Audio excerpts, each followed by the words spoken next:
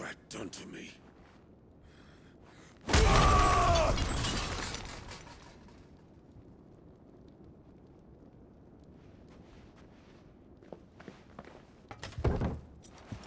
Out of my sight, wench! I'll kill you, Rossfield! I'll rip out your heart! I'll tear you limb from limb! Peace, Hugo. The table shan't hurt you any longer. He sought to humiliate me. Me! If you hadn't interfered, he would be dead! You truly believe you would have triumphed had the battle continued? Titan would have ground him into dust! And how would he have done that without his head? Shut up! You weren't strong enough, and you call yourself a dominant. Or rather, you did. You mock me, Harbert.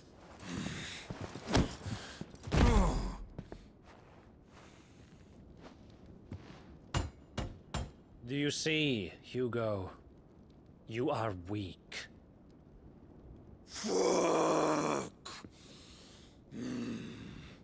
But so long as that fire burns within you, there is still hope.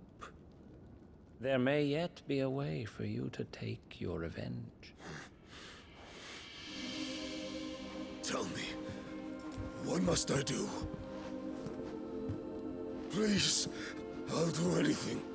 Just tell me.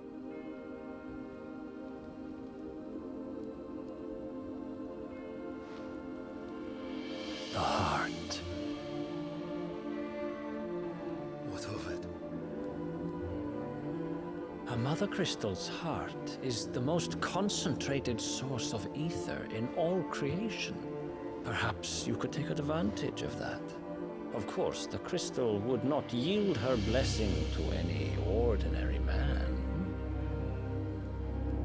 But then, you are no ordinary man, are you, Hugo? Clive Rossfield stole your power, but others have suffered a similar fate, and still managed to find the strength to conjure their icon. Like Benedicta Harmon. She too drank of the ether and gained a power beyond human understanding. She did.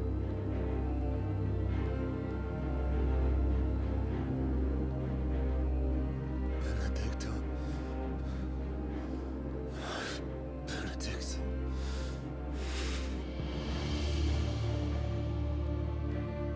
I'll do it. My love. I'll avenge you.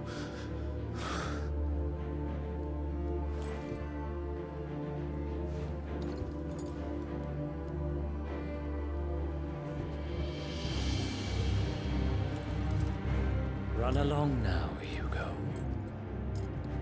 You need only follow the light.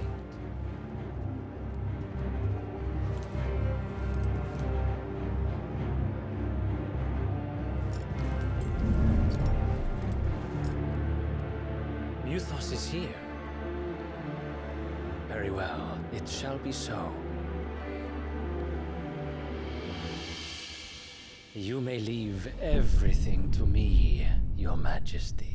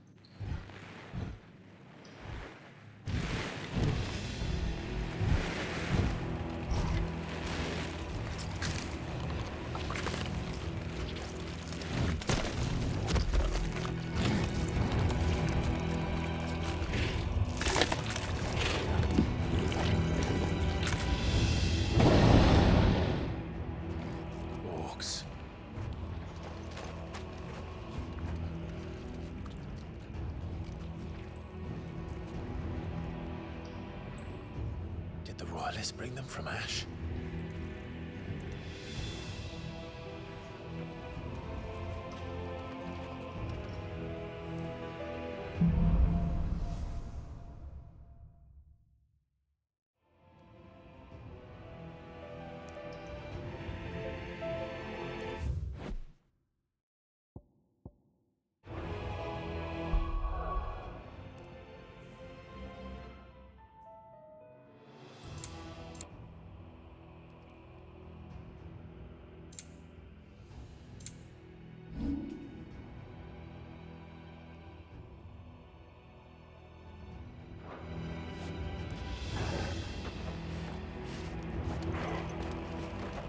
The beastmen part of the Waluda army now. How the hell did that happen?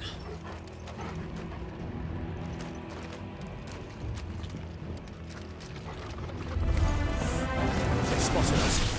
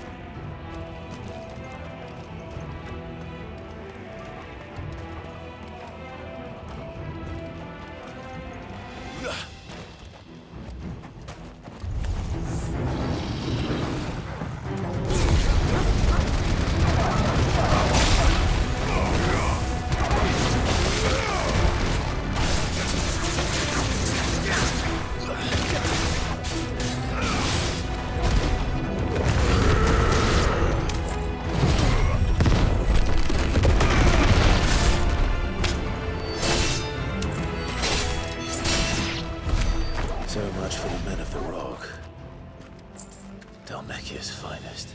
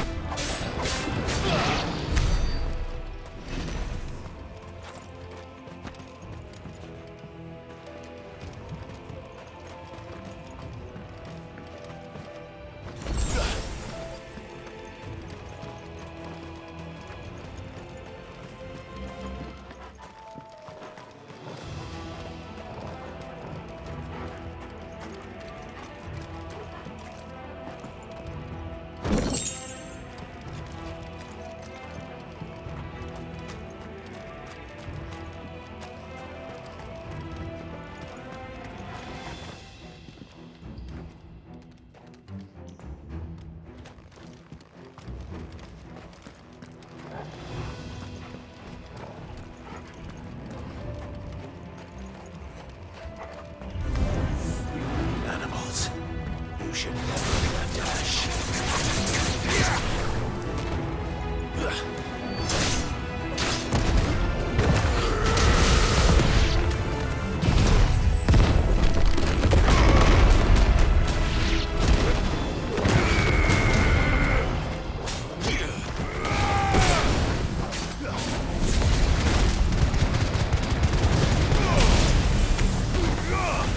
Stay down!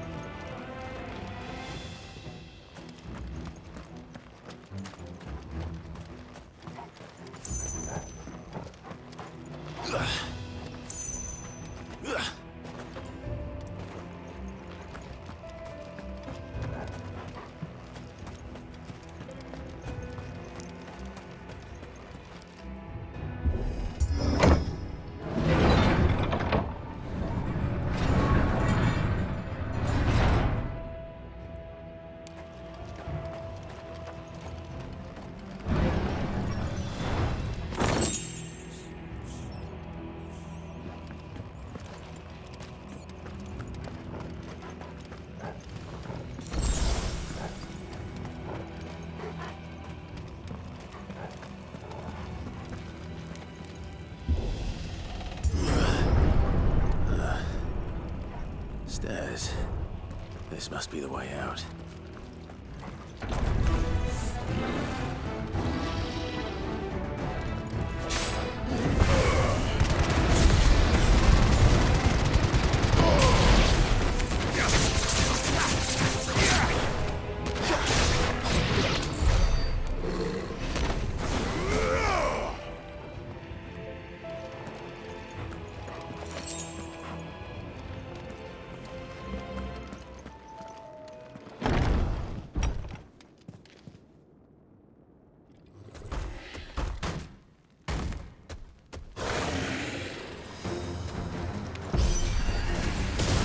Sneaking past this one.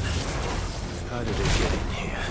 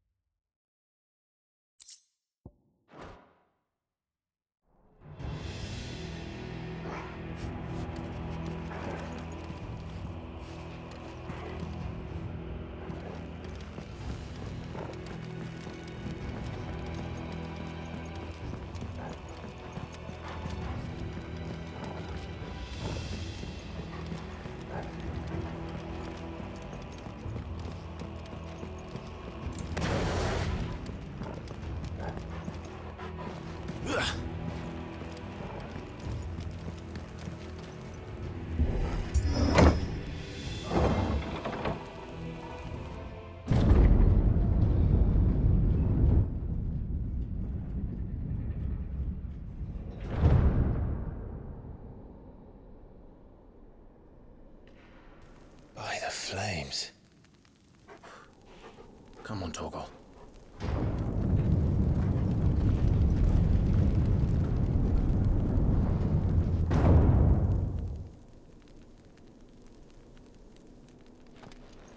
Kupka never did do things by halves. As if taking the mother crystal for his own wasn't enough. He had to build his castle in it.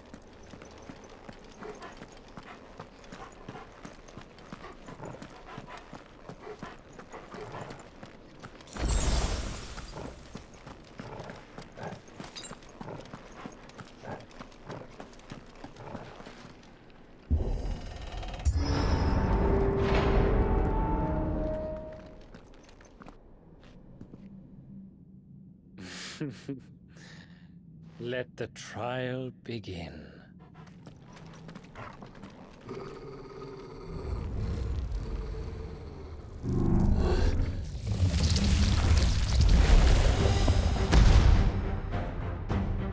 What the hell? With me,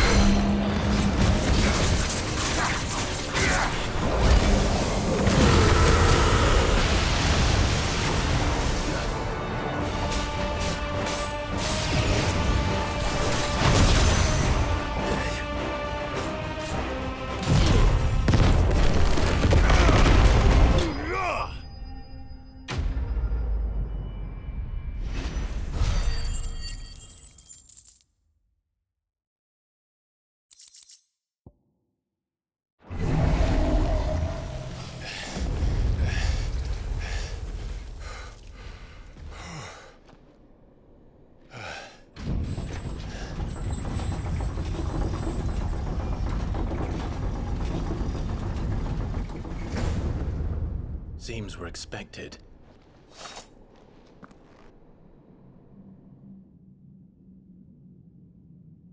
So this is the power of Mythos.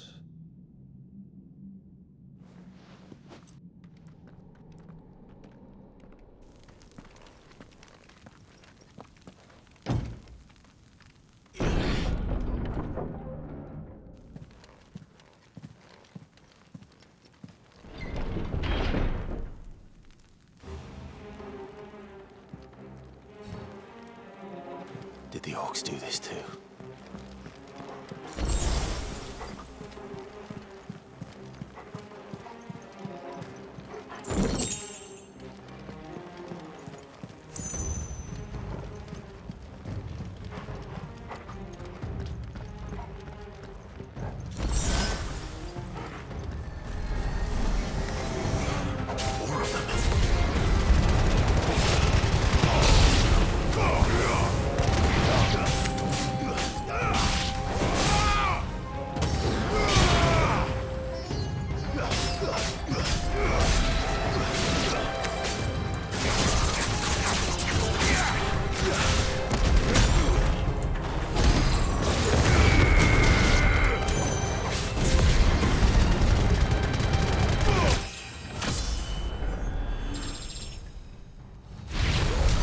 What the hell is going on? Are these things here for me? Or for him?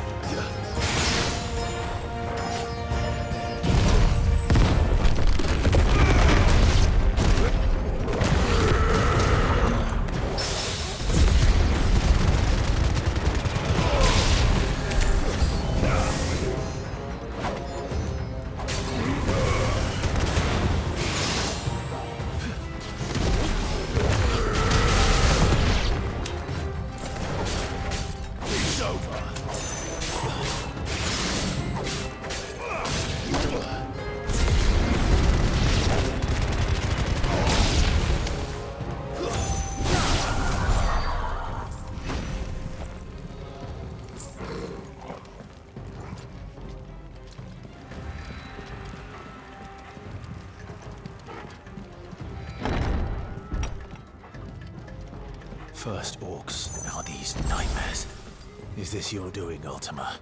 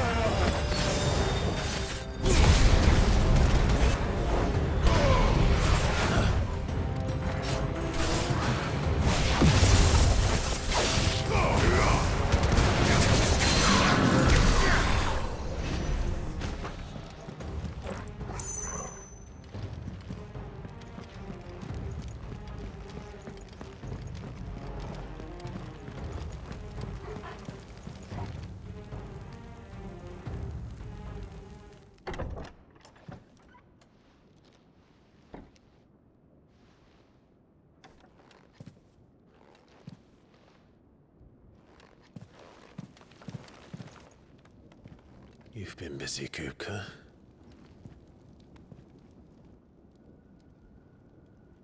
But where did you go?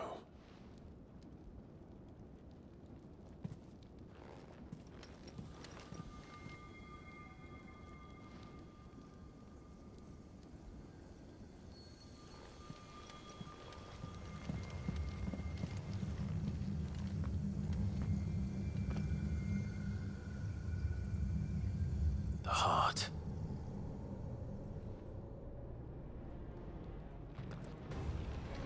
He's in the sanctuary. I can feel it. Come on, Toggle.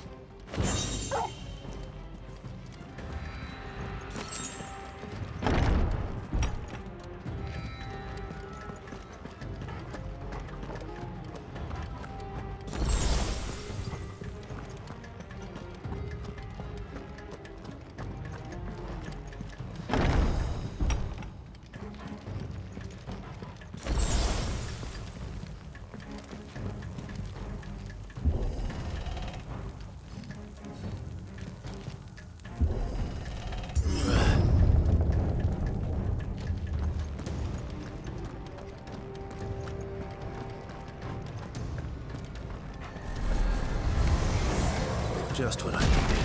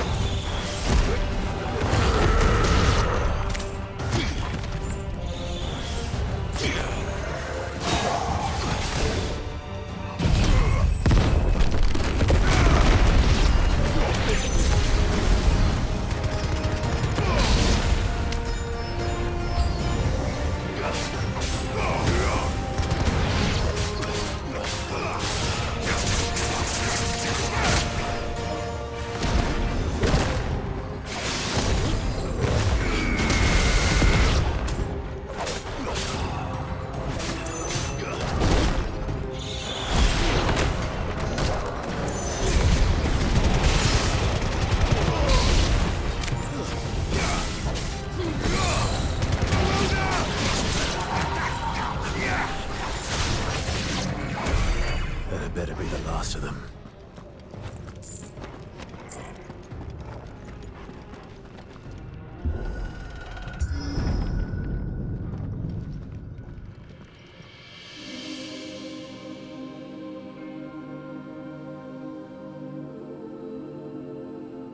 Benedicta, my everything.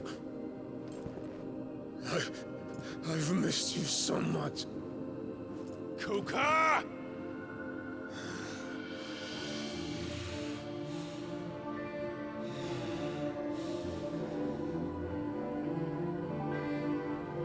I swear to you, my love, we will never be parted again. What's wrong with him?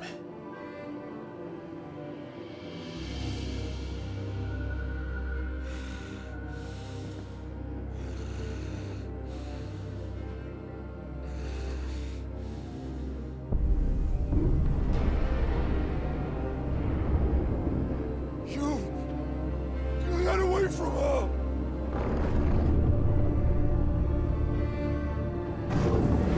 Benedicta!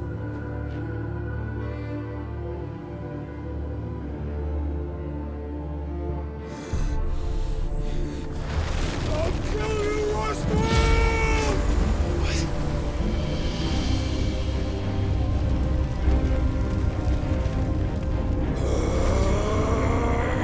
Oh shit, he's priming.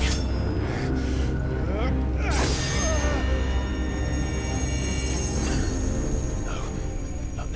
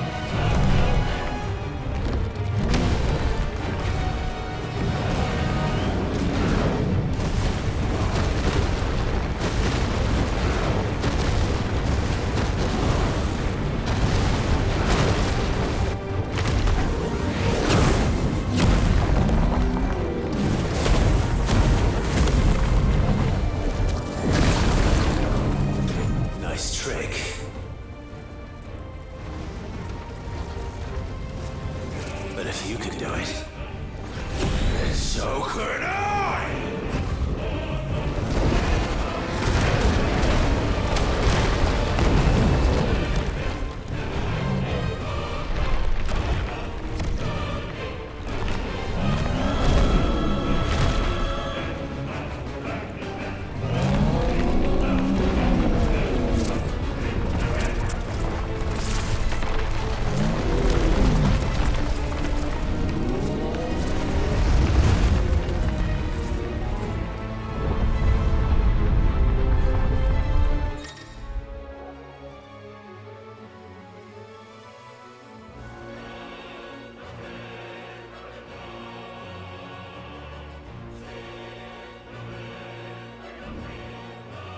let's give this a try.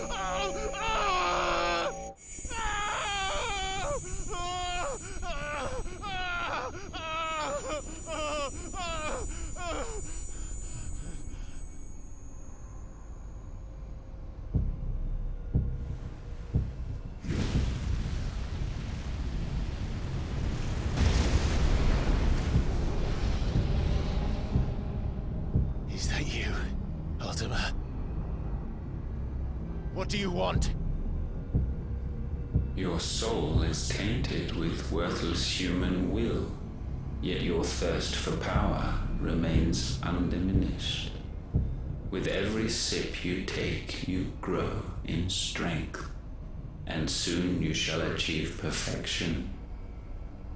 I don't know what you're talking about. You will accept us, Mythos. It is inevitable. You were created for this purpose, and you shall serve it. Never!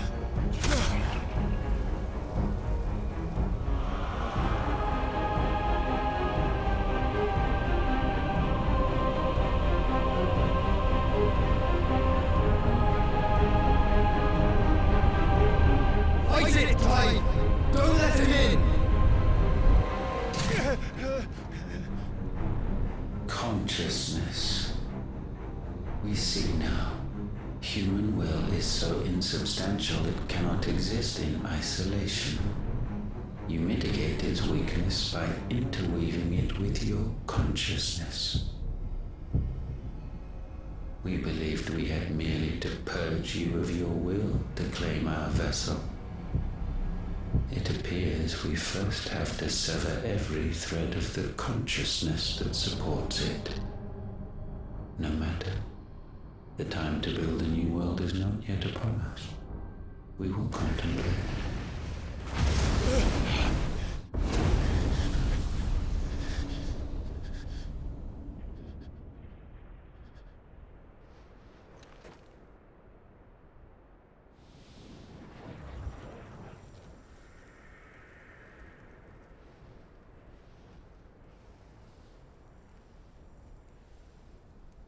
Thank you, Joshua.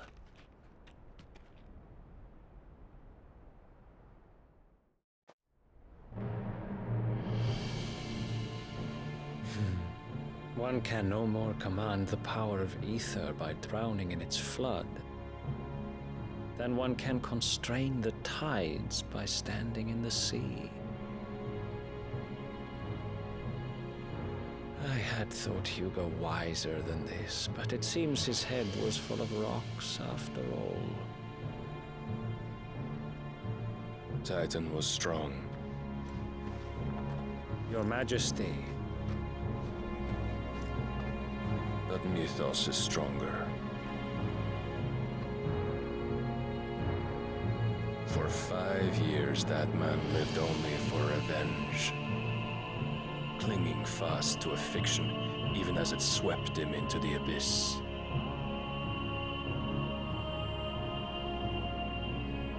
One cannot change one's nature through force of will alone. Only the Almighty can do that.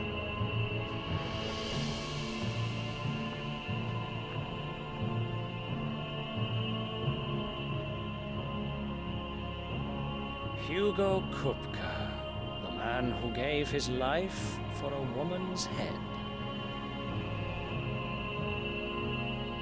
A fool like all the rest.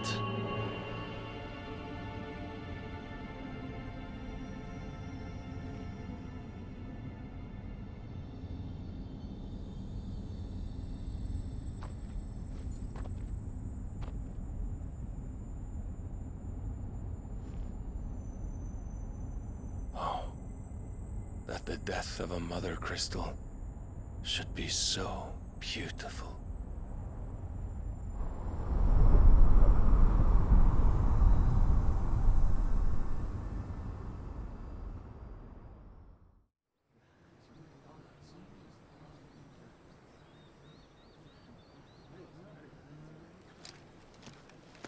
Some medicine, my lord?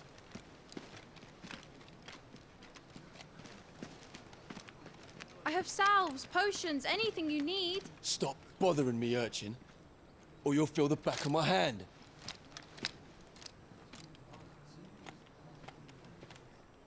You must consider your health, my prince. If a show of force is needed to keep the Dhalmekians at bay, you may trust in your dragoons. I beg you to call on Bahamut only as a last resort. His strength comes at too great a cost. The Empire agreed to an armistice with the Republic, and yet the Emperor still plots its ruin. For now, the Dhalmekians suspect nothing, and as long as I can hold their gaze, war need not be inevitable. But more than that, Bahamut is the champion of the Empire. When our people look to the heavens, the sight of him gives them hope.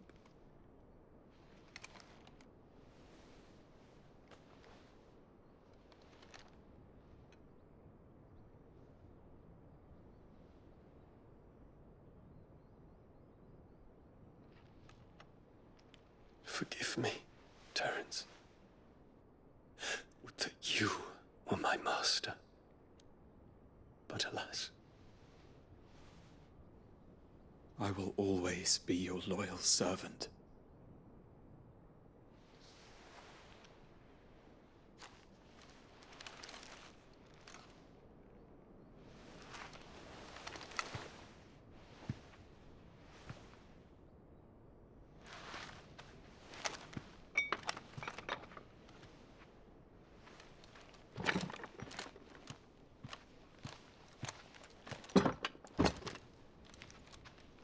Should the Council's brazen maneuvering prompt the Republic to tear up their own treaty and launch a new assault, our soldiers would advance to meet them, cutting across the Central Isles, but not in time to prevent their forces from breaching the southern defenses and storming Twinside. And so the capital would become a battlefield. Thousands of innocents would die. I cannot allow that to happen. There is one small mercy, at least. You will not be forced to do battle with Titan.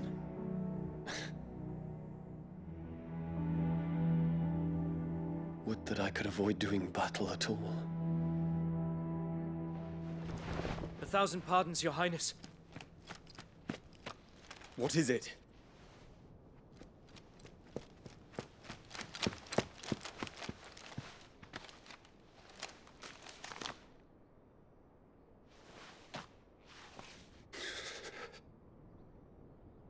Olivier has been made Emperor. What is the meaning of this? My father's orders. What were they? Quickly! Yes, Your Highness. His Radiance requests that Your Highness maintain position here and... Ah!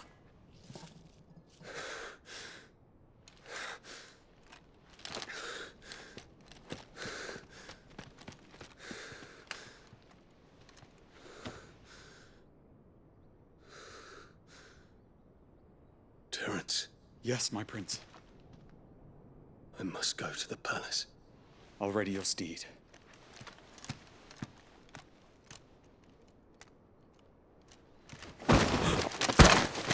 What is it now?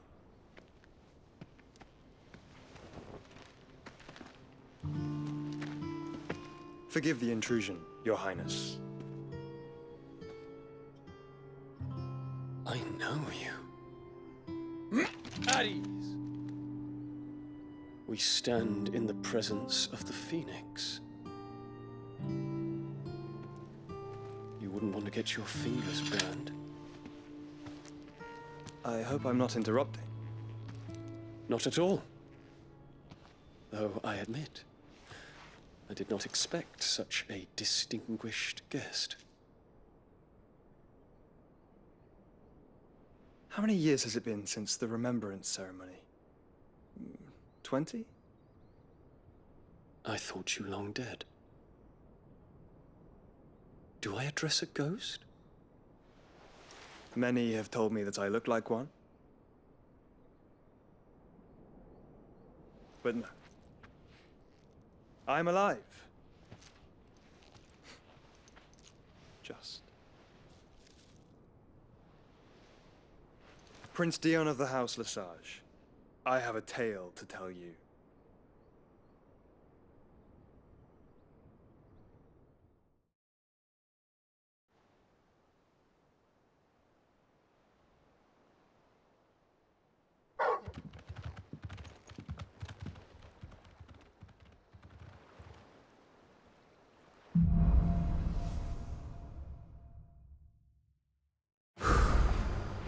better give Otto the good news.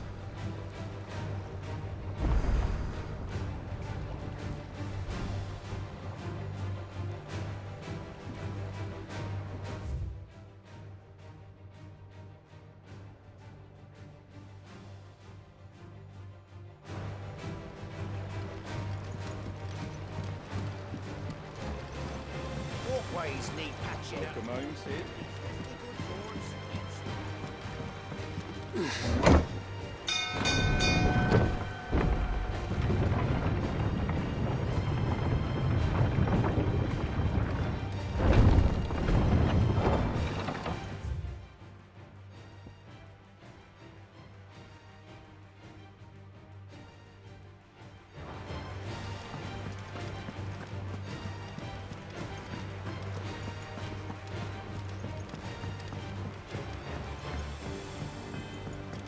We're seeing troops amassing at every...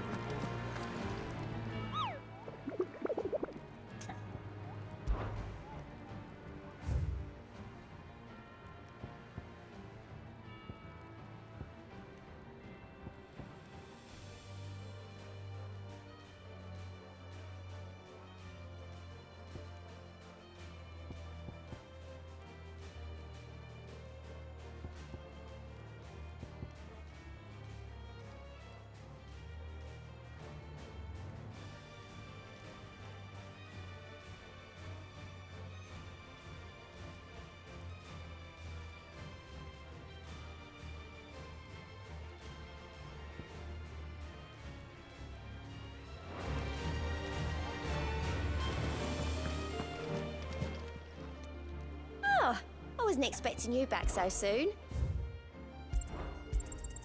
Here you are. Best of luck out there, Sid.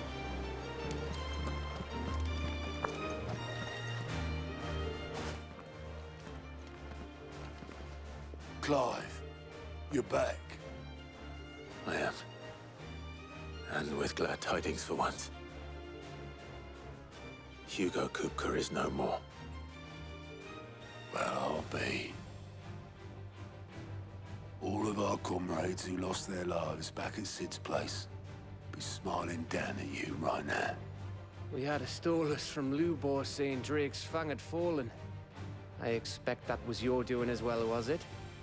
It's a long story. One for the history books, I'll bet. Welcome home, Clive. It's good to be back. You look better. I feel it.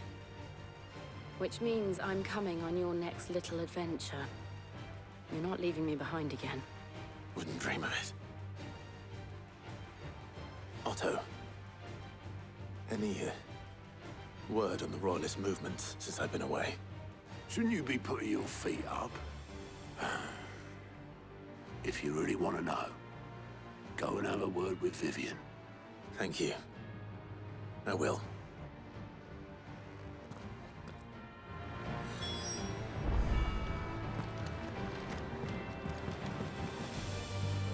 Ah, the conquering hero returns.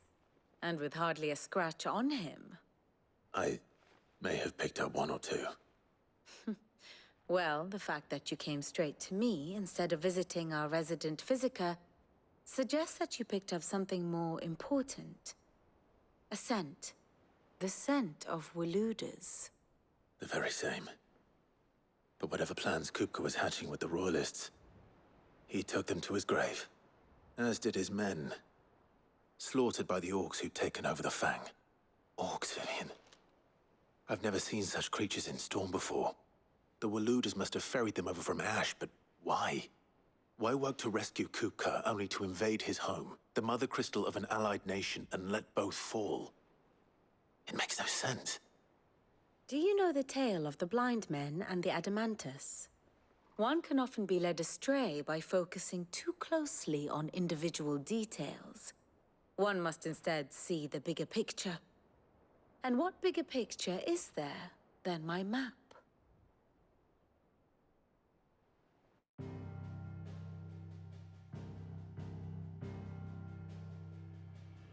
The Kingdom of Walud claims dominion over all of Ash.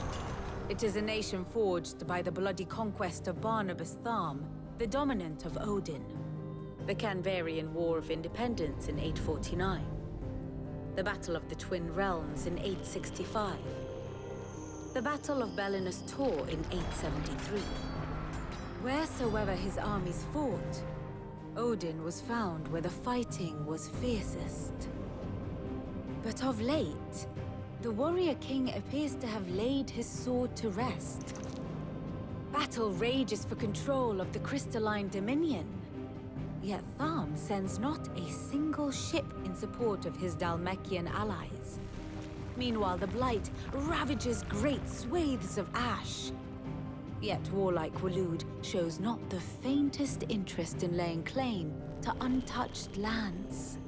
So why go to the trouble of sending an army of orcs into the heart of Drake's Fang, only to make no attempt to claim the Mother Crystal for Waloed? It can hardly be for lack of men. Tharm's armies rival any in the Twins. No. We have not seen the last of the Waloed standard. Odin will ride again. It is but a question of when. And on that day, who will be trampled underfoot?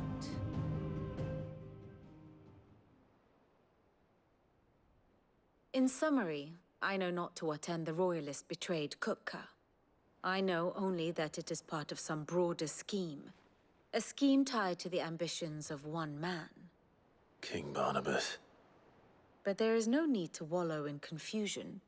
If one is to cure a sickness, one must first identify the symptoms. And your Lord Uncle has volunteered to do just that by keeping an eye on the Royalists' movements.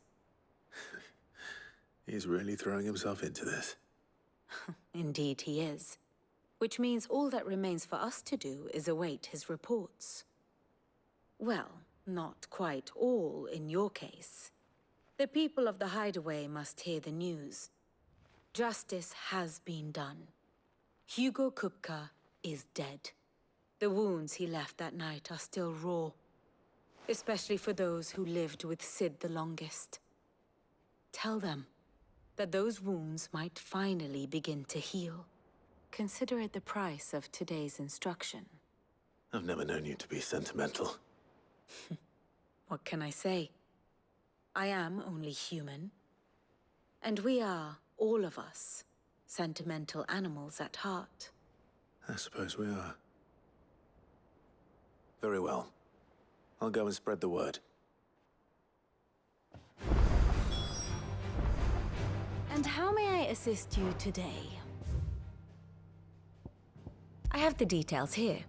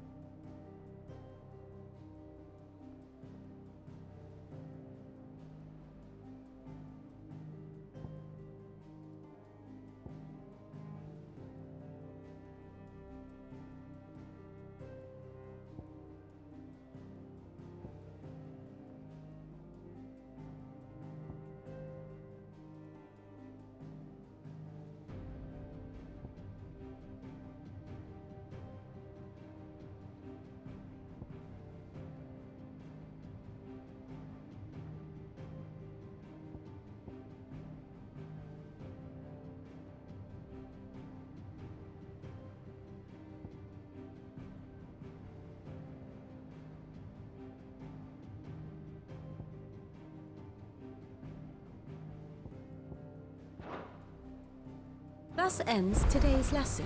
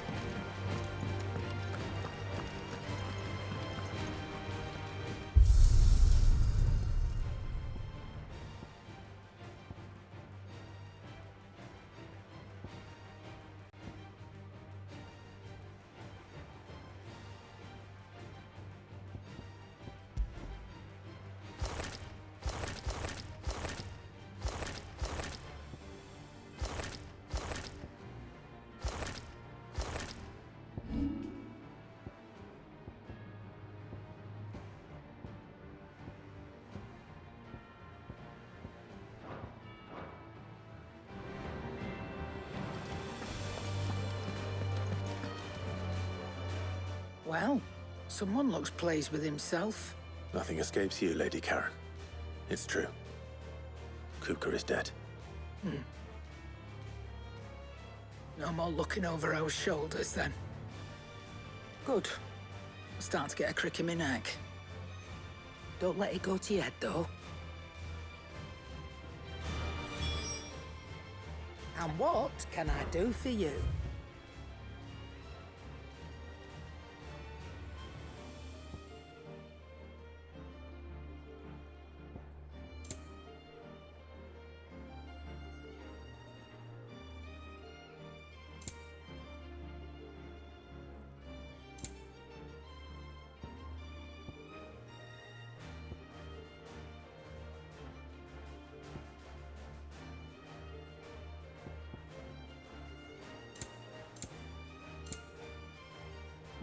Come again. Or don't. I'm not much bothered either way.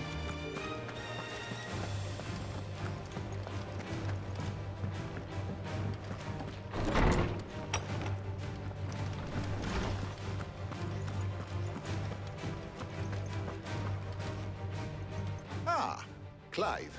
Have you come seeking the gift of knowledge? No.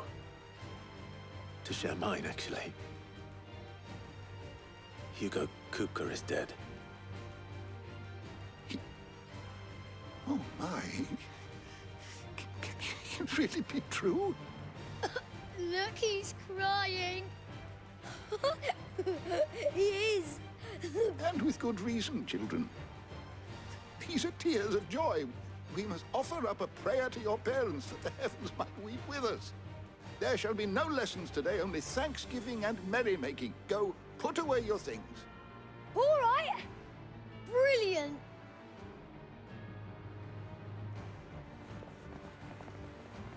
Finally, a new dawn has broken.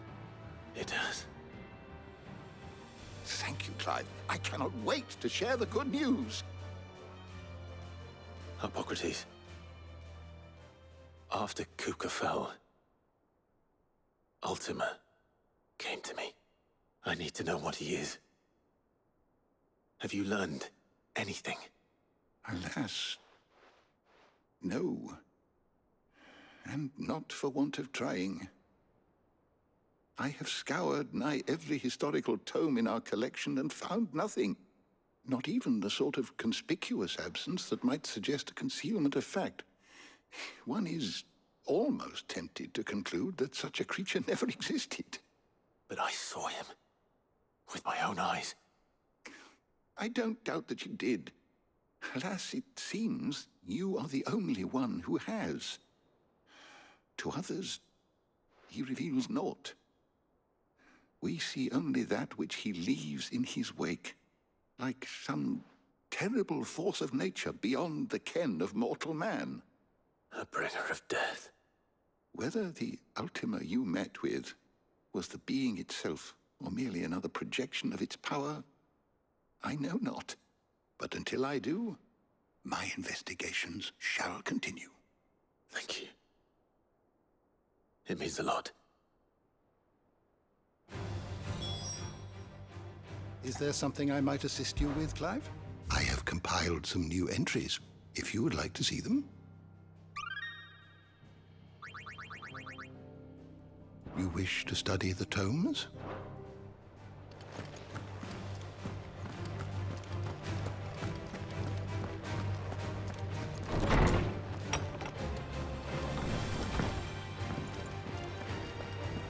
Thanks to Sid, the man who...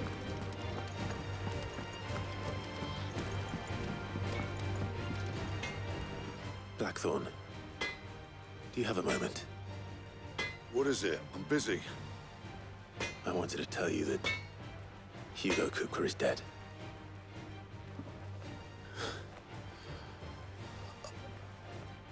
I can't tell you. This is it then. A new beginning under a new Sid. I'll try to live up to the name. Right. Let's see if Otto has anything else for me. Clive, what do you want?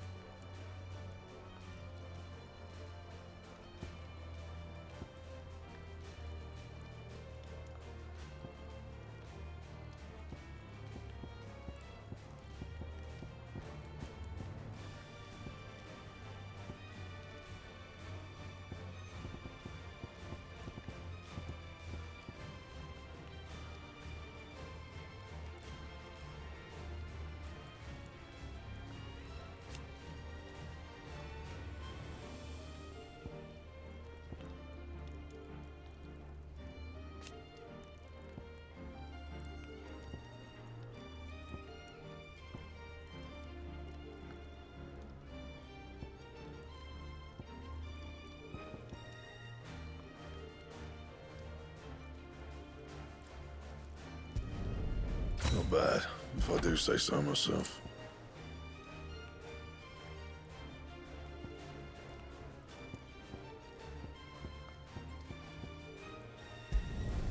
Should last you a good while.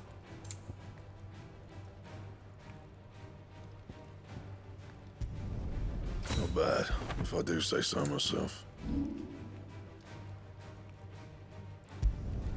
You can thank me later.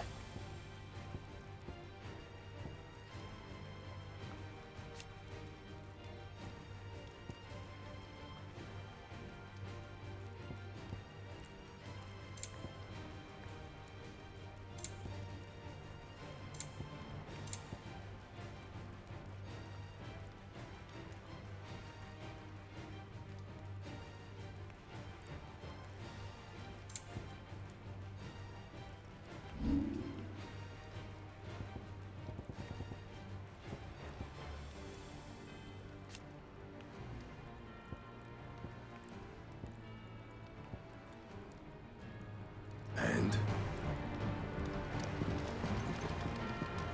he cracked the...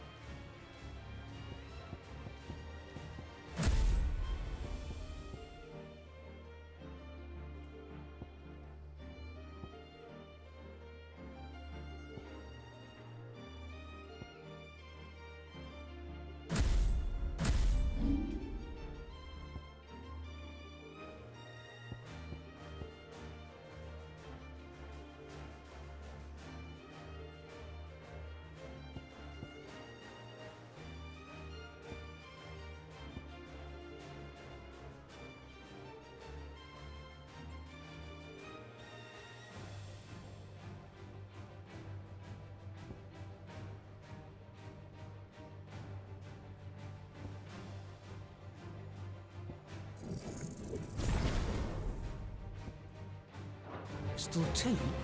You're joking. It's no joke.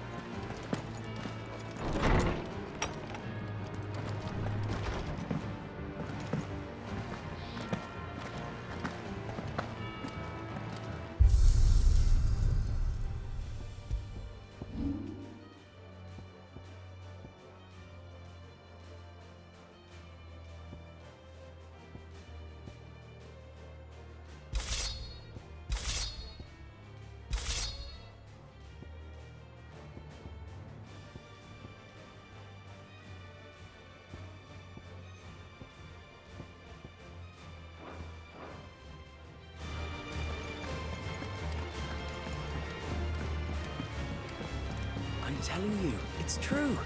I heard it from Otto's own lips. Hugo Kupka is dead.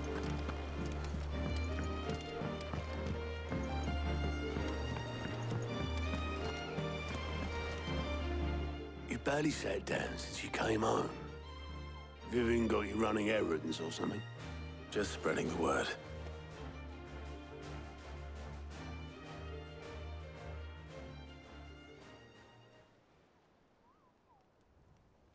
So, the Professor's got a soft side, has she? I'd never have guessed. No. She was right, though. Ah, but you ain't told everyone. I can think of plenty of friends back at the old hideaway who'd sleep more peacefully for knowing. not least of all Sid. You should tell him. You're right. Well, when you do, be sure to take Mid with you. She's been going at it hammer and tongs down at that workshop of hers, trying to do her father proud. I can't remember the last time she visited the old sod's grave. Very well. I'll suggest it.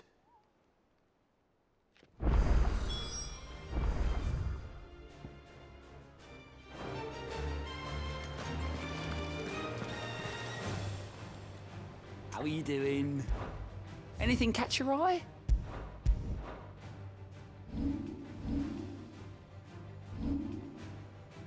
Always something in there.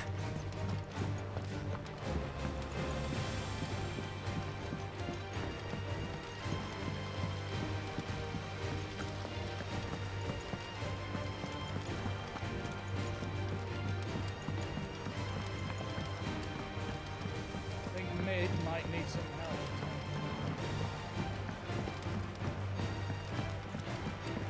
If I don't come up with something soon. All right, Clive? What do you want? I'm going to visit Sid, and I thought you might like to come with me. Sorry, I'm too busy for all that right now. I've got to get this thermal displacement stack sorted. Thermal... Displacement stack. Here. And this is for... Only the fastest, finest ship the world has ever seen. The Enterprise. Me and my dad designed it together. Where other vessels rely on the fickle winds to drive them through the water, ours is fitted with mithril engines. And those things have got more push than a behemoth in a bad mood, and more heat than all the hells put together. Which is where the stack comes in. I may have already talked some tight-lipped shipwrights into putting the hull together for me in a little dockyard in Canva. But the stack's a bit more involved, so I'm building it here. Thing is, it's so involved that I'm running behind and it's starting to hold things up over at the shipyard. I'll come and see my dad, though, when I'm done. Whenever that is. Is there anything I can do to help? Good old Clive. I were hoping you'd say that. First things first, I need some parts meching. The stack will be made up of 3 major components. There's the plating, here, that channels hot vapors away from the engine. The helm over the top, that disperses all that heat into the air. And the shielding around the sides, that stops the rest of the ship from going up in flames. A full suit of armor, then. Probably best to take it one piece at a time. Then you'll need to start with the plating. Everything else fits onto it. I've got the designs and the list of materials here. Show these to Blackthorn. He'll know what to do. I can't make head nor tail of them. Luckily, you don't need to.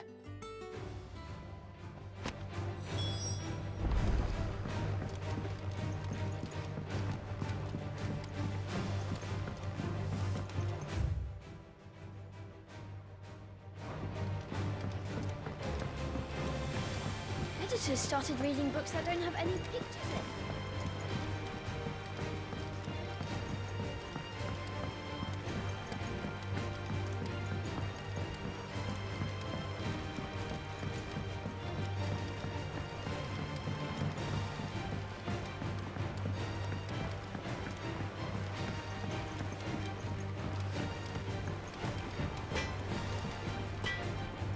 Blackthorn, can I ask a favor?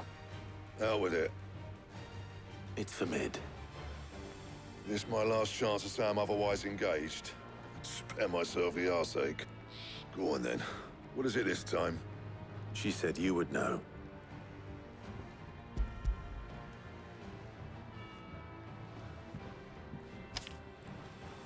Krieger's teats. Well, I don't know what the hell you'd want this for, but I can make it. Won't be easy, though. And I'll need help.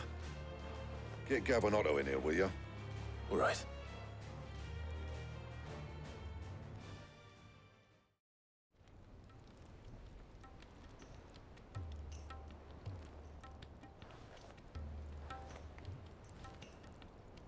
So Mid's roped us all in here again, has she? Typical. Still, if that's what it takes to get her to visit Sid's grave, I'll do what I can. And, what is it we need to do, exactly? Take a look at this. It's this plating. The usual sword-grade steel won't work. We need something that can get very hot, very fast, and still keep its shape. That means an alloy. Something that won't break or buckle at the temperatures she's talking about. Which is where you lot come in. I need materials, and I've got my work cut out already. You'll have to fetch them. Now, there's a special kind of sand I'm after that you can only find out in the Valkyrie. Stardust, they call it. As for the rest of the stuff, my usual supply should have it in stock. It just needs buying and bringing back here. Well, we'll get it done quicker if we split up. One of us should probably give you an hand coat in the sand. And the other can go and get the rest from this supplier. Right then. Well, make your minds up who's going where, we can get this over with.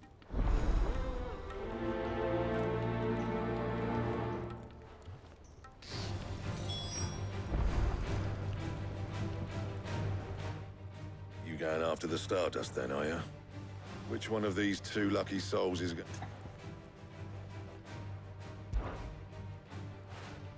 Otto, you're with me. All right, then.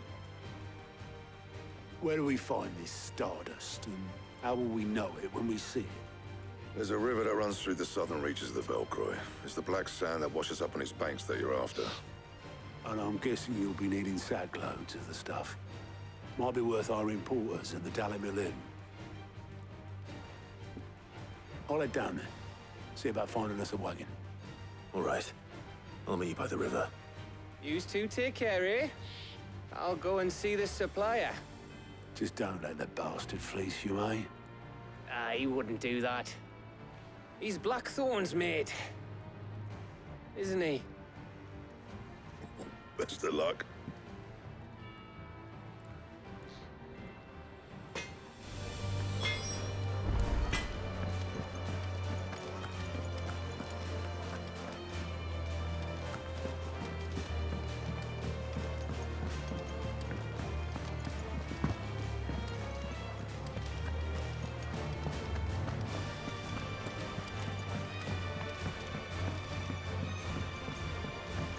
Seeing troops amassing at every border. Clive! Quick look.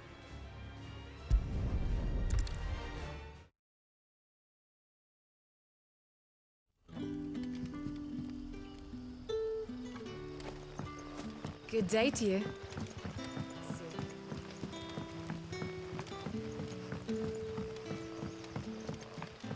The crystals we get from the tail are all but worthless.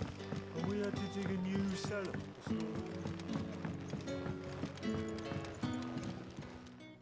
Ah, Clive. Your timing is exquisite, as always. Go on. There are whisperings afoot of shadowy figures having been sighted outside the village. Rustlings in the undergrowth, suspicious noises. My people fear it may be no more than a surfeit of nerves, understandable in the current climate, or, given what I hope you'll forgive me calling your nose for trouble, I wondered if you might investigate. Of course. Excellent. You might begin by speaking with the good citizens of Lostwing. Listen to their tales. All right. I will.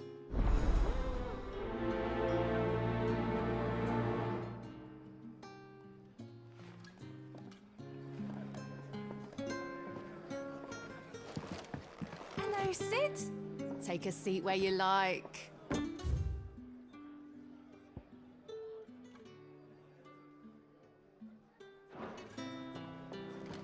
Right. Let's see what the people of the village have to say. I better find out if this is just nerves, or something we need to take more seriously.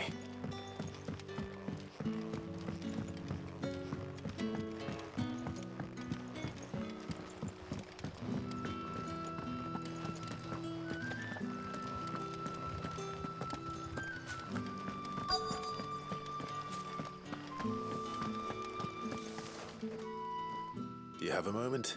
There's talk of suspicious figures in the woods. No, but I've heard something. Sound of scraping metal. Where was this? In Lorbert's Pass.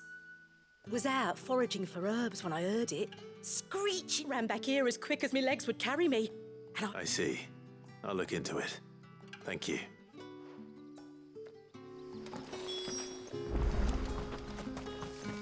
Seems Lorbert's Pass is our best bet then. What do you say, Torgal? Shall we go and investigate?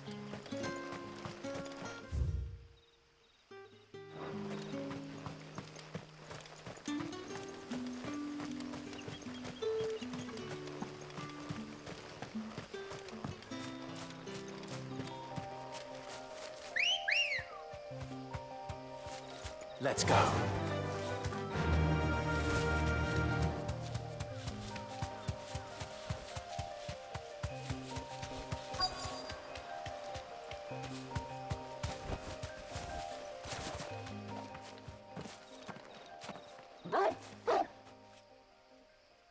You there.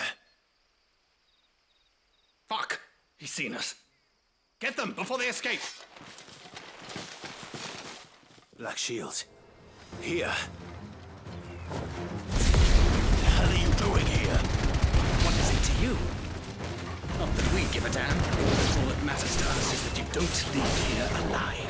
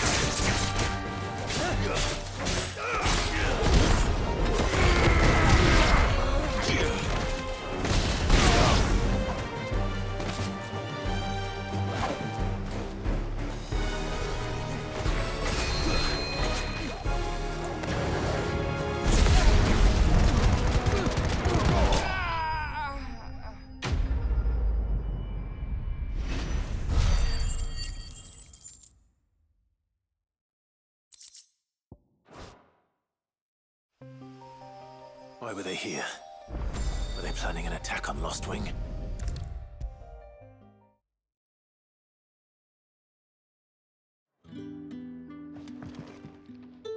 Clive, how goes the hunt for I found some Black Shields hiding near Lorbert's Pass. Black Shields? The Empress's former, though they serve another master now. One who means to... And it would appear the pack has finally caught the scent of its prey. Damn it all. I had hoped I would have more time than this. And bite back we shall. I'm sorry. You're going to need to explain. Who did the Black Shield serve now? And why would that person want you dead?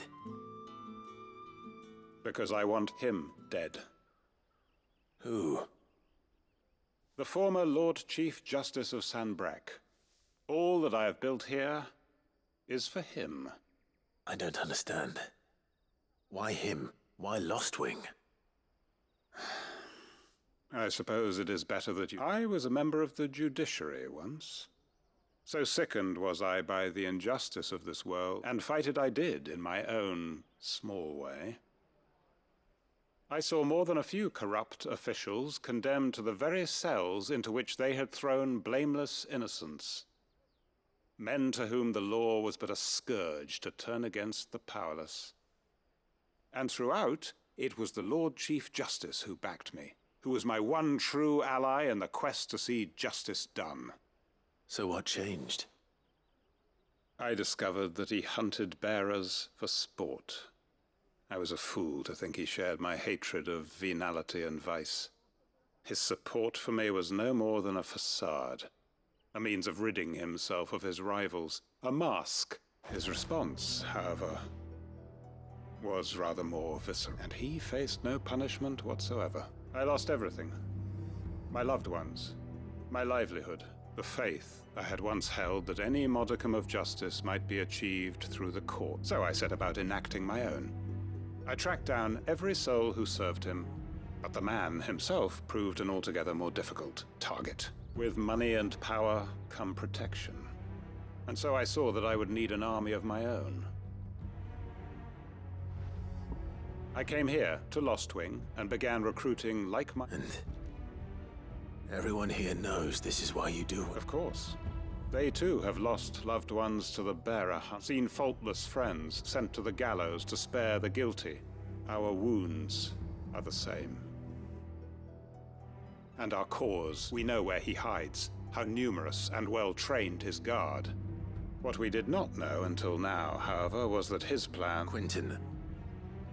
Our time is short. He may move against us at any moment, and...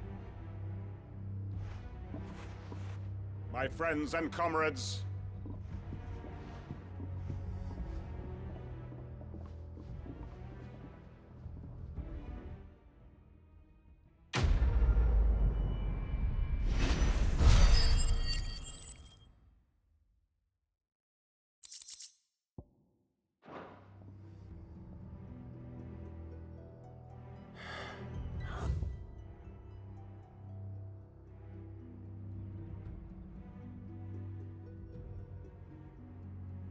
going to change his mind.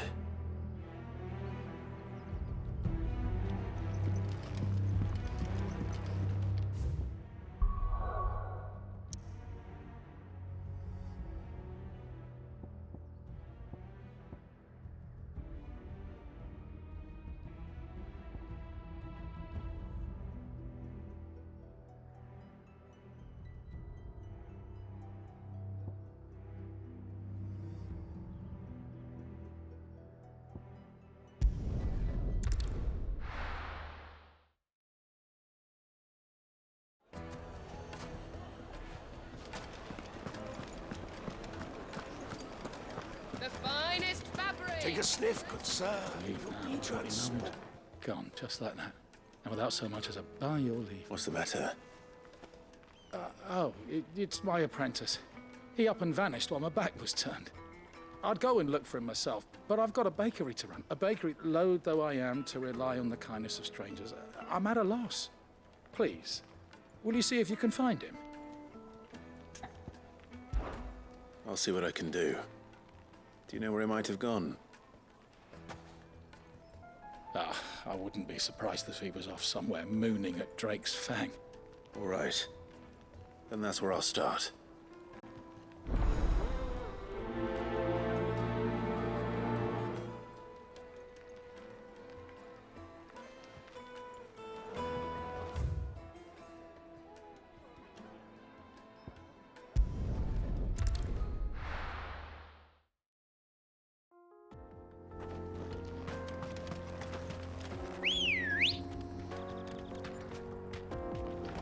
Good girl.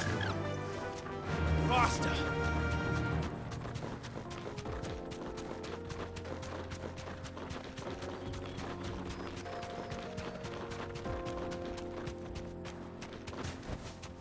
You deserve a rest.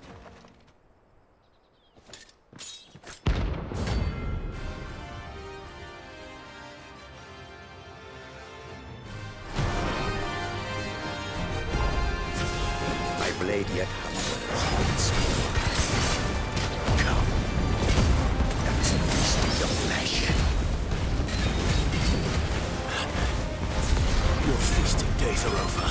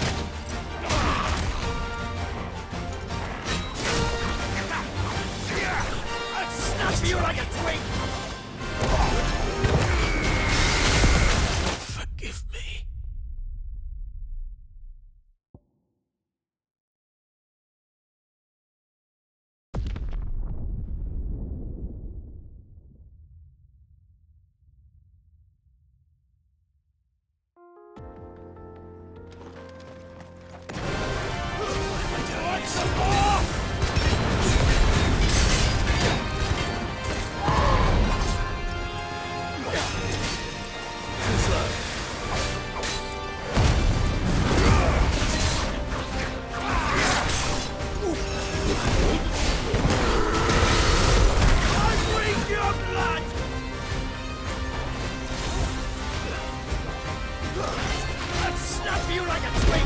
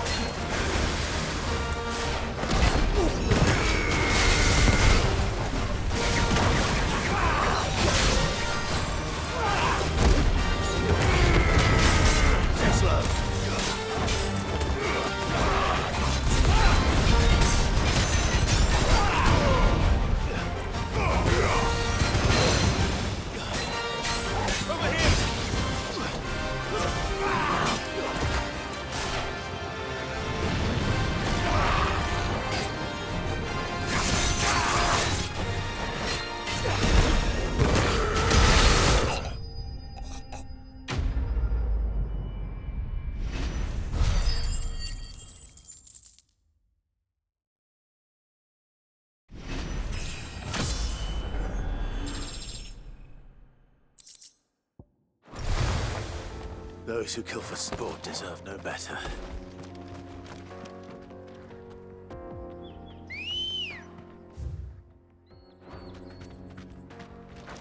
Let's go.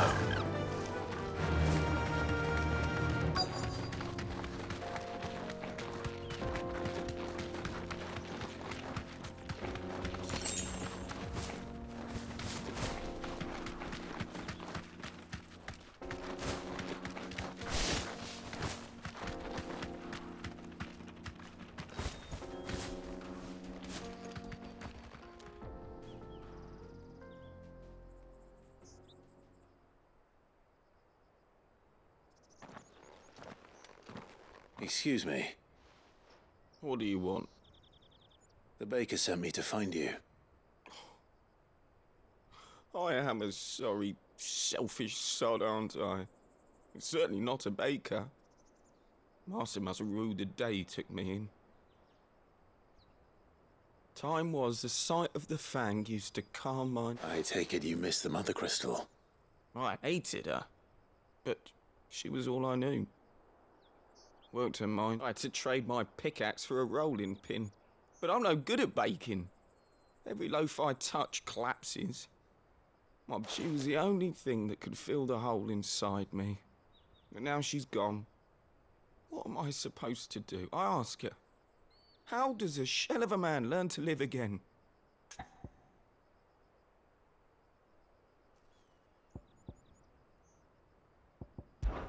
Perhaps you could express yourself in your work.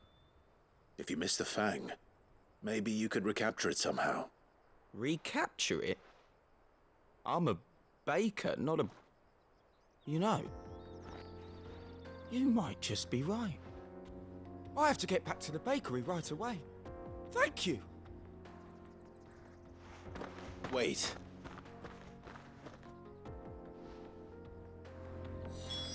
Suppose you won't be needing an escort then.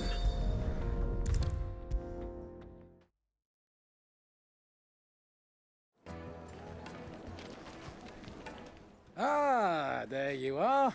The man who lit a fire under my wayward apprentice. Though I worry you might have stoked the flames a little too high. He damn near ran me down. Master, it's ready. Behold the Drake's balm. I dare say it is. Just look at it. Up her steeple peaks, her fulsome spurs. True, my loaves collapse more often than not, but what's the fang without her crater? Why, no fang at all. And look, inside. She's filled to... Master, I have found my purpose. I must use my work... Well, if it tastes off as unique... not only is my apprentice back, but he's finally pulling his weight. With any luck, I don't know how you did it, but you have my thanks.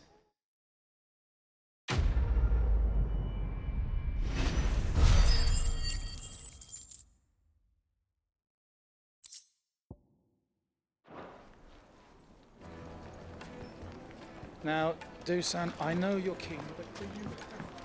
Oh, where did all the men of the rock go? Made from the stoutest stoneware.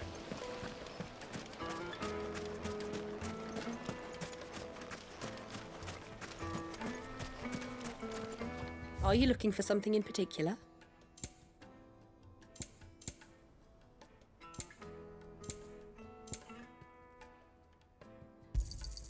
Here you are. My thanks. Anything else I can take off your hands? Pleasure trading with you. Anything else I can take off your hands?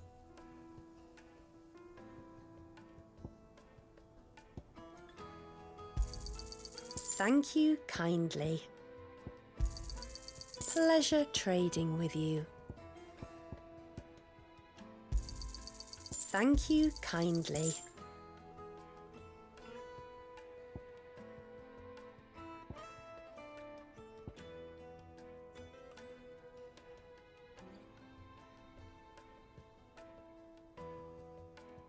Thank you for your custom.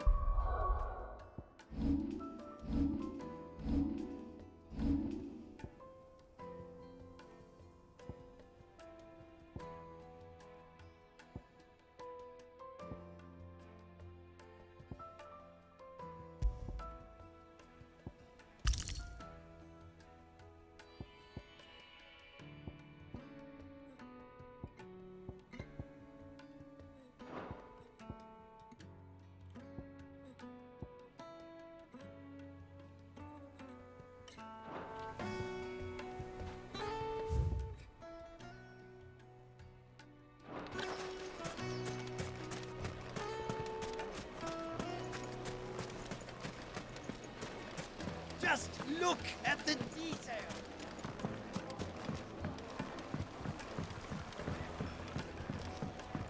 Now, Dusan, I know you're... Good sir. My carpets have pride of place in Castle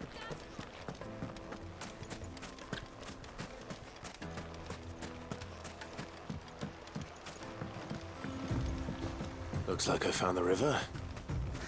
Now where's Otto? Come on. Faster.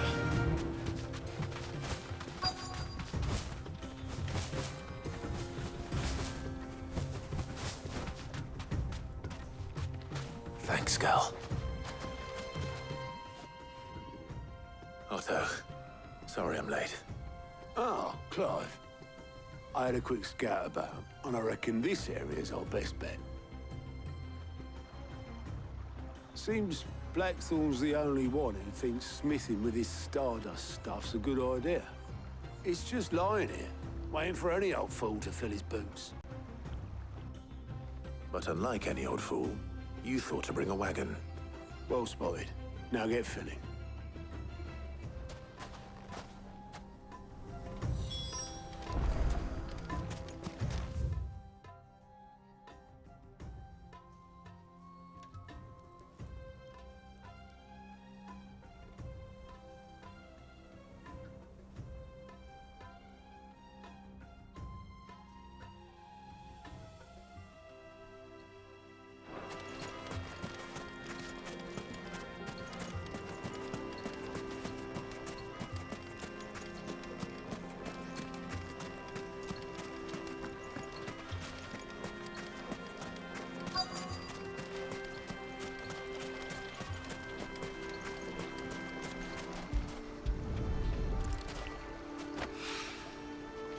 This is stardust. It just looks like black sand to me.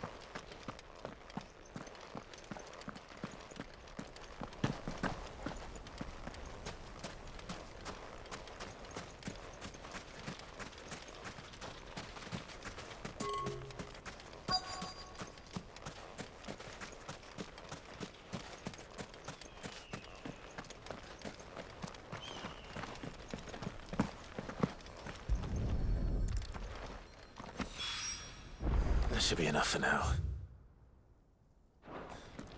Let's see how Otto's getting on.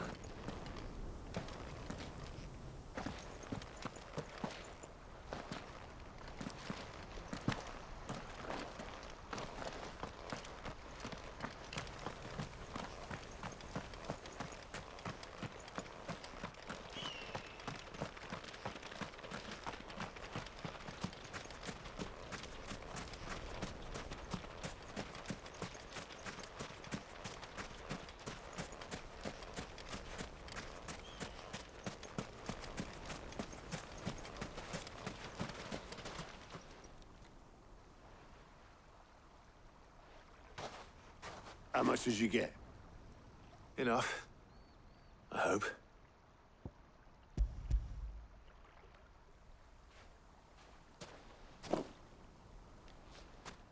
More than me.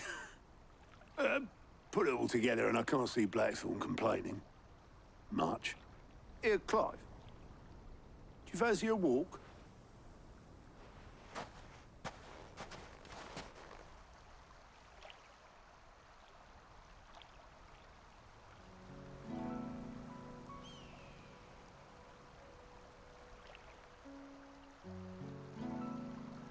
Sid would be proud. Of what? Of you, you idiot. The way you've carried on what he started. When we first met, I had you down as a spoilt little puppy who enjoyed nothing more than biting the hand that fed you. But 5 years on, you're the one doing the feeding. So thanks for proving me wrong. You weren't wrong. But I changed. Thanks to Sid. And thanks to you. When I suggested taking on his name, you were the first to back me. And if you hadn't, no one else would have. I couldn't have done any of this without you, Otto. Yo, give over. You're making me blush. All I did was choose hope over despair. I gave you a chance, yes, but you're the one who took it. You took a rabble of homeless, hopeless outcasts and put them back on their feet. Gave them something worth fighting for, just like the old Sid did.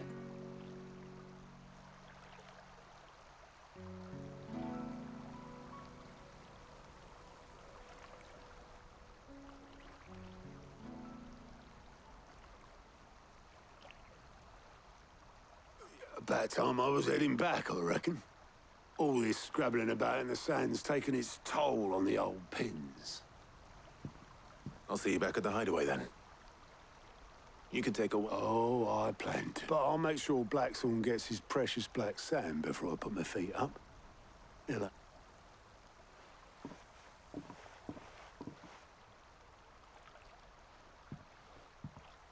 Right. Ready to...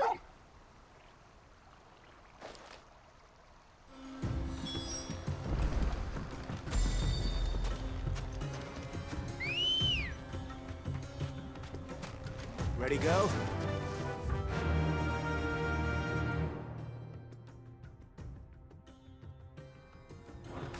Run like the wind.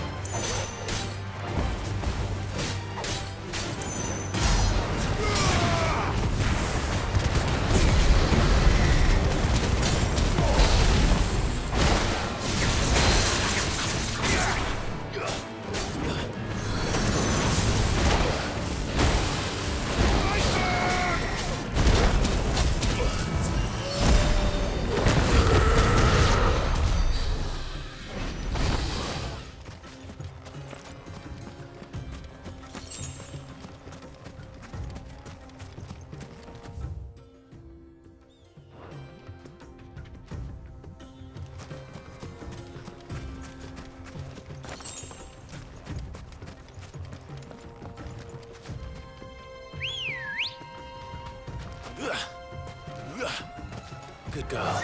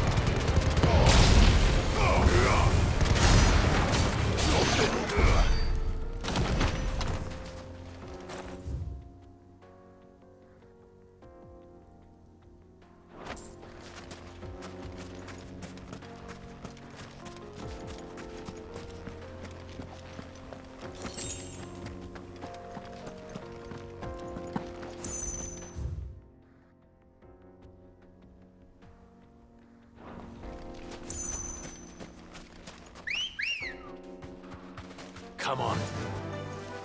Faster!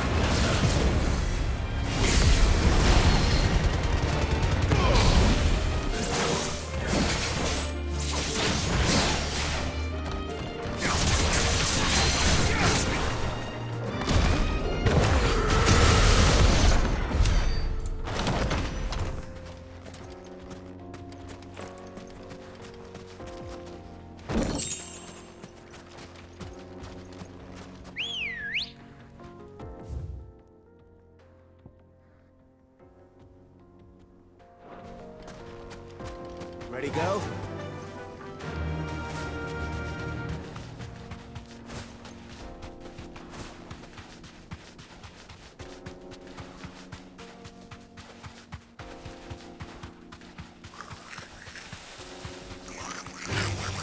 Time to fight.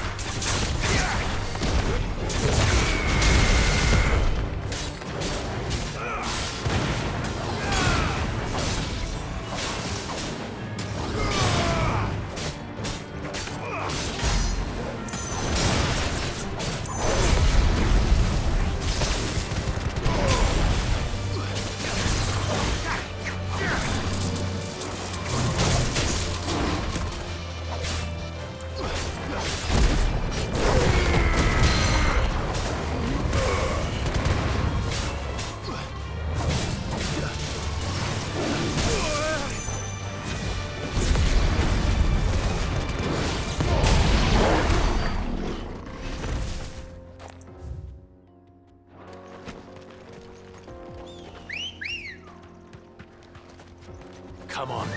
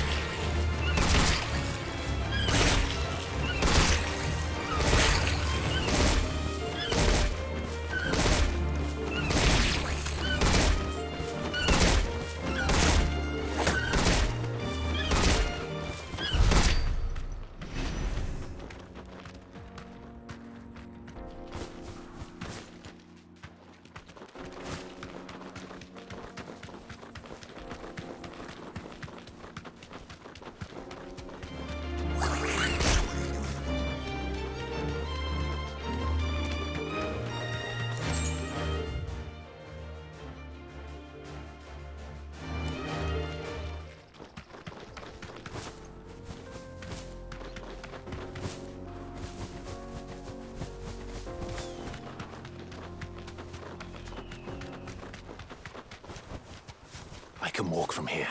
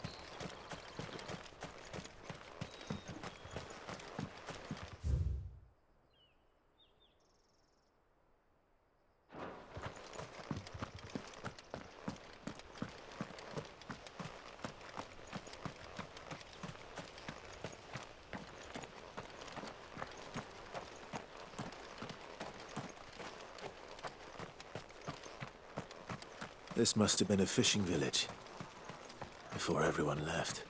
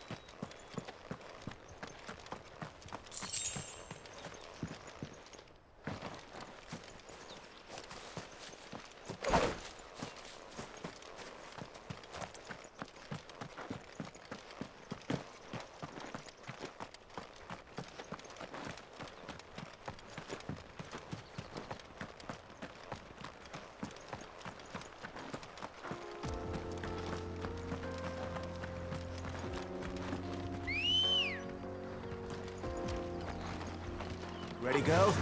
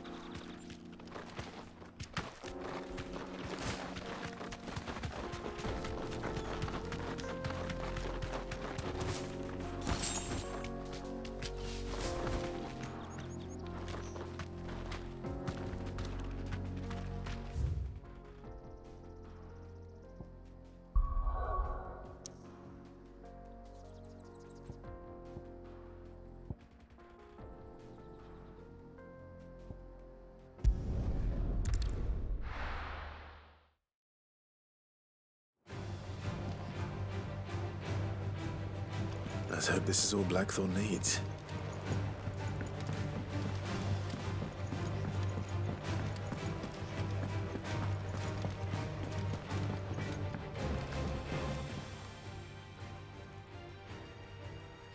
Blackthorn, got everything you need? Yeah. Yeah, I do. Cheers for the Stardust. Should be enough to be getting on with. Nice to get out and about for once. Let's do it again sometime, mate. I'll make a start on putting this thermal plating together then. It'll take some time, mind.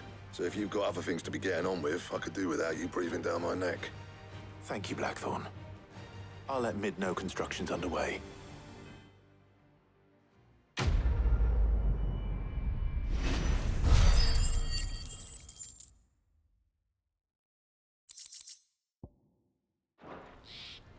Suppose we'd better be getting back to work too.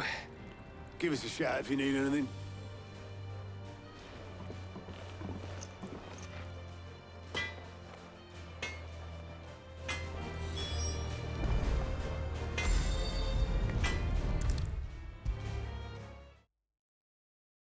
If I don't come up with something soon. You'll be pleased to hear that Blackthorn started work on the plating. Excellent. 1 down, 2 to go. So, what's next? The helm, of course. For this, we'll be repurposing fallen scrap. Salvage from the ruins? I thought that material was all but impossible to work. Ah, but we don't have to. I'm sorry. Just so happens there's one particular ruin that's broken into exactly the right shape and size pieces for what we need. What's the name back there? I'll give you all the details. What's her name? Right.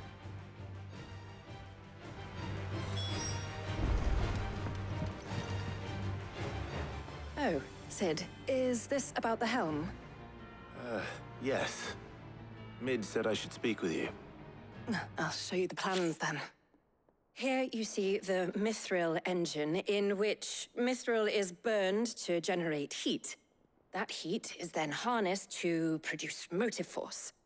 Excess heat is dealt with by means of the thermal displacement stack, which disperses it into the surrounding air. Now, were we to rely on thermal plating alone to achieve this effect, the rate of excess heat buildup would far exceed the displacement coefficient of the plating. In other words, the reactor would overheat and eventually explode. This is where the helm comes in. It connects to the plating, you see, and serves as a sort of thermal sink to absorb all that excess energy. Our experiments have shown that fallen ceramics are remarkably thermophilic. They can withstand and absorb levels of heat far above anything we are able to make today. And not only that, they're also waterproof and immune to rust, making them the perfect material for our protective hood. Why? If sea or rainwater were to enter the reactor proper, it would vaporize instantly. The forces produced would tear the ship from stern to... You can stop there. I understand. Mid said we might be able to use parts of a fallen ruin. Where would I find it? Ah, yes. It's in Lorbert's Pass, near Lostwing. The thing is, well, I probably should have arranged to have the pieces we need brought here sooner. You see, a certain unwanted visitor has taken up residence there. It's no longer a matter of just walking in and taking them. It's, going to be considerably more dangerous than that. I see. Then I suppose I'd better deal with this unwanted visitor for you. Would that help? Oh, very much. Thank you, Sid. I'll gather my team and head there right away. We'll meet you outside the ruins.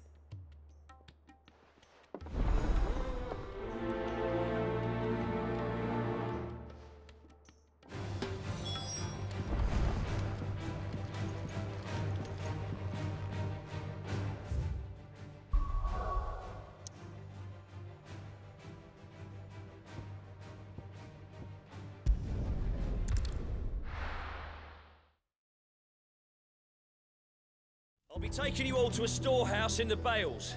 Leave anything you don't need behind.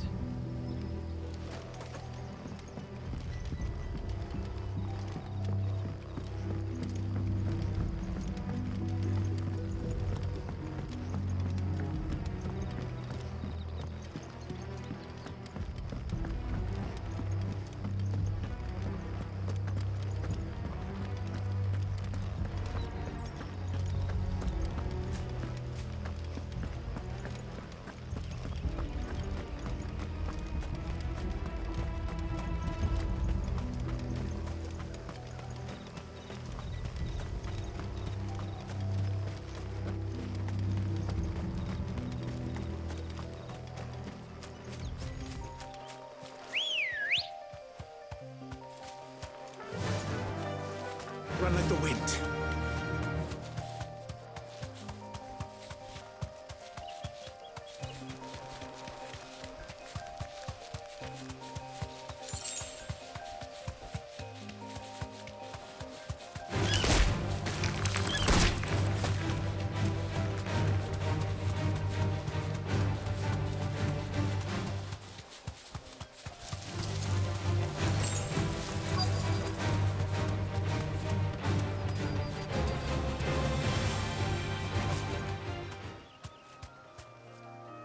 You deserve a rest.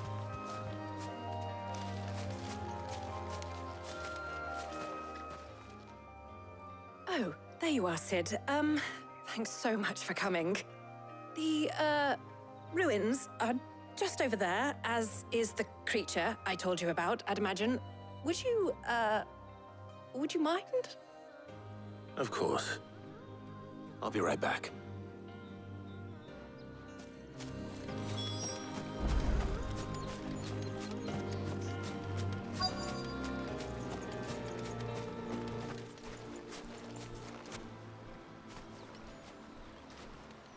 Anybody home?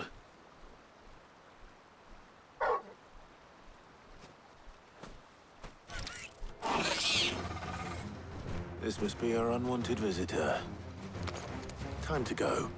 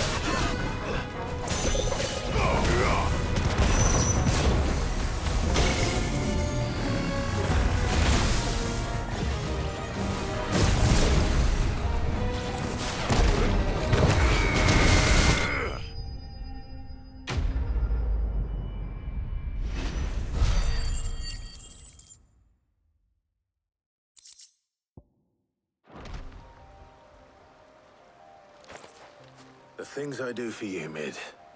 Sid! Oh, thank goodness you're safe. You shouldn't have any trouble now. Indeed. Well, don't let us keep you. We'll, see that everything is transported safely back to the hideaway. All right. I'll let Mid know you're on your way.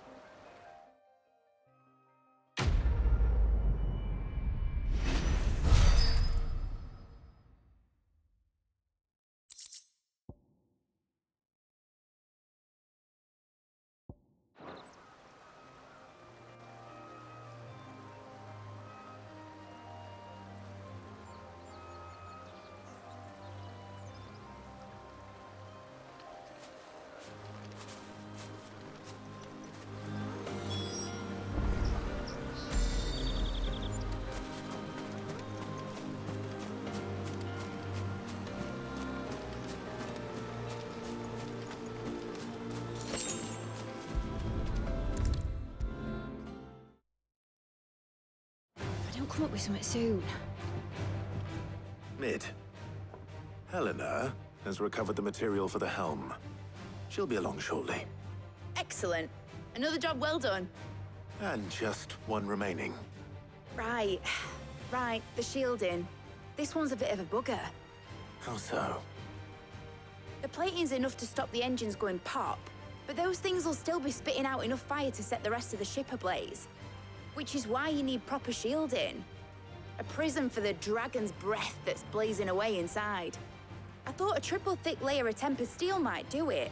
Or more of the stuff that the Fallen use, but they'd both be too heavy. The helm and the plating are bulky enough as it is. Add any more weight and the whole ship would be at the bottom of the briny before we'd even started. I need something light. But I've racked my brains and I just can't think what to do it. Well, if I were in need of obscure knowledge, I know whose counsel I would seek. Hippocrates. Tomes? Yeah, well, I'd thought of that, obviously. I've got all the details written down here. Can you take this to him, see what he makes of it? Right away.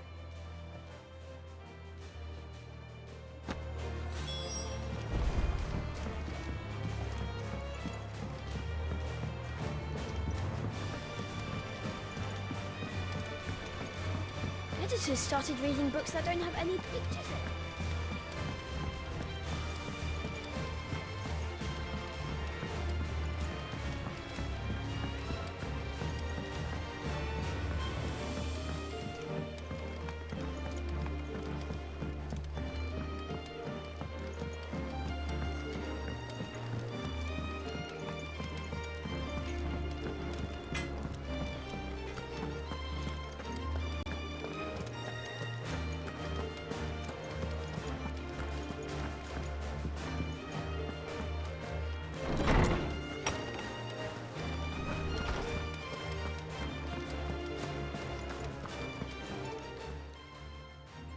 Hippocrates, do you have a moment?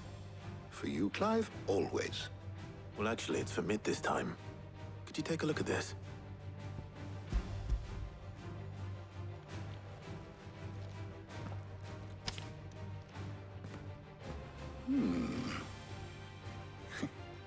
Shielding for a mithril engine. Whatever will that girl think of next? And what are these notes around the edges? She has some specific requirements for the materials. The shielding needs to be able to resist extreme heat on the inside, and yet remain cool enough on the outside not to set the ship alight, while also being light enough not to sink it. As you can imagine, she's struggling to find anything that meets her needs. I see. I wondered if you might know of a solution, or if you might be able to search the records for one. Perhaps it is not a different material she requires, but a different approach. What do you mean? Consider the lake we have made our home. Its blighted waters eat away far more quickly than fresh water or even brine, at timber and steel alike. And yet, we have made a home here from those very materials nonetheless. We have. But Bardolph must varnish every board twice over to keep it from rotting. And Obelisk complains that without a constant supply of pitch. I see. Early Gregorian histories speak of a preparation known as moon dew. It is said to be able to resist even the most ferocious flames. Before the dragoons tamed the worms and wyverns of the realm, nobles would daub their castle walls with it in order to guard against dragonfire. So if we could recreate it... It might be applied to some material or other in order to provide the protection Mid requires. As to how best to apply it and to what material, perhaps Bardolph and Obelisk might be of assistance. I shall speak to them and see what wisdom they might have to offer. If you would be so kind as to procure the necessary ingredients, I shall discuss the specifics of how it might be most effectively put to use with our two friends. The knowledge of the past may yet prove useful to we of the modern era. Thank you, Hippocrates. And since you're asking others to help you, perhaps I should too.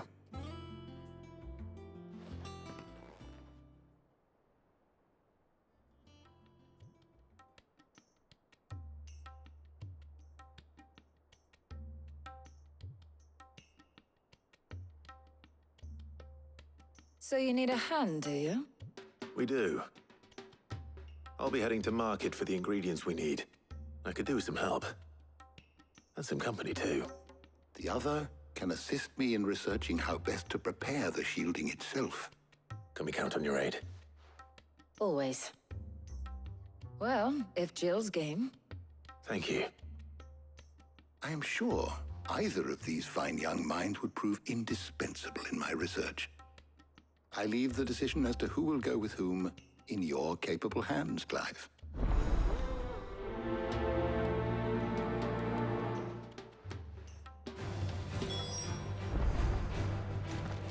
Shielding that guards against even the most ferocious flames. We could have done with some of that on Drustinus. I doubt I would have survived that place with or without it. A trip to Northreach, though, I think either of us could handle.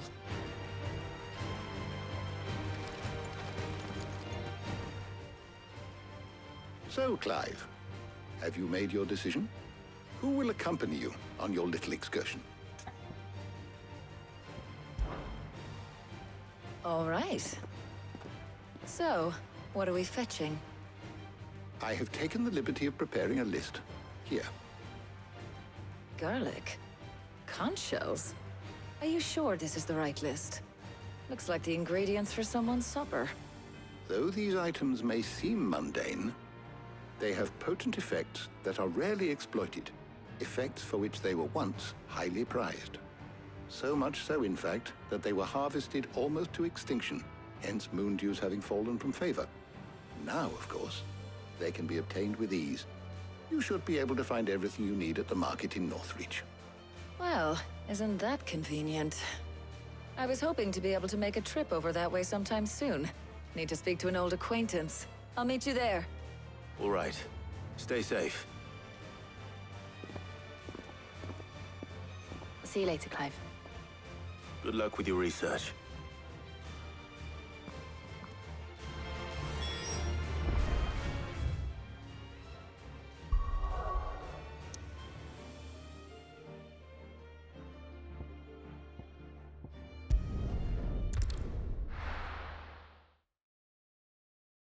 Now, where's Talia?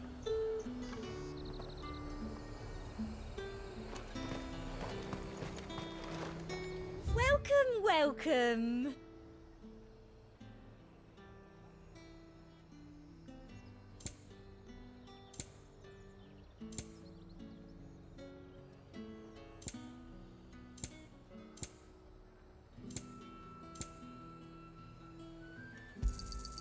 An excellent choice.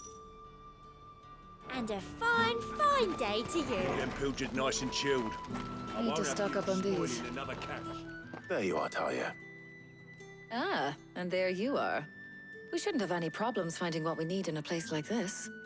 But if time is of the essence, perhaps we should split up. Take a few items each. All right. What should I look for? Let's see now.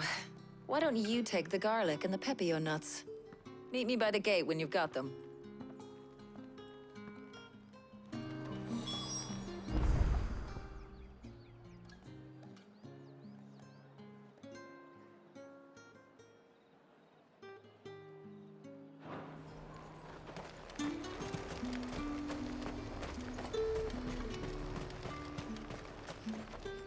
What do you want? And thanks for nothing.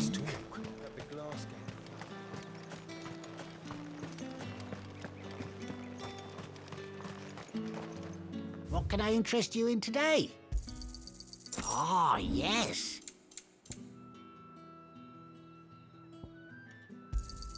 Could never have too many.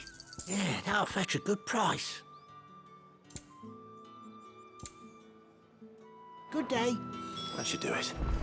Hopefully Talia's finished too.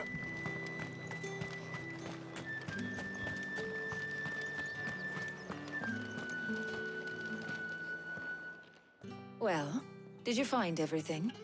I did. Here.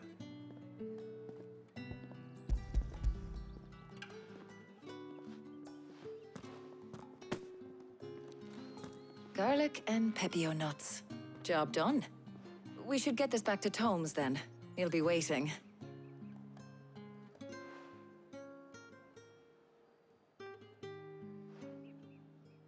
But we're not in too much of a rush, are we?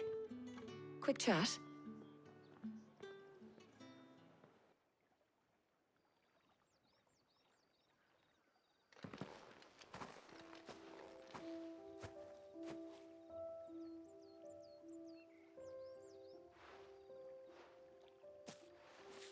Do you know, I think this is the very first time we've been out on an errand together.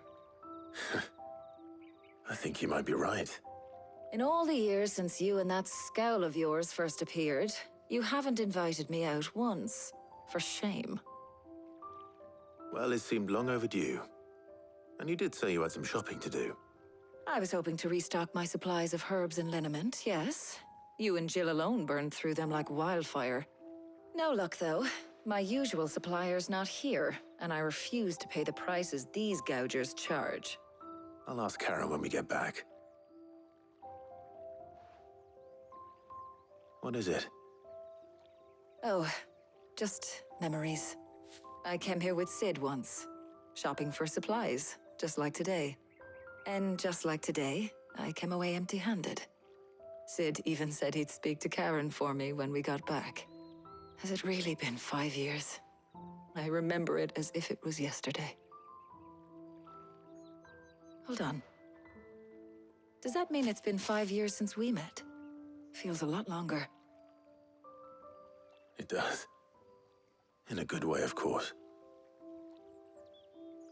Thank you, Taya. For what? For everything. I just want you to know that all you've done for us, all you still do, it's appreciated. Do you think I'd stick around if I thought it wasn't? But in the spirit of sharing and caring, you're appreciated too, by all of us.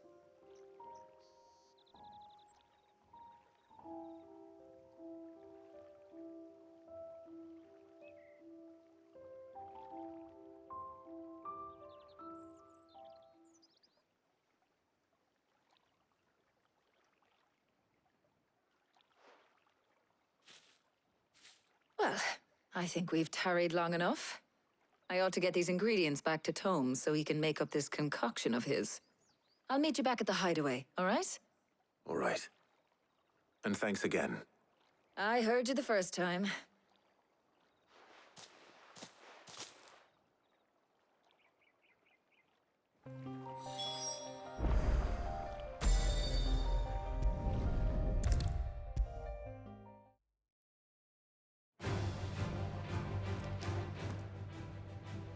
How's work on the shielding progressing, Hippocrates?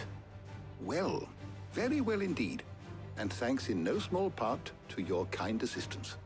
I was just explaining to Taya how we might best go about preparing the moon dew. And now that we have all the ingredients, we may begin. You can count on me. I've mixed more than a few mysterious concoctions in my time. I'm sure you have. What about the shielding itself? Work is underway, under the watchful eyes of Bardolph and Obolus. Apparently, it'll be ready soon. Thank you. All of you. Right then. Jill, would you join me in the infirmary?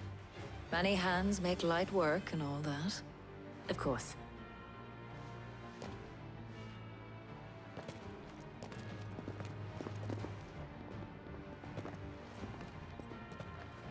Oh, and Clive. It was good to talk. We should do it again sometime. It appears our work here is almost at an end. A shame. I was enjoying playing the man of action for once. When both the shielding and the moon dew are ready, it will merely be a matter of applying the one to the other. Followed by a rigorous process of testing and retesting, of course. Perhaps someone ought to warn young Mid of that. Leave it to me. Thank you, Hippocrates.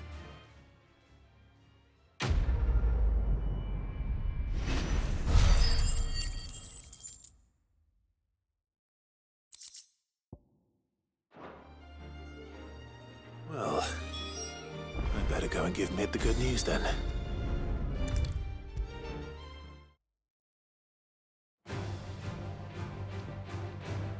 Sorry to keep you waiting, Mid. But you'll be pleased to know that work on the shielding is underway. You found something for it? In a manner of speaking, Hippocrates knew of a substance that's highly resistant to heat. A coating that should provide the protection you need. He's supervising the construction and testing of the shielding as we speak.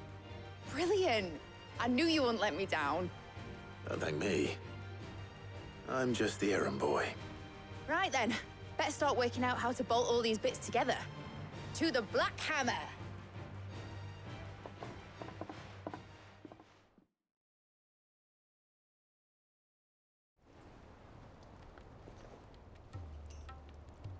You know, when I got into the smithing game, I thought I'd be making swords and shields, not thermal bleeding didgeridoo-dahs. Displacement stacks. Same difference. Whatever you call it, I ain't putting it together in here. It's cramped enough as it is. Let's take this outside. Mid, you get all the parts lined up on the deck. I'll take care of the rest. On my way! Oh, and bring me the biggest hammer you can find. This is gonna require some precision walloping.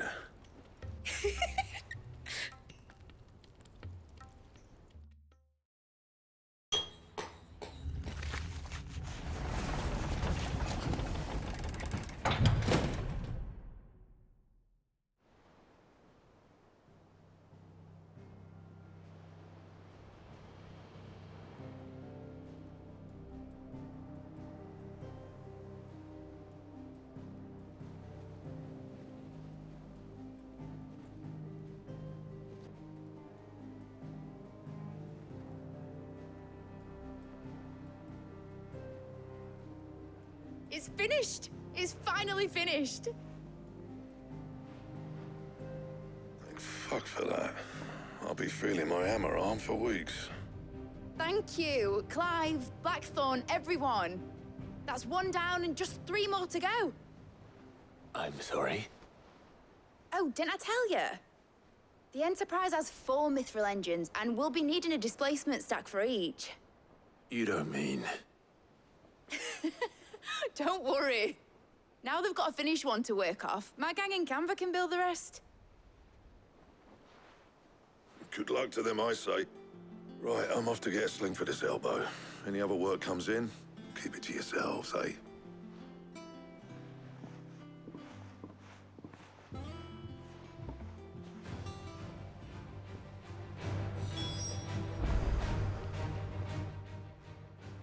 What's the matter? Nothing. Just daydreaming. Thinking about the Enterprise sailing off over the horizon to shores unknown, searching for a land untouched by the Blight, just like me and my dad planned. So if the worst came to the worst and every scrap of soil in the Twins turned black, we might still have a chance. That's what she was meant to be. You see, one last chance just in case we needed it. But now she's so close to being finished, I've realized I don't want it to be that. I don't want it to be just a lifeboat for us to cling to if things get desperate. I want people to sail aboard her by choice, not from the lack of it. In a world where we're not just trying to survive, but where we can actually live. I'm working on that. And I'll do everything I can to get you what you want. Don't you always? All right. My mind's made up. As soon as the Enterprise is fit to sail, I'm putting her under your command. Sod our plans, I'm trusting in yours. Are you sure about this? Something tells me it's what my dad would have wanted. He'd be proud of you. You were gonna visit his grave, weren't you? I was. And you can come too now that your little project is finished. Right. There's just one thing I need to finish up first. Won't be a mo. All right. I'll let Otto know you're coming. Meet us in the mess when you're ready. Aye, aye, Captain.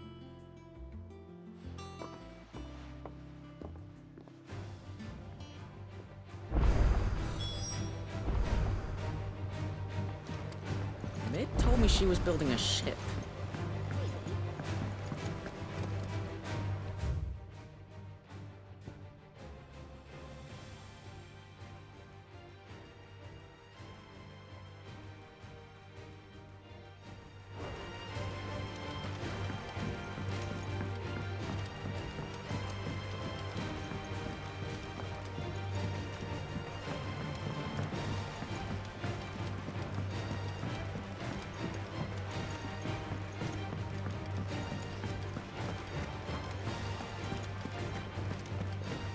crack the crystal too? I'm joking.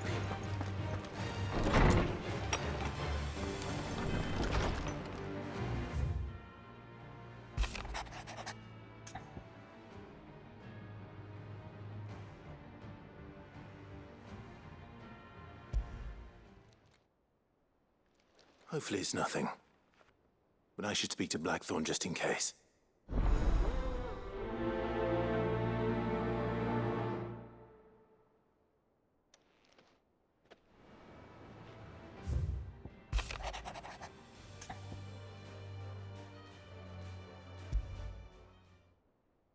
What could be wrong with Torgor?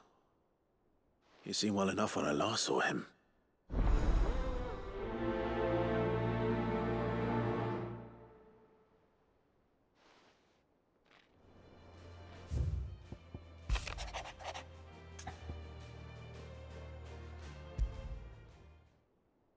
Trouble with the ledgers. Shouldn't he be asking Otto for help?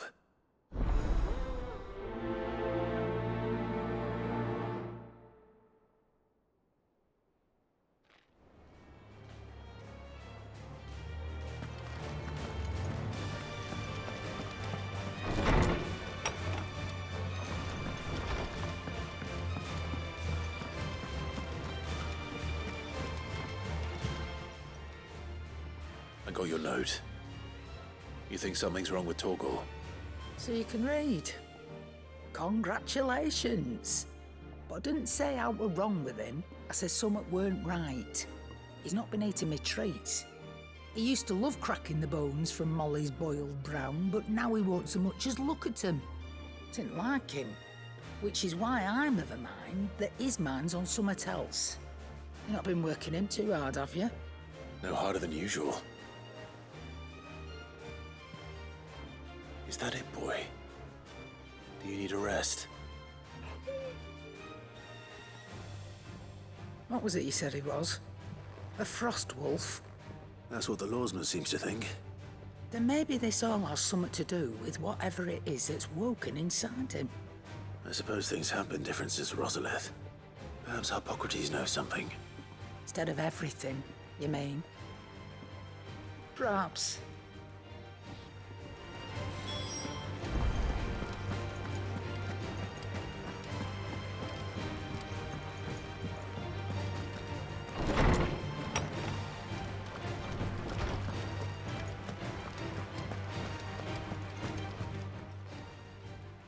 Lawsman, I need to ask you about Torgor. Something's not right with him. He isn't ill, is he? I don't think so. But according to Lady Karen, he seems to have lost his appetite, which is certainly a new development. She says he's hardly been touching his bones of late, and she believes it may have something to do with what happened at Rosalith Castle. I rather think she might be right, though not about his appetite. All canids are instinctively inclined to crack open bones for the rich marrow that resides within, and I see no reason why a frost wolf should be any different. Accordingly, I suspect it is not a lack of appetite that afflicts Torgor, but a surfeit of it.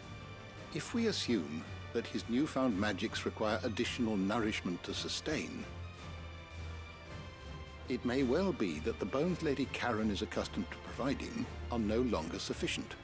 Frost wolves, after all, habitually prey upon far larger animals, whose bones may yield altogether different nutrients. As to where one might find a suitable substitute, some antelopes that graze the meadows of eastern Rosaria have been known to grow to a size more than double that of their lesser cousins. I don't recall ever seeing any that large. And little wonder. The oldest and largest such creatures rarely leave the safety of the highlands for fear of predators. The last elder antelope sighting I recall hearing about took place near Cressida, and that was long before the village was abandoned. Even so, it seems like a good place to start. Good hunting, Clive.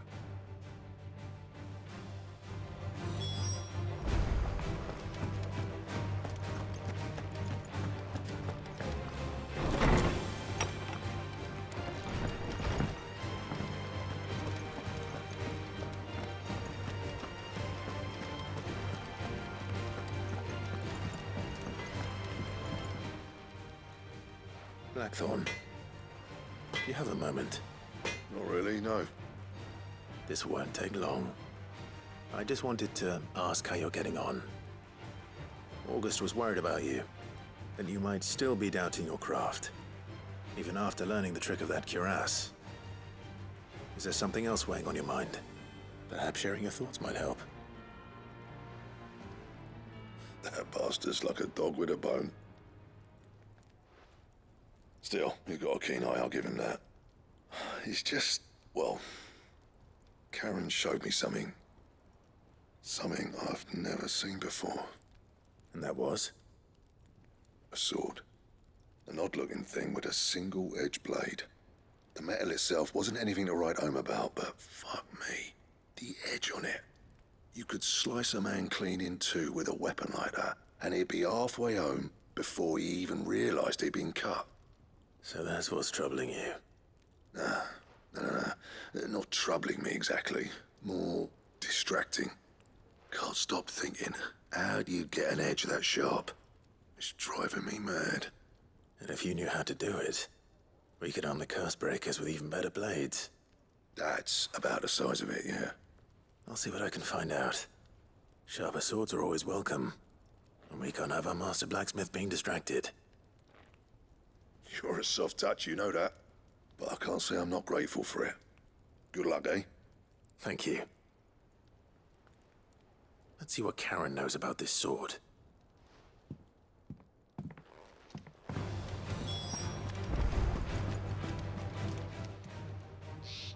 You're looking well, Karen. What do you want? Out with it. I want to know about the sword you showed Blackthorn. Single-edged and extremely sharp. Running around after him again, are you? I suppose I am, yes. But I need to help him find out how to work an edge like that. It's driving him to distraction. Little wonder, I suppose.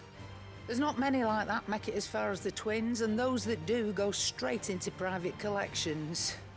Which made it nice and easy finding a buyer. Can you tell me who bought it? Where is it now?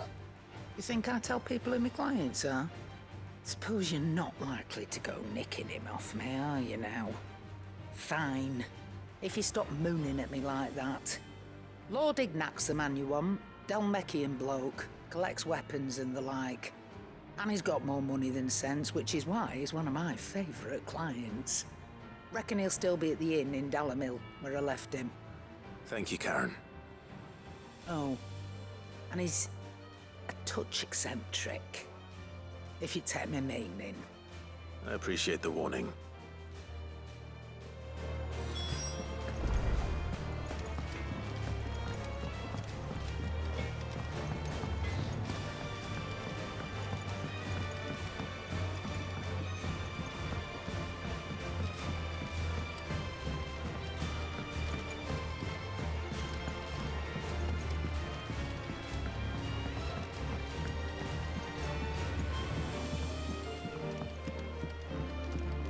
Wish I could take one of our birds.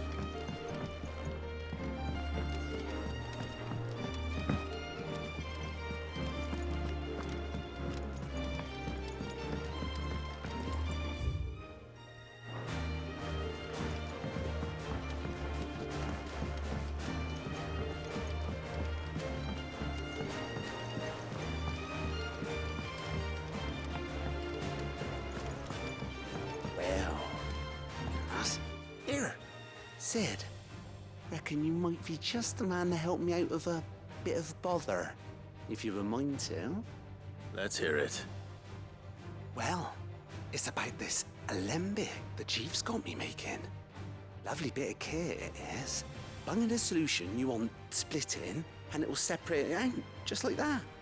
Problem is, it won't always get rid of all the impurities.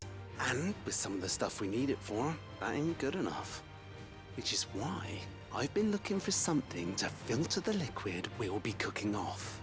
And that's where I was hoping you could help me out. I imagine Ty could get some use out of this alembic too. Distilling medicines and the like. All right. Why not? Proper job! So what exactly do you need for this filter? Nothing but bomb ash'll do, says the chief. Gave me a sample she'd obtained from the university stores. Couldn't believe my eyes. You pour the blackest blight water through it, and it comes out clear as a mountain stream. So, I did a bit of reading about where I might be able to get hold of some. And do you know what I found out? It's only the blimmin' bones of a bomb king. They leave them behind when they die, see? I take it that's where I come in. If you wouldn't mind. I saw a billet on the hunt board for one just the other day. Would have gone myself, but, well, fighting dirty great balls of flame isn't exactly my forte. You, on the other hand... All right. I'll see what I can do. Thank you kindly. And a good hunting, eh?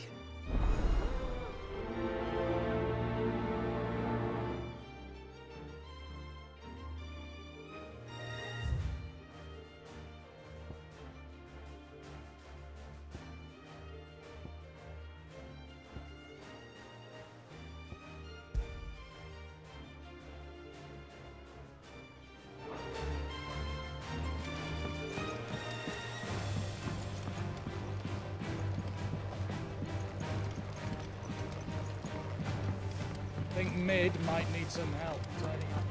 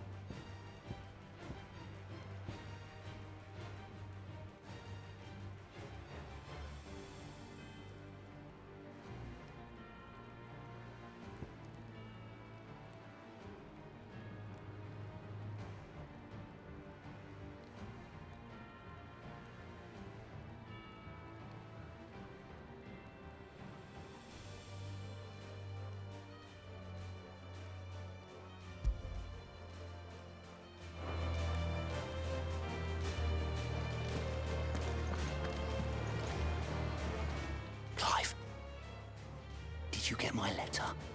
That's why I'm here. Shh. Otto might be listening. Is this better? A little. Listen, I've some bad news. It turns out the hideaway may be slightly behind in its payment to certain lenders, and it's maybe my fault. But I swear to the goddess, I thought I had the numbers square. Sadly, that square turned out to be more of a circle. Zero, you might say.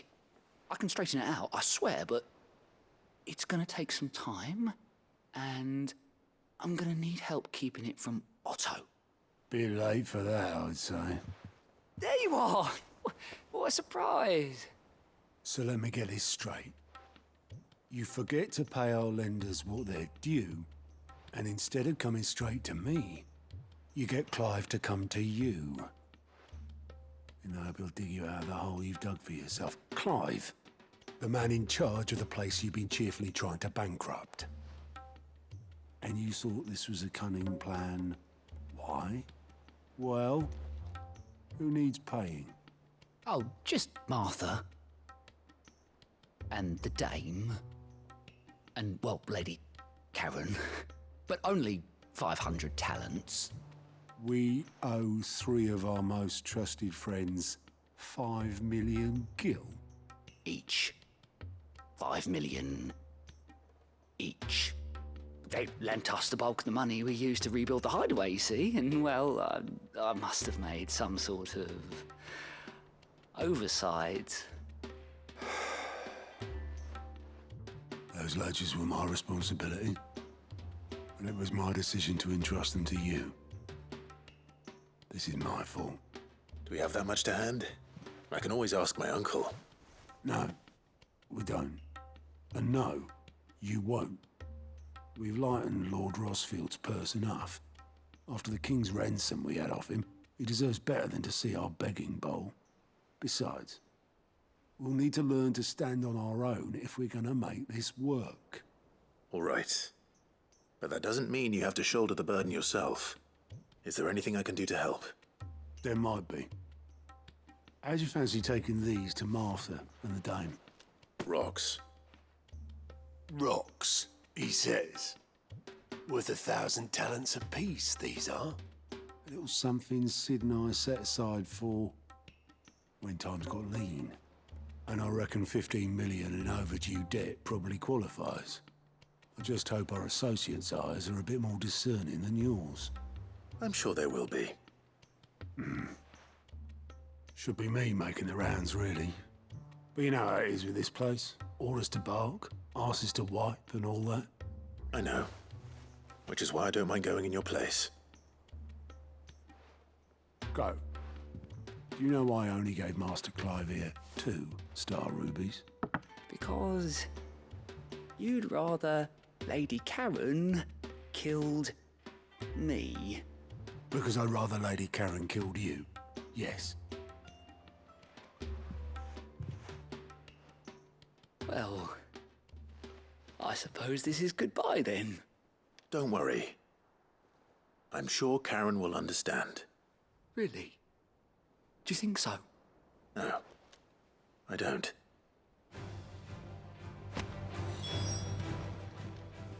How may I help you today, Clive? Here you are.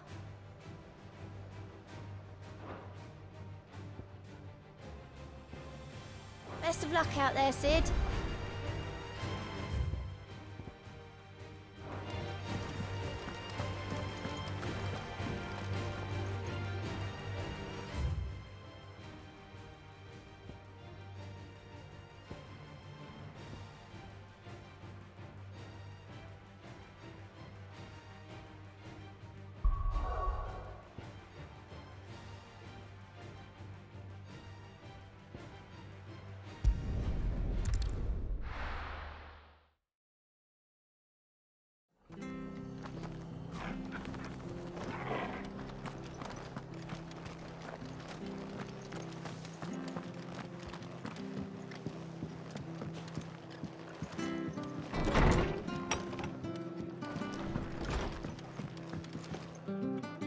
Clive, we weren't expecting you.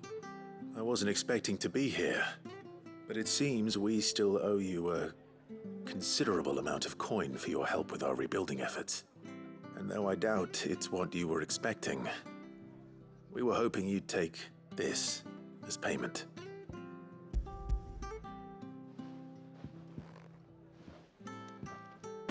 A star ruby? I can't accept this. It's worth at least twice what you owe me. More if you can find yourself the right buyer. Think of the difference as interest. Interest? If word got out I charged that much, no one would ever borrow from me again. Anyway, why are you the one here asking me about this? I'd have expected Otto. Bit much sending the Lord Marquis out to settle your debts, isn't it? The old goat working himself to death again? Something like that. Most days I think he's the only reason the hideaway's still standing. Same as always, eh? Back when the place was nothing but a twinkle in the eye of a recently retired Lord Commander, word is he was the first one Sid reached out to.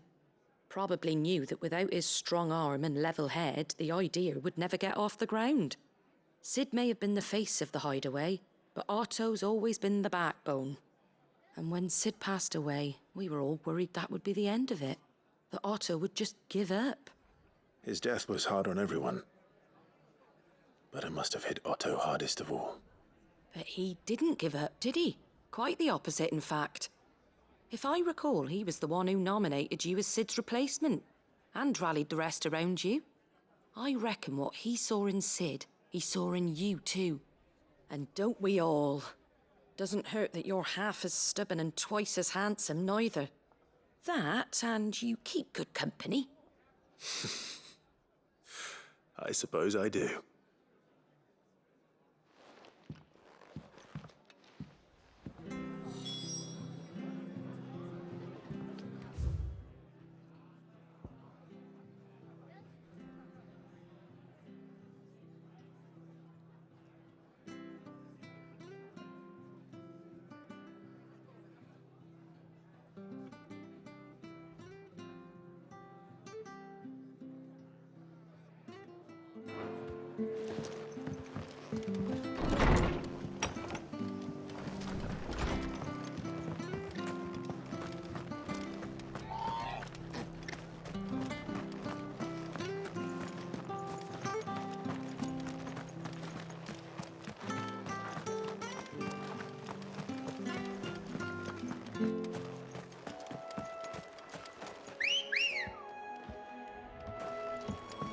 Come on. Faster!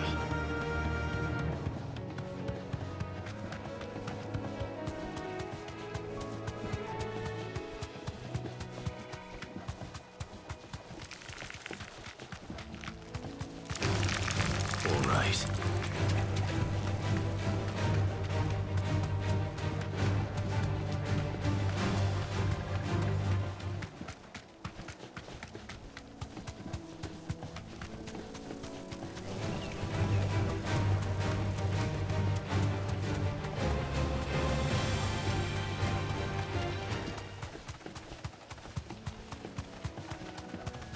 Well, it's certainly quiet. If I were a giant antelope, it would seem like just the place.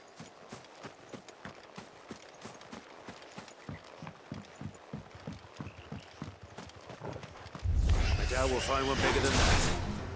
You hungry, Torgal?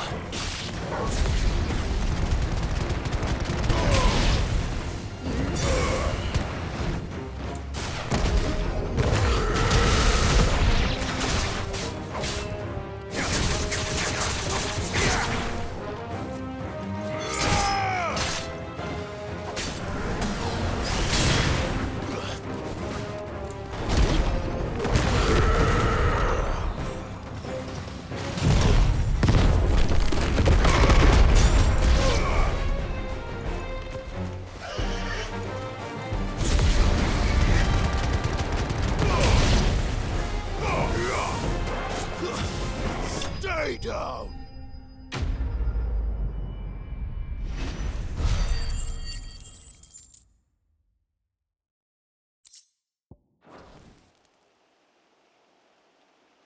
Now,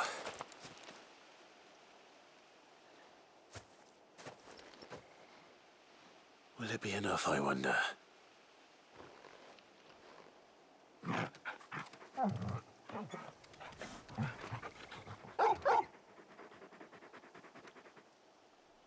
I say that answers my question, which means we owe the lawsmen our thanks. You're just a big puppy, aren't you? A very big puppy.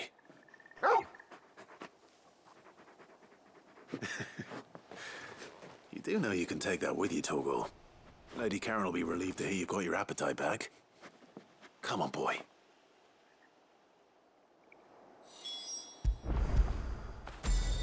Oh, Torgal.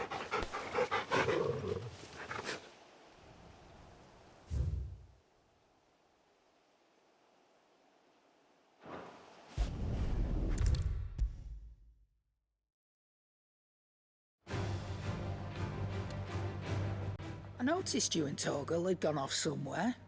Take him for a walk, did you? You could say that.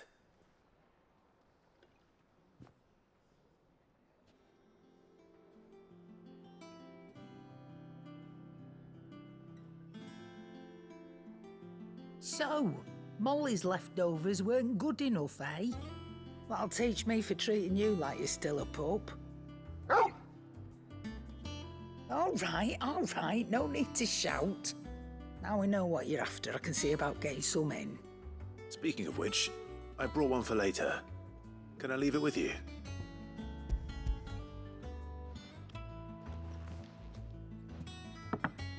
You can, aye. I'm nice like that. In return, you can thank Tomes for me. The bloody know-it-all. I was just on my way to see him.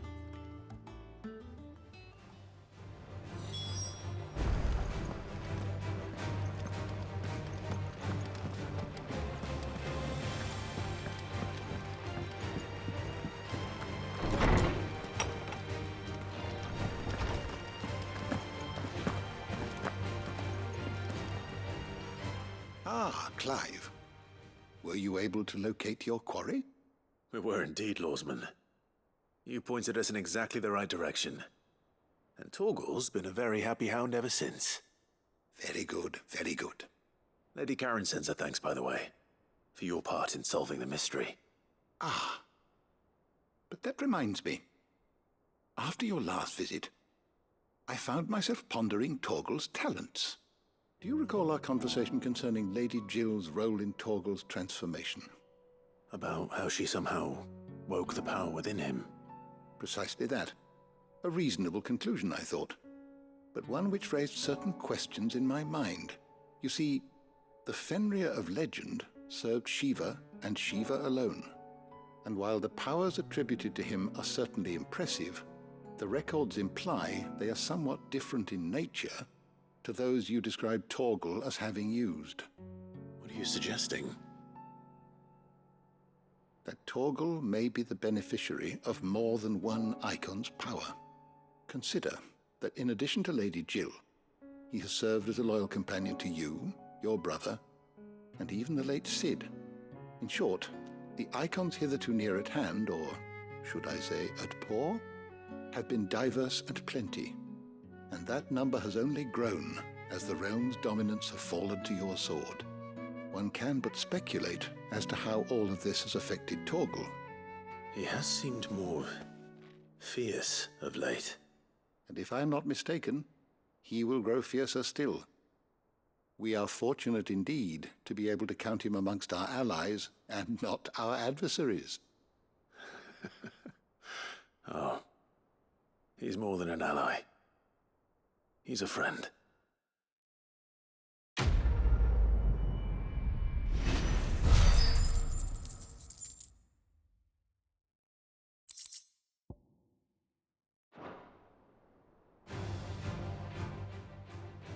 My knowledge is yours. I don't believe you've read this particular chapter before. What subject shall we consider today?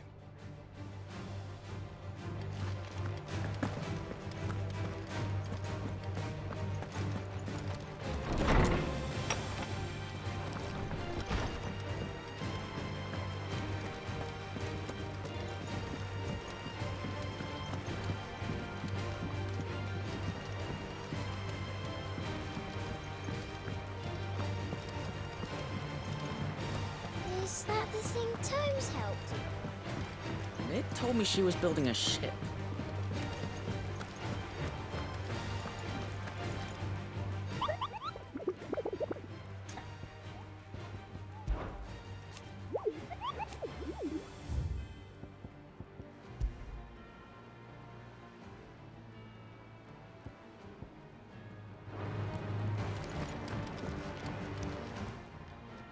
Welcome to the Patron's Whisper. Come to claim your just desserts? Here you are. Best of luck out there, Cid.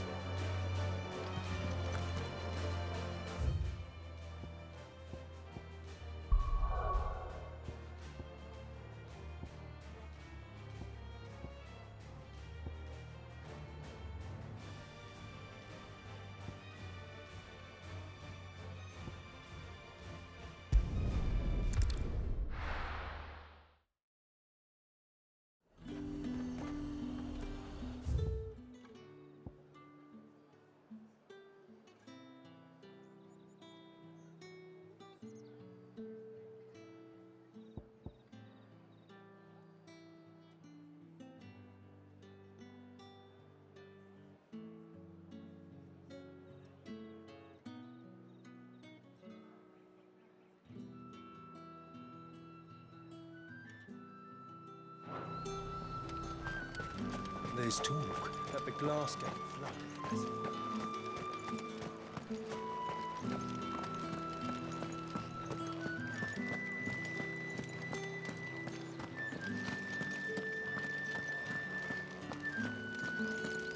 Did you hear? The gates to heaven. I want to see you again. It's all right. What am I going to do without sweet water and oil of talc? Still no... Milady, I come bearing gifts. Gifts? Whatever is the occasion.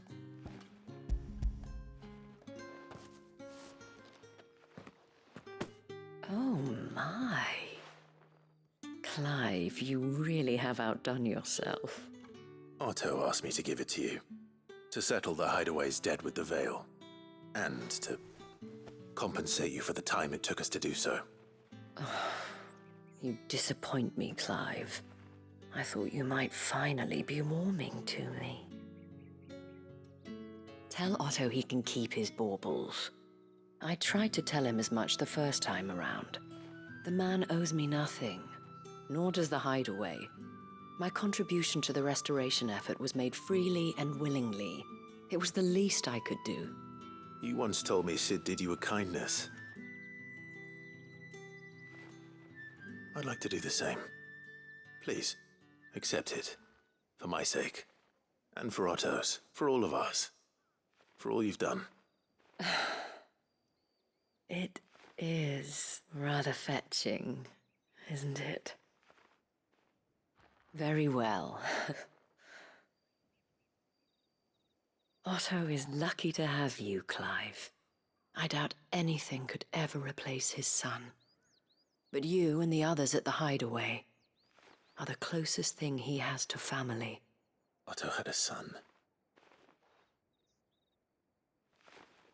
Long ago, yes. Sid told me Otto lost him when he was just a boy, and blamed himself for not being able to stop it. I don't know how it happened, whether there was anything he could have done, but it was clear that it weighed heavily on him. I didn't know. How could you have? I doubt anyone did. Besides Sid, I've never met a man more keen to bear his sorrows in stoic silence. An ill habit, given that both have always been surrounded by friends desperate to help them. I'm beginning to see that.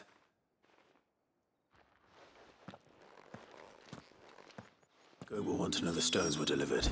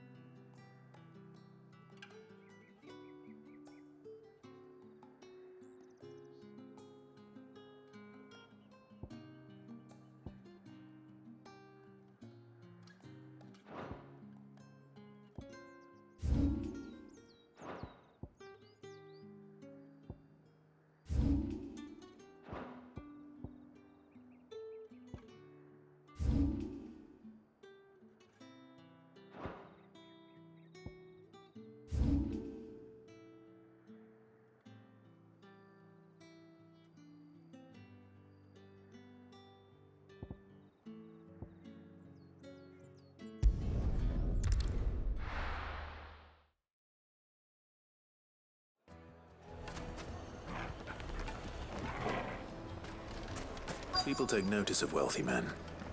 Shouldn't be too hard to track down Karen's collector. Drake's fang is gone. The whole mother crystal gone. What are we gonna do?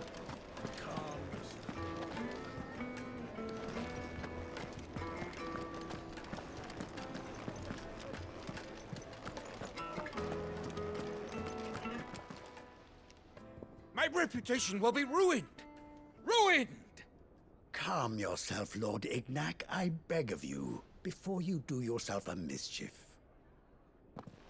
Pardon the intrusion, but... Out!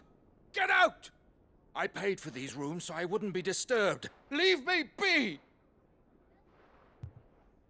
Please, Allow me to apologize. His lordship is going through a difficult time, and he's never been fond of guests arriving unannounced. Redeem! Get rid of the filthy oaf this instant! Very good, Lord Ignac. Would you mind stepping outside for a moment?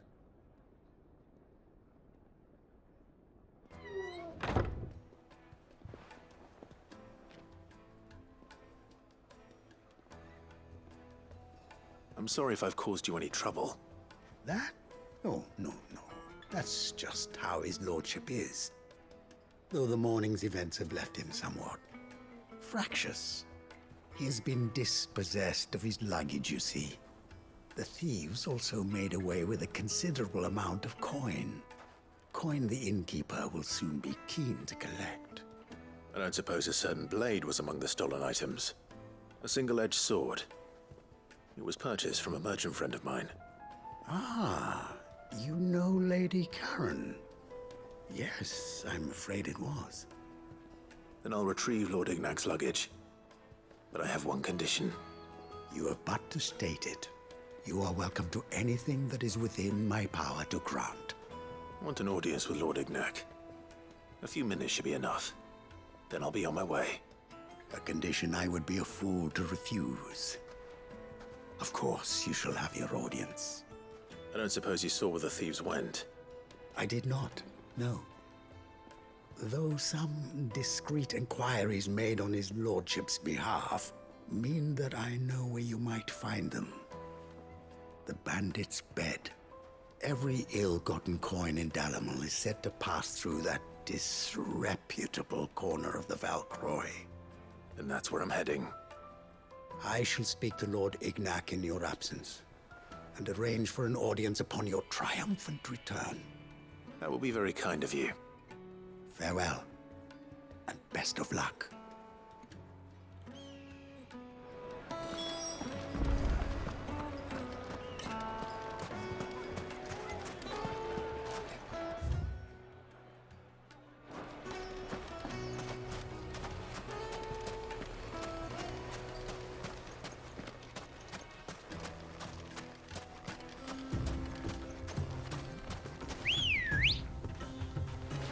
Ready, girl?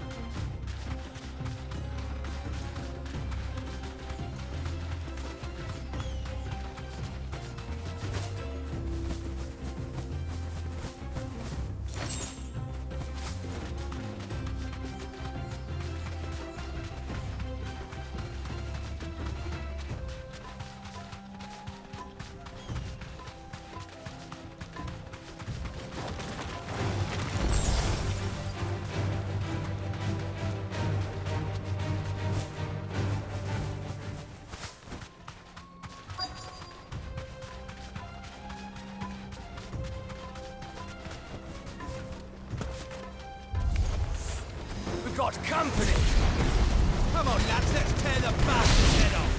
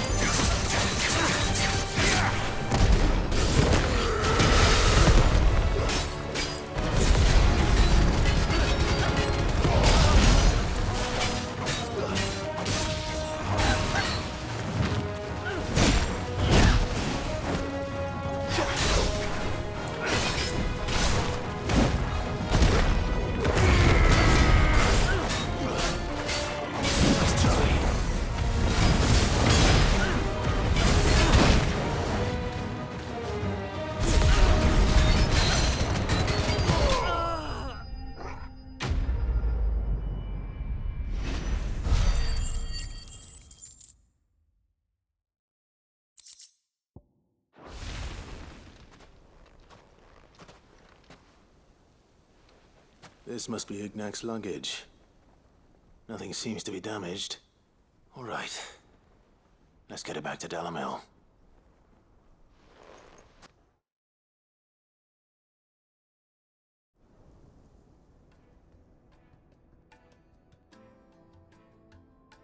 I hear I have you to thank for the return of my effects. What shall I call you, my good man? Wyvern. Glad to make your acquaintance. A formidable name indeed. Well, Wyvern, I appear to be in your debt. Radeon here tells me you wished for an audience. Is that all? A few moments of your time should suffice, yes. You're a peculiar fellow, Wyvern. All right, speak. Master Wyvern was wondering if you could tell him about a certain single-edged sword you recently acquired. Oh, a true work of art, that one. Karen drove me hard on the price, but I would have sold her Radeon here to get my hands on that sword. It was made in the Outer Isles, far beyond the Twins, and is used exclusively by the practitioners of a unique school of swordsmanship. They believe no combat should ever exceed a single strike, and hone their blades to such perfection that none ever does. Each sword is made for that one perfect stroke, and for that stroke only. They crack upon a second blow.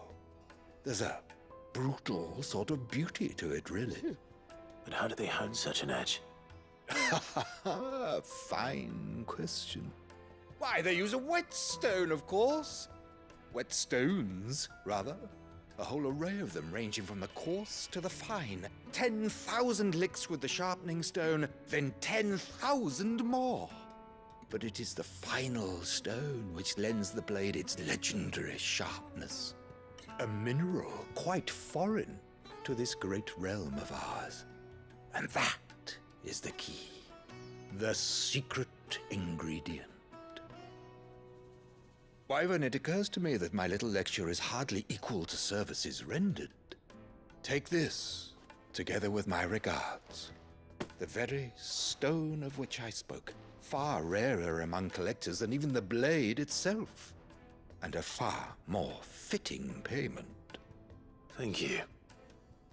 Pardon the intrusion, my lordship. However, it is long past time we prepared ourselves to depart. So it is. I am locked in bitter competition with a rival collector of curiosities. I am one step ahead of the unscrupulous scoundrel, but he is hard at my heels. Are there many other collectors out there?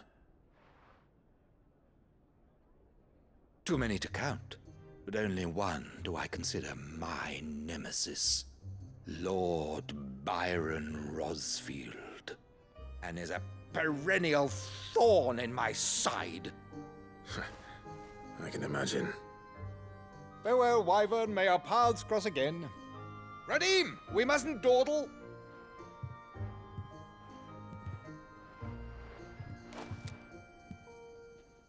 I think his lordship is rather taken with you, Master Wyvern. Thank you again for your assistance. Coming, my lordship. I'll be right there.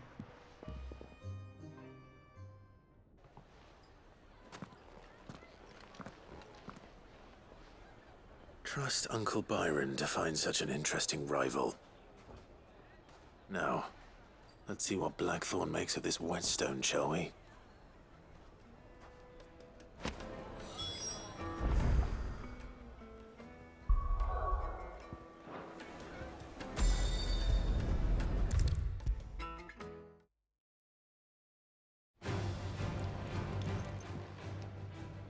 Sorry for the wait, but hopefully you'll agree it was worth it. You learned something about that sword, then? I did better than that.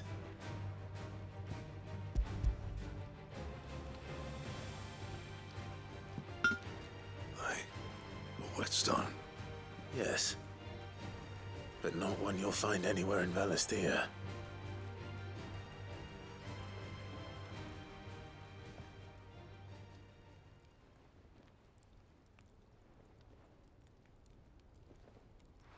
No No wonder I couldn't get the same finish on the grinding wheel. One hit and all done, eh? Might not be so bad if all you ever fought were duels. Good luck on the battlefield. Your second opponent would be your last, no matter how good you were. Even so, is there some way it could be used to give the curse breakers an edge? I think so, yeah. With this whetstone and the right kind of steel, I could probably even make a twin of the blade that rattled me. But there'd be no replacing this little rock once I worn it down to a sliver. I reckon we get a dozen swords from it, if that. Swords that the curse breakers wouldn't know how to wield properly, and that would see them through a single fire piece. Nah, no point trying to copy that thing. Be about as much use as a wax anvil. But finishing our blades with a whetstone this fine, now that's something to consider. And what's finer than fallen masonry, eh? Or more hard-wearing, for that matter. Just imagine it. Good Valisthian steel with an edge as sharp as any found in the Outer Isles. I won't make a copy, nah. I'll make something much better. I'm sure the curse breakers will be delighted. Just don't push yourself too hard. Don't you worry about me, sunshine. I've been working day and night since I was half your age, and I'll still be here when you're long gone. Hey, thanks, Clive. I mean it. I owe you one, August 2. It's good to know someone's looking out for me. He'll be happy to hear you said that. And I'll see that my debt to you's paid. First new blade I make's got your name on it. You come and find me when you've got the materials. All right. I will.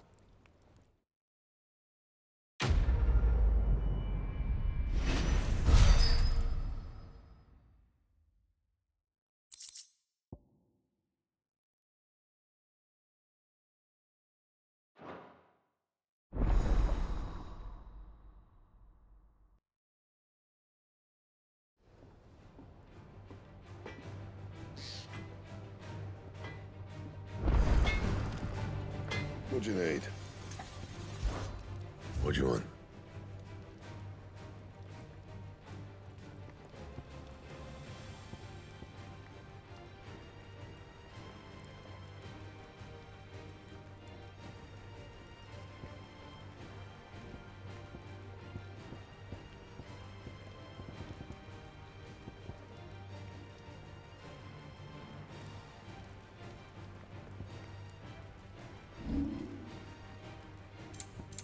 That it? Fine.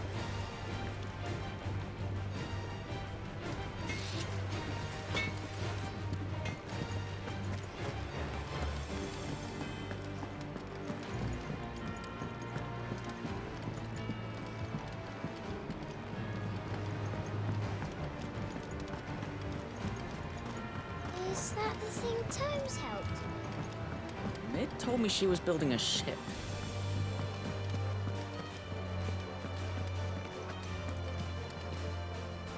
Goat. Still alive, I see. So Lady Karen accepted the ruby. Ah, about that. I tried my best, but she was just too stubborn to take it. She threw it right back in my face, in fact, and told me I could stick my stupid stone where the sun don't shine. Karen refused payment. I hope it wasn't something I said. I'm sure you were as tactful as ever. Let me see what I can do. Oh, wonderful. I hope you have better luck than I did.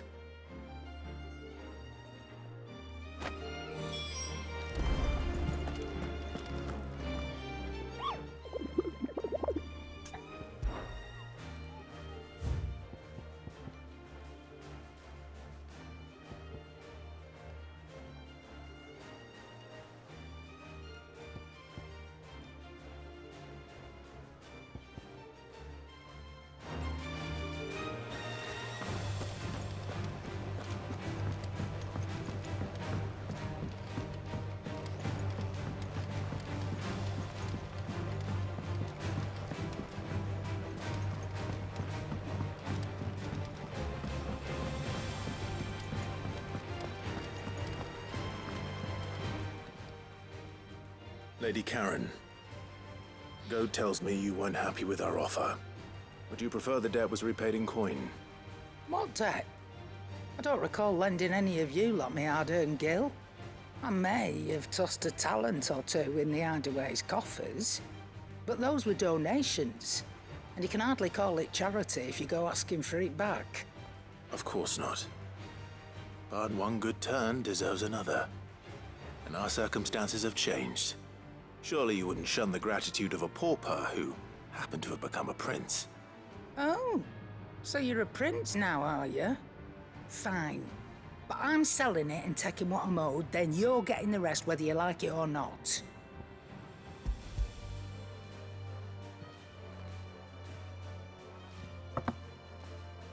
Where'd you even get this? A decent trader might nab 1,000 talents for a star ruby. A canny one, meanwhile, might claim it were nicked from the belt of Sid the Outlaw himself and ask twice as much. Might be I already have a buyer in mind. Might be you even know her. The fine continental maid whose beauty's only eclipsed by a guile in commerce. You wouldn't mind, would you? Not at all. Just be sure to tell her that it's always a pleasure doing business.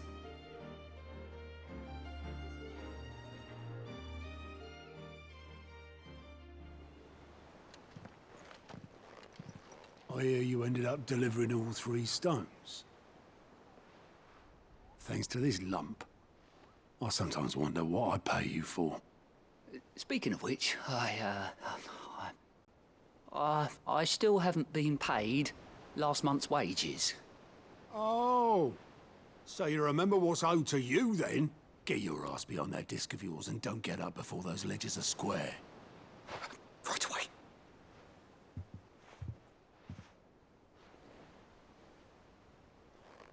I've seen that before. Yeah. Plenty of times. It was the only goblet Sid ever used. Either out of habit, or because the filthy sod couldn't be bothered to find a clean one. I knew so little about him. Like most people. Martha and the Dame both seem to have fond memories of him. Huh. I bet they do. How long did you know Sid before he... Before he died. 20 summers, give or take. Back in the day, I was a purser on a trade ship, which is where I met him. He bought passage to... I forget where. But having nothing better to do on the long nights, we set up drinking island rum till the morning bell dragged me back to my duties. Quit my post not long after that. On account of making a fine maiden's belly fat. But me and Sid stayed close, promising we'd one day sail the seas again. That was before fate stepped in and said she was having none of it. The magic woke inside my son soon after his first name day, and there was no hiding his knack. Couldn't you and your family have... My family were the ones who summoned the constable, wanted the monster taken away. I couldn't turn my back on him, forget what I felt, and I couldn't for the life of me understand how they could. Luckily, Sid was of the same mind as me. It was him who stood beside me when all I wanted was to tear the whole world down. Him who cried for me when I had no tears left of my own. Him who swore he'd do everything he could to stop it from happening again. And he was true to his word, too. Left the Royal Army once and for all. His ranks, his ribbons, gone. Just like that. Threw away everything he had. All to right a wrong that no one else had the courage to face. I knew then I'd follow that man to the ends of the earth.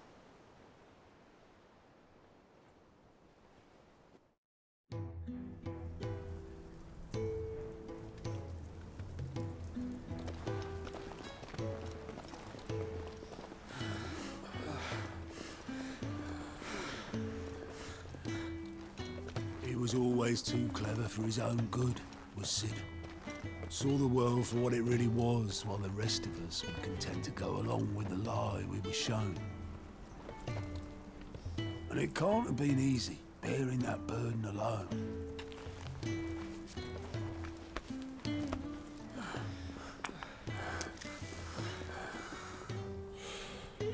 But he didn't let it stop him. He never lost faith in what he believed was right. And that gave us faith in him. Faith he'd steer us true. So I swore to myself that I'd always be right behind him, ready to catch the stubborn sod, if ever he should fall. But I couldn't even do that.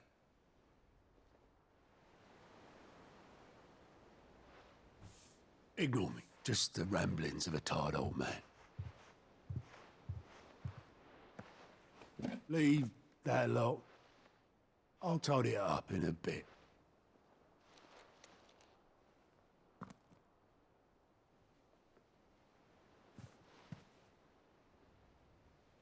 This is Sid's handwriting.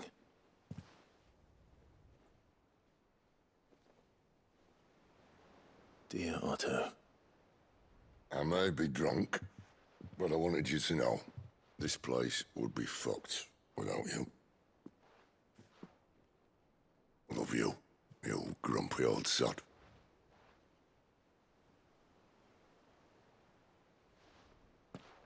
This note. Hmm? What about it? Sid was right. Without you, we'd all be lost.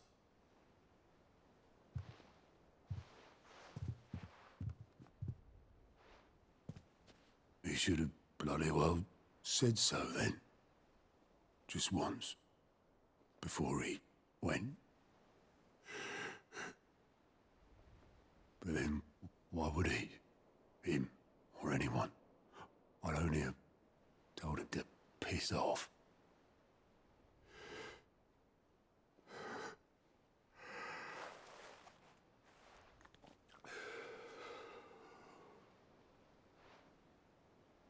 You're wrong, though. Both of you. It was never just me keeping the hideaway afloat. It was all of us. I just shoved people in the right direction. I barely seem to be able to do that anymore.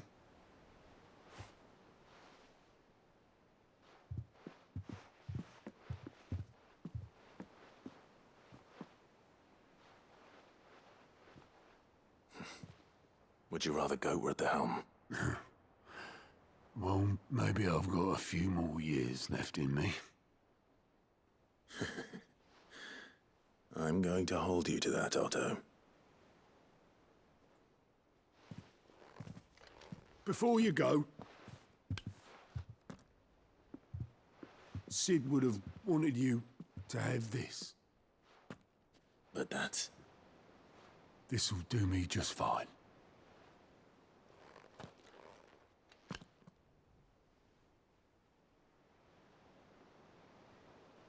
Thanks for the ray of sunshine. I'll see if I can't pay you back. Already have.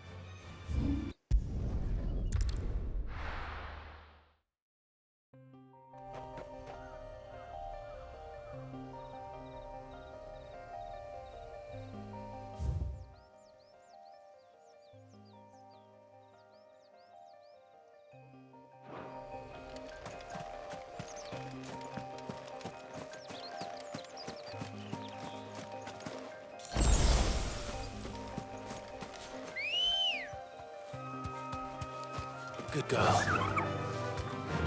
Faster!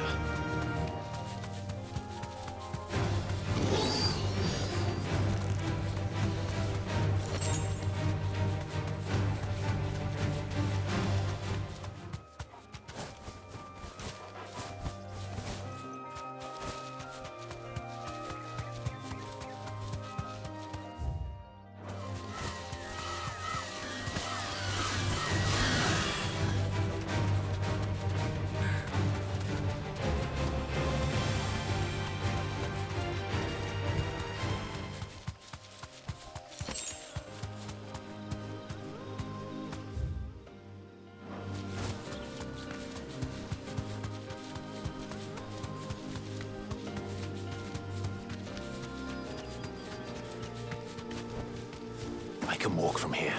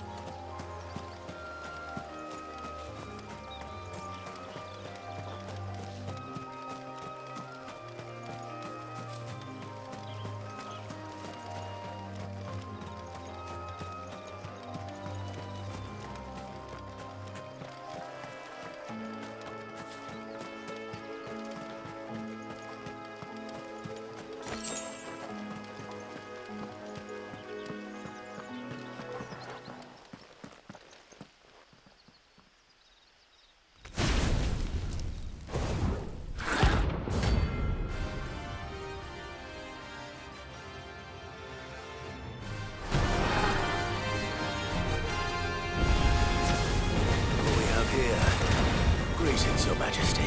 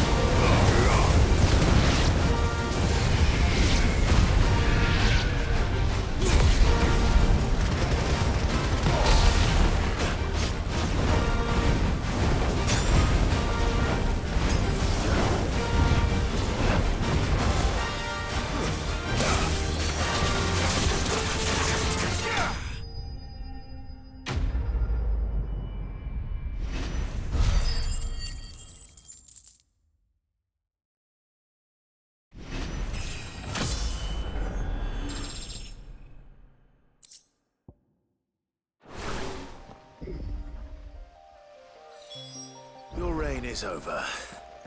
Now to collect the ash. I should probably have brought it.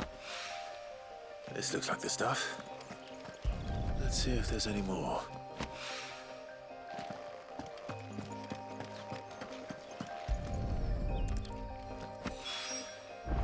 That should do it. If the wine needs more than this.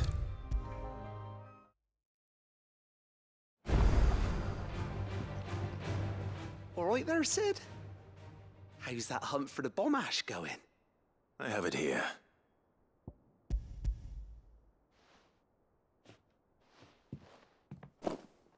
That's the stuff. And plenty of it, too. Enough to keep the alembic bubbling away for a good old while. You're a gent, Sid. Let nothing say otherwise. Right then, let's get this contraption up and running.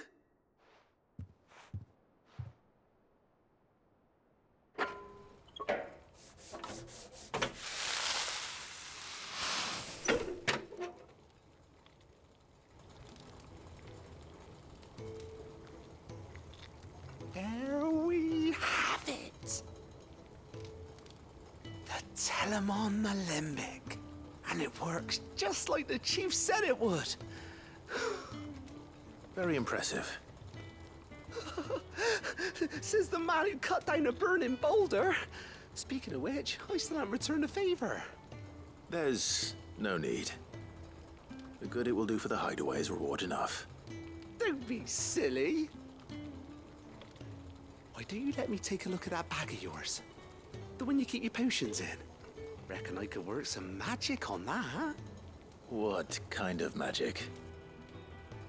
Well, we happen to have isolated a substance in our test run of the alembic that I reckon will make even the toughest leather supple as anything.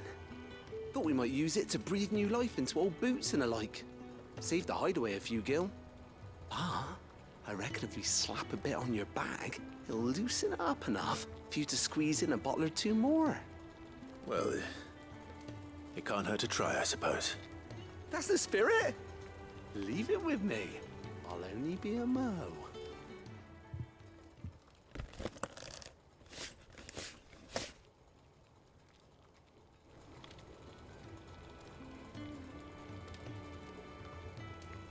Well, what do you reckon? It certainly feels more flexible. Right? Told you. Thank you. I think. No. Thank you for supporting Mid and the rest of us in our endeavors. Without you, we'd never have been able to discover wonders like that stuff I rubbed on your bag. And I'm telling you, there's plenty more where that came from.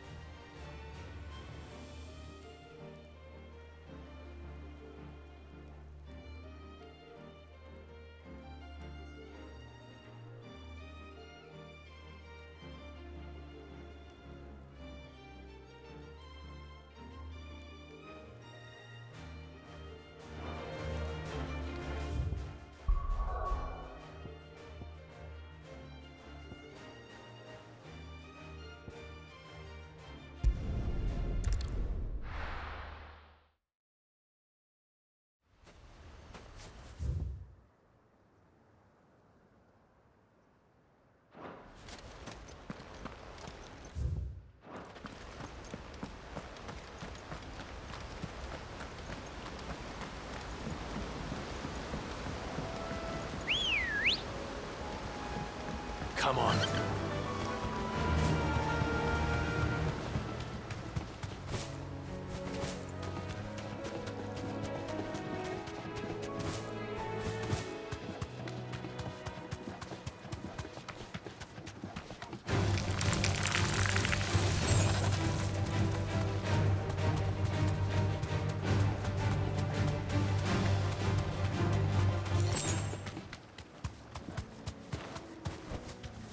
Thanks, girl.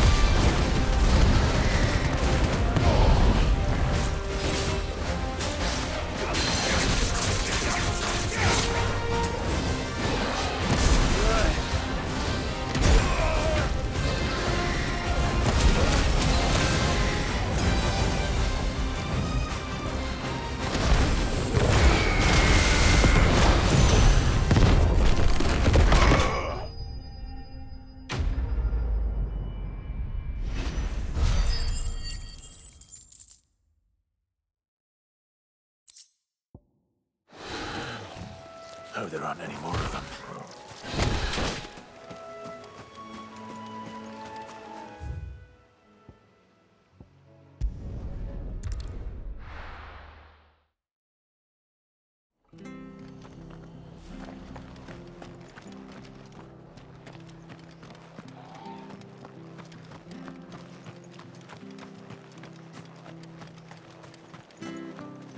What are you after?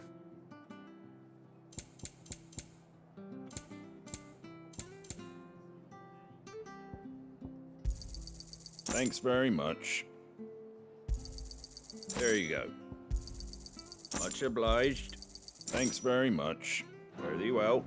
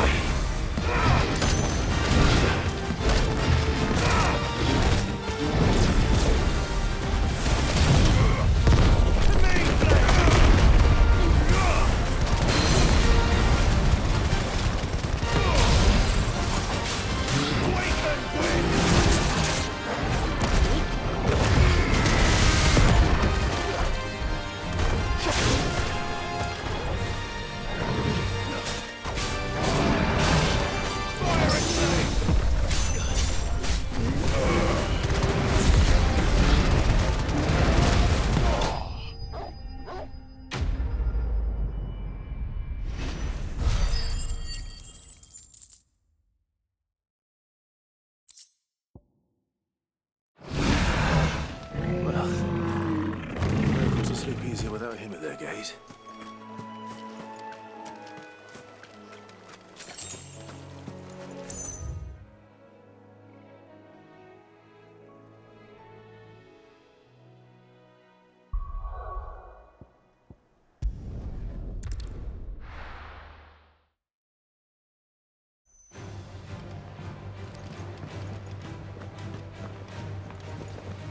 Is that the thing Tomes helped? Mid told me she was building a ship.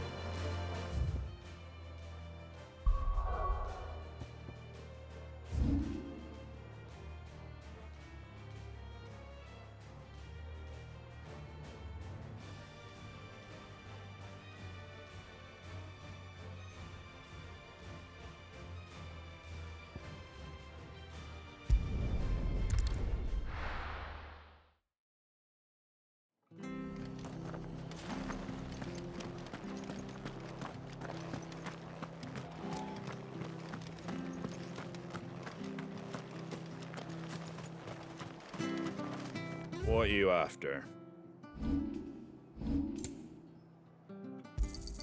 Thanks very much.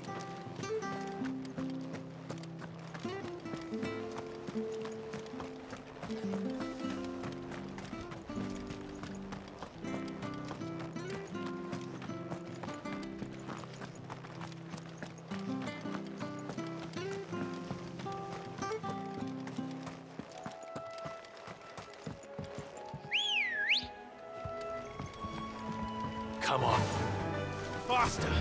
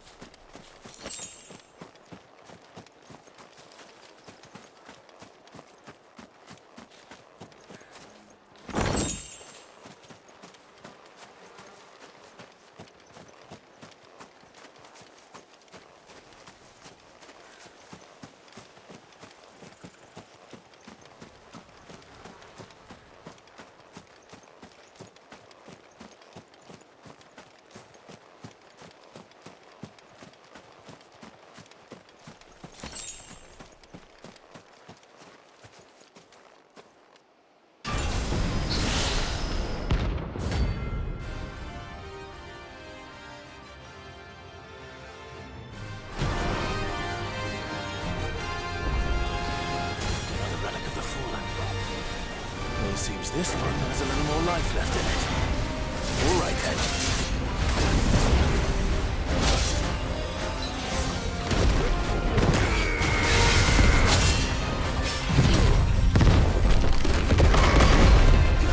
That's better.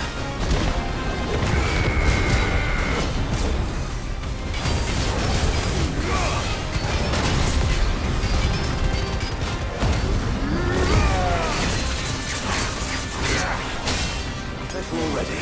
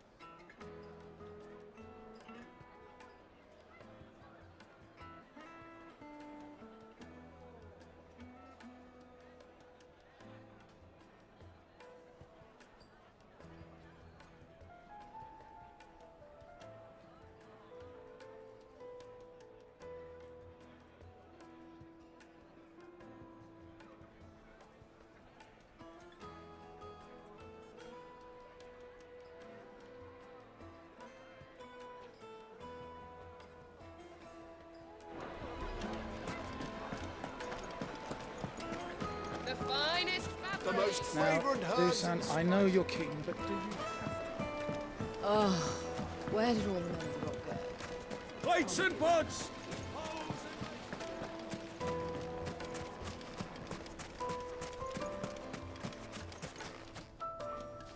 No, I'm telling you. Good day, my lord.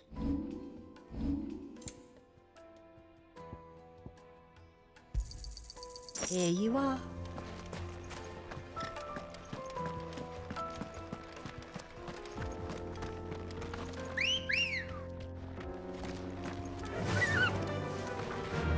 Fly, Ambrosia.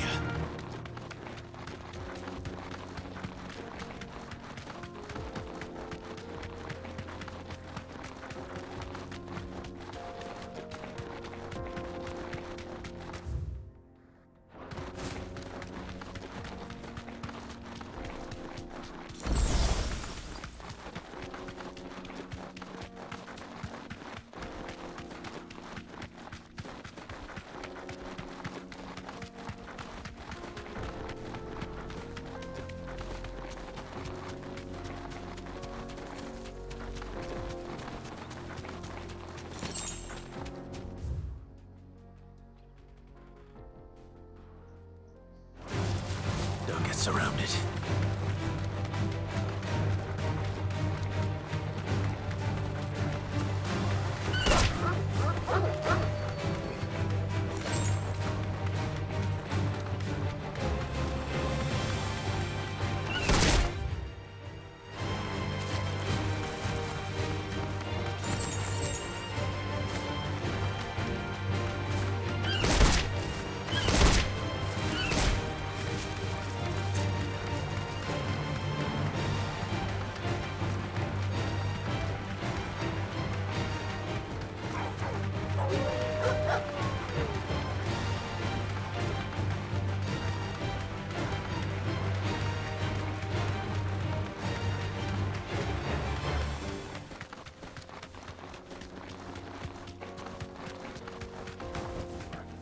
You deserve a rest.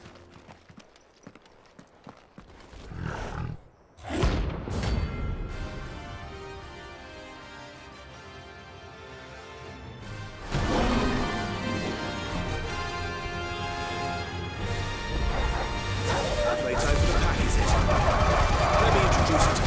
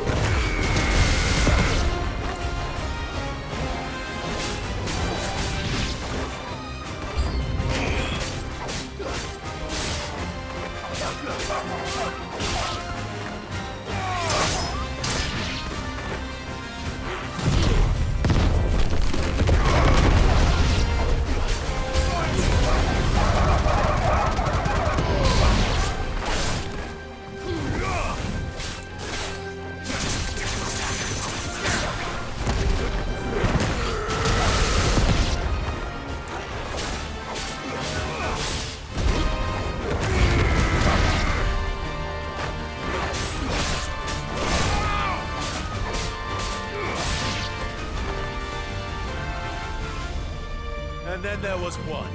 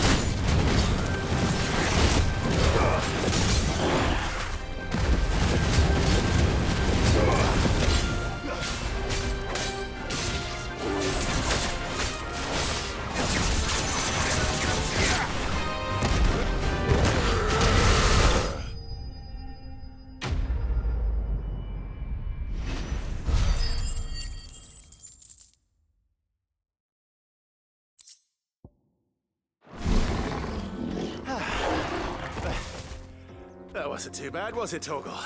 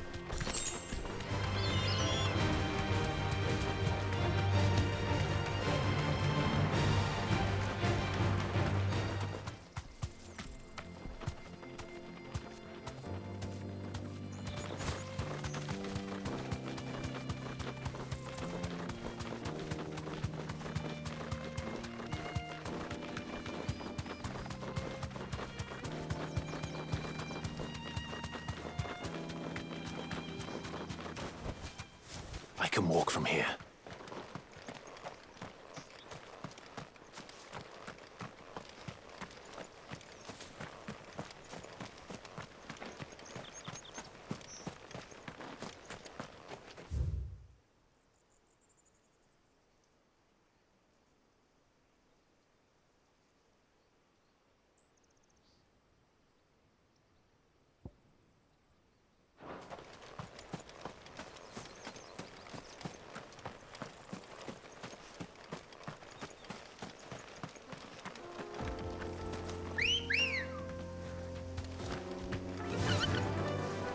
Fly, Ambrosia.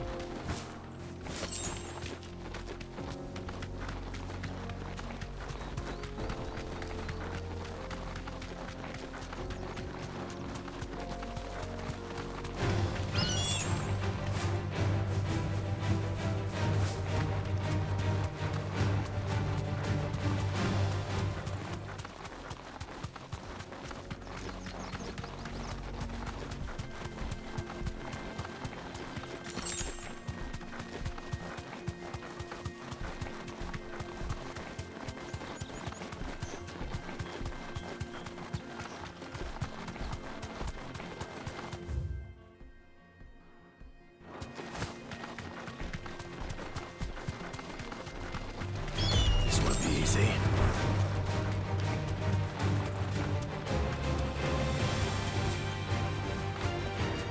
No need to ride from here.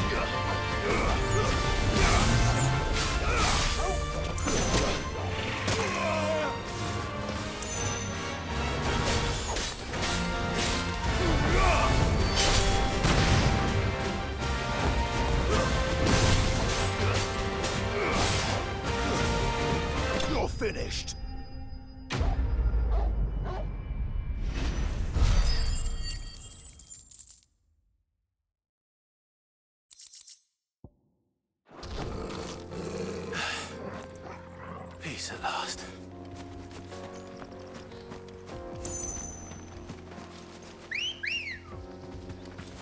Come on.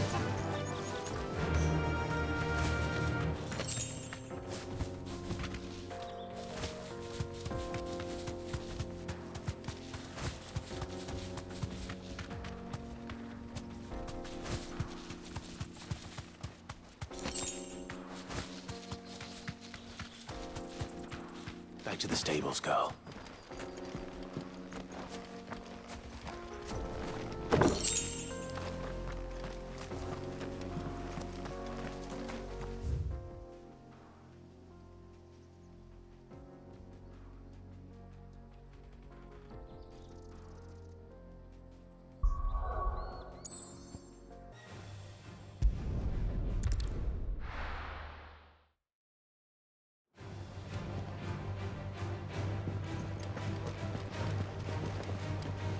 Is that the thing Tomes helped? Mid told me she was building a ship. All right, Clive. Asterix. We'd finished sending half the hideaway traipsing across the twins, has she? I swear, that girl'd do anything to put off visiting her old dad's grave. No excuses now, though, eh? Not quite. She said there was one final thing she had to take care of. I'm sure she'll be finished soon enough. She said that? In those words? She did, yes. Clive? Were you born yesterday or something? There is no thing. She'll probably be halfway to Canva by now. Mid. I might still be able to catch her.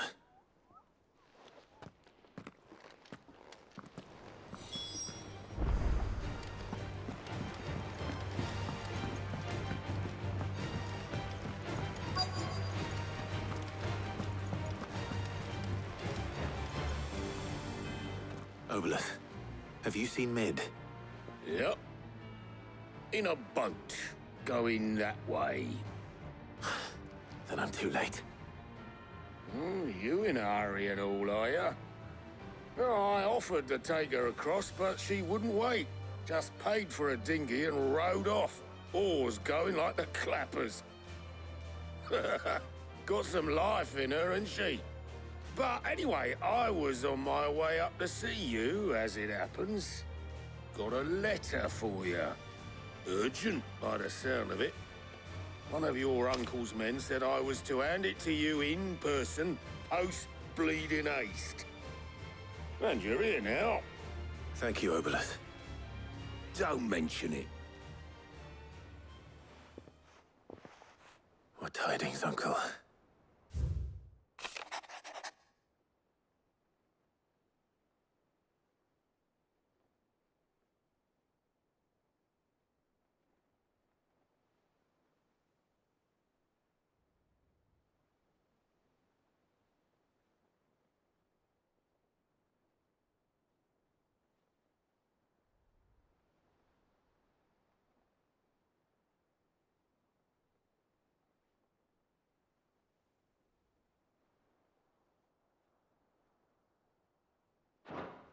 Trouble in Canva. Well, I'll need someone to keep an eye on Mid.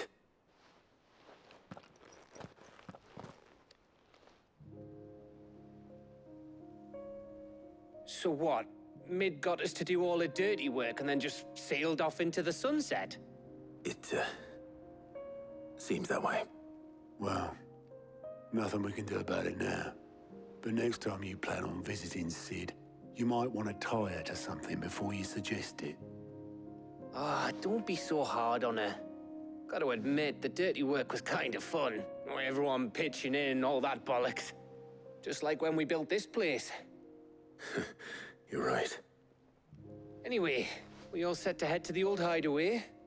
I could do with getting to Canva pretty sharpish. Wouldn't do to keep Lord Rosfield of the Seven High Houses waiting now, would it?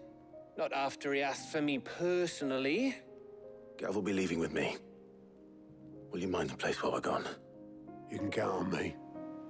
Just be sure to give Sid and the others my regards. All right. Oh, by the way, Jill will be joining us too. She's got some things to take care of, but she'll meet us there. I hope she's telling the truth at least.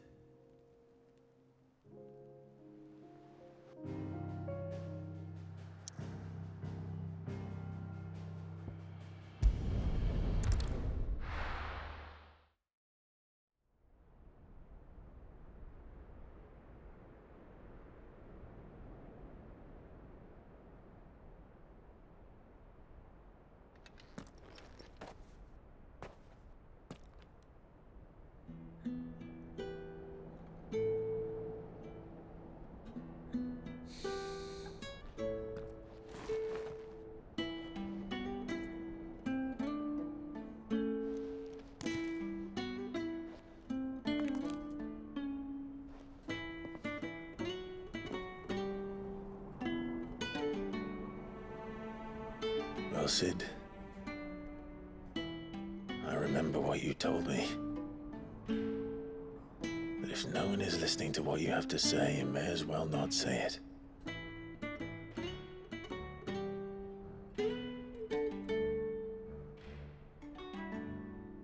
But I will say this, old friend. Hugo Kupka is gone. His shadow looms over us no longer. It's a pity the Phoenix can't be in two places at once. If he'd have been with us, maybe he could have done something for the lost. Not even the Phoenix can bring people back from the dead. Life has a beginning and an end. So we must live while we have the chance. And not as slaves to the crystals, but as free men. May we join you?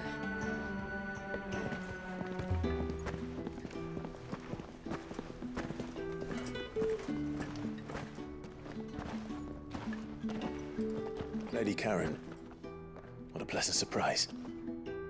I thought I'd drop by and see how you were all doing before heading off to restock my supplies.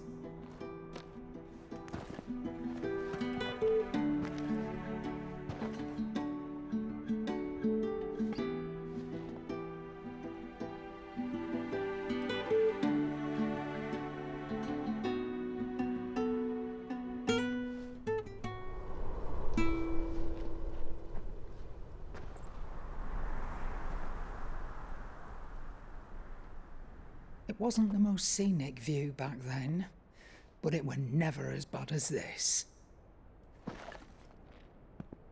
I know. The blight marches on.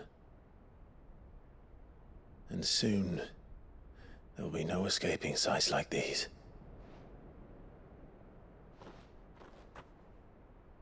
So our mission remains unchanged. We cannot stop until every Mother Crystal is gone, and their thirst for ether with them. The only one that remains in Storm is Drake's Tail in the Crystalline Dominion. Our next target. We're going to Twinside. It's the capital of the Empire these days. I wouldn't like to think how tightly guarded they've got the place. Not that that'll stop you. But we do well to scout it out before you go charging in. We would indeed. If you're off to the Dominion, you can take this great lump with you. Goods. Oh, I am sorry. Have you forgotten you're the most wanted man in the Twins? I thought you might like to disguise yourselves as the attendants of a travelling trader, assuming you've no better ideas. You wanted to buy yourself some tools, didn't you? Well, now's your chance. You're letting me go with them? Oh, thanks, Nan. Stop that! You'll break me bones, you great galoot.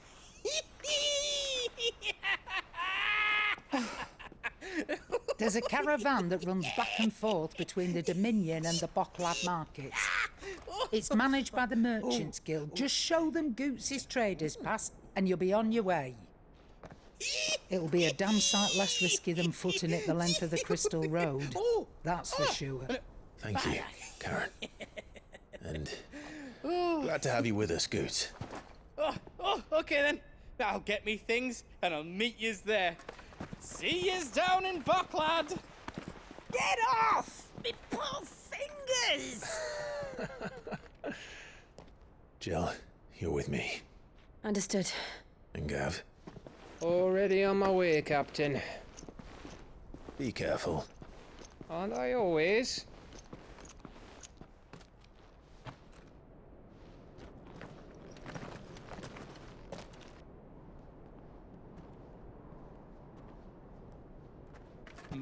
Do you see that, Sid?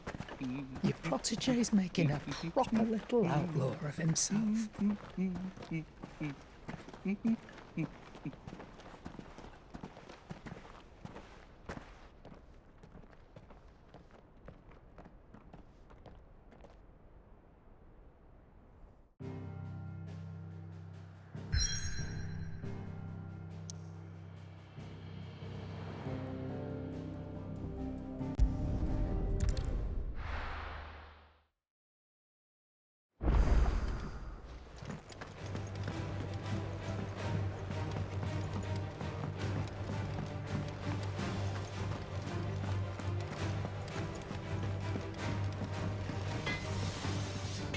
What do you need?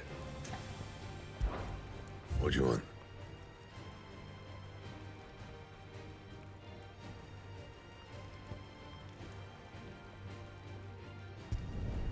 Should last you a good while.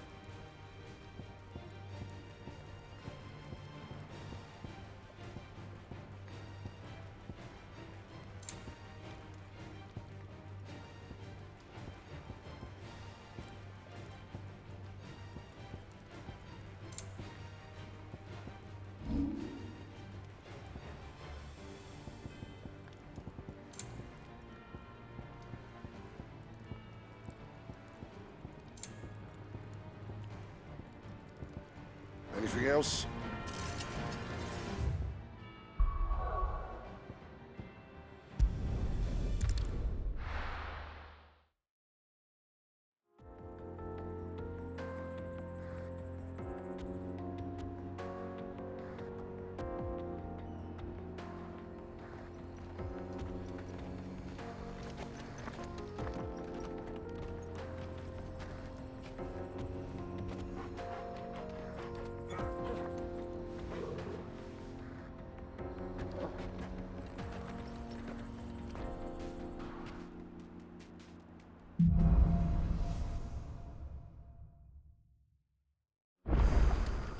How are you feeling? Better. Thanks to Taya. I'm glad to hear it. And Torgal helped too. Didn't you, boy?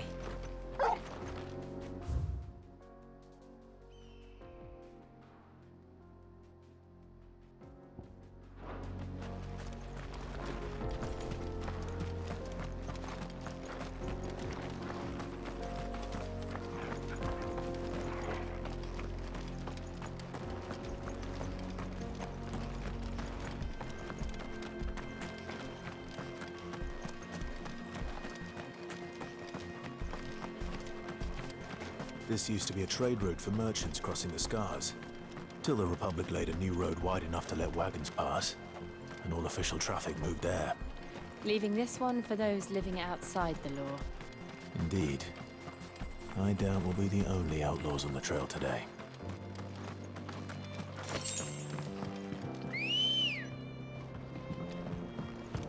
Ready, go? Faster!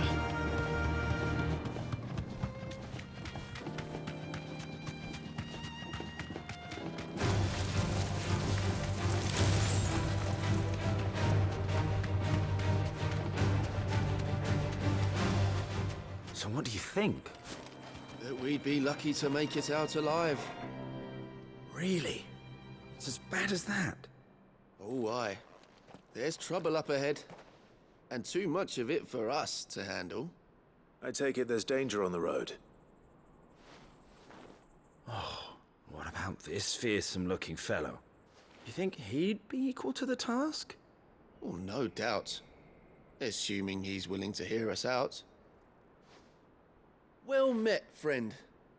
My brother and I have been tasked with finding a merchant's missing cart. You seen it by any chance? How does a merchant misplace his cart? Oh, the man's a coward.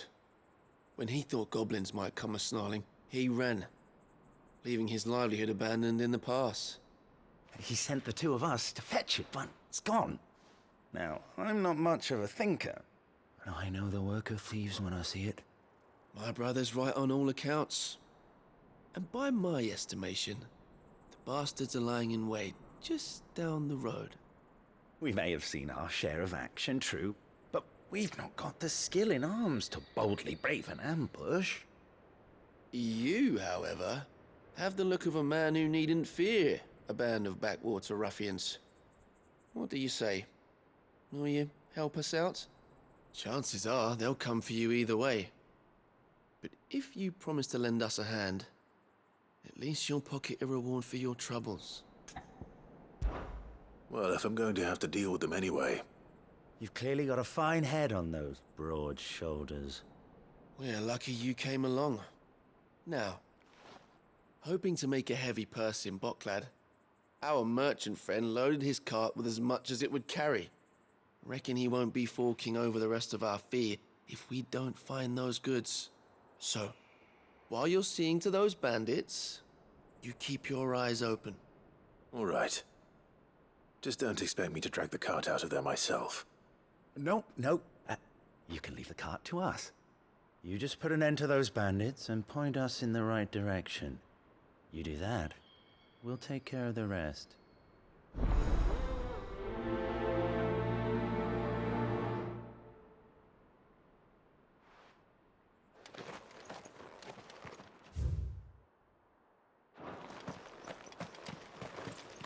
I'm not sure I trust those two. But if there are bandits lying in wait, I should probably take care of them. Look lively, you lot. We've got guests. These must be our bandits.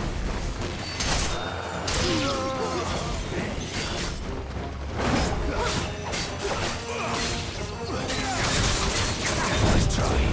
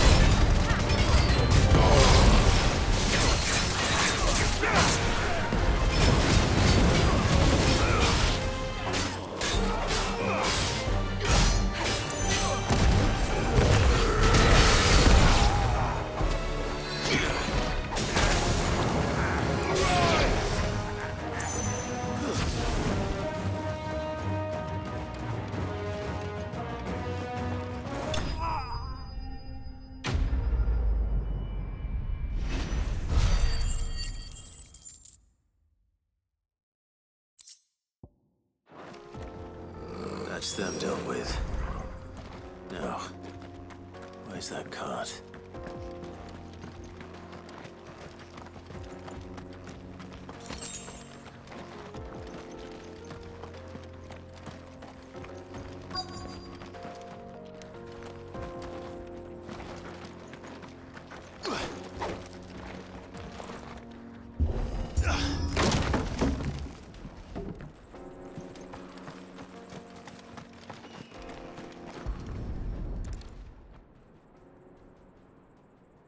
Getting all of this out of here will be a nightmare. Seems we've found ourselves the right man for the job, wouldn't you say? Found the cart and didn't leave a single bastard breathing. Our merchant friend will be delighted. And how exactly will he be getting his goods out of here? You leave that to us. After all, it'd be wrong to make such a fine warrior haul cabbages to market. You've done your part. And that's all you need to worry about. Here.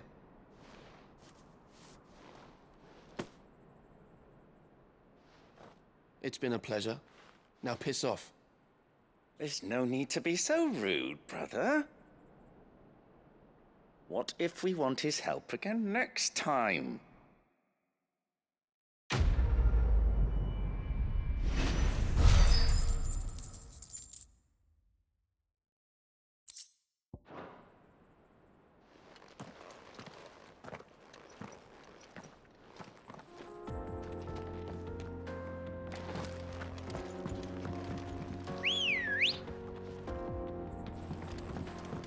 Come on.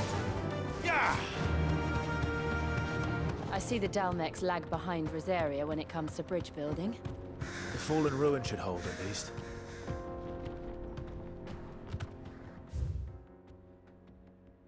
The path continues on the other side.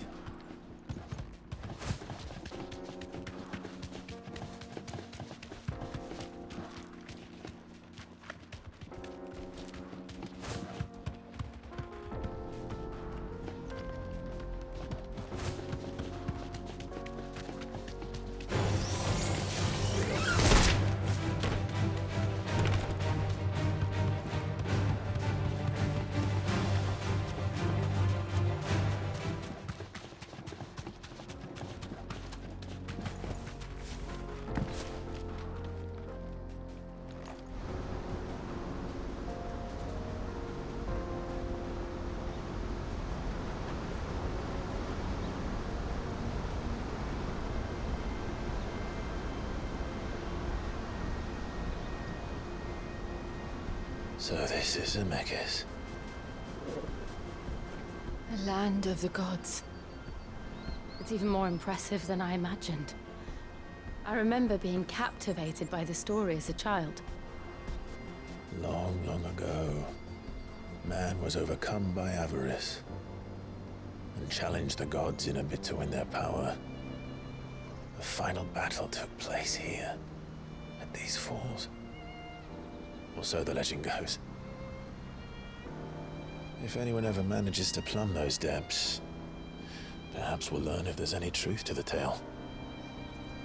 That the gods emerged victorious and punished man for his defiance by visiting upon him 2 curses. Dominance and bearers. To tell the truth, I always thought it strange that the dominant and their icons were deemed a curse. Back home, the dominant inherited the throne. They were admired and exalted, not spurned. Whenever I got to that part of the story, I always assumed there must be something I'd misunderstood. You had a lot of storybooks, didn't you? In your room, I mean. When we were young. The old legends were always my favorites. Epic battles between gods and men. Father encouraged me to read as much as I could. He thought it good for my education. You really were a boy like any other, weren't you?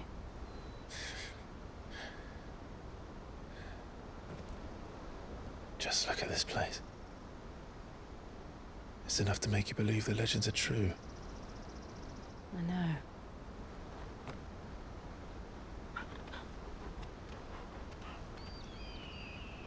We're not far from Boklad. The road will be busier up ahead. And we'll have to keep our wits about us.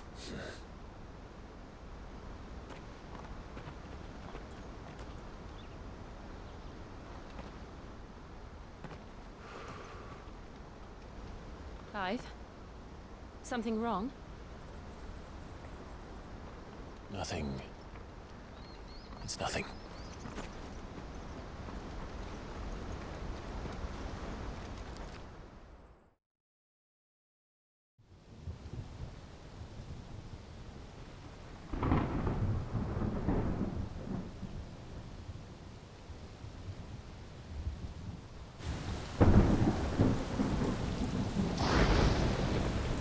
I see the reports are true, Father.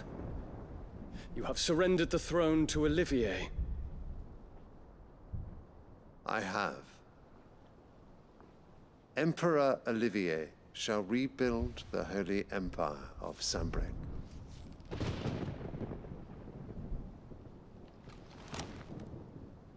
How is he to rule an empire? He is but a boy. I shall advise him until he comes of age. Father, please. Or for as long as I am able. The empire we seek to build needs young blood to rule it, and I can think of none better suited to the task.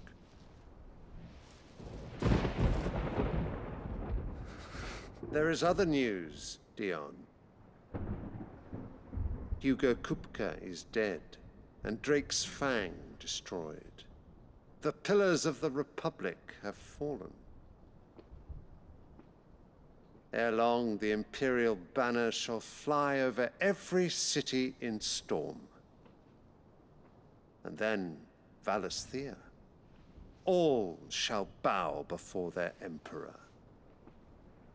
Father, these are the words of a tyrant. They are the words of a god. The Emperor whom I gladly serve. Great Greeker, made flesh.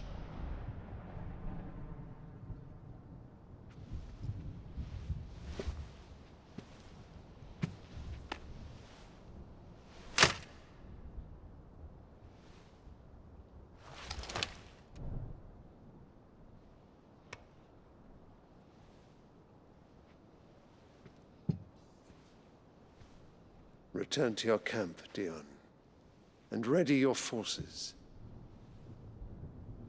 It is time to show the world the true power of Sanbreque.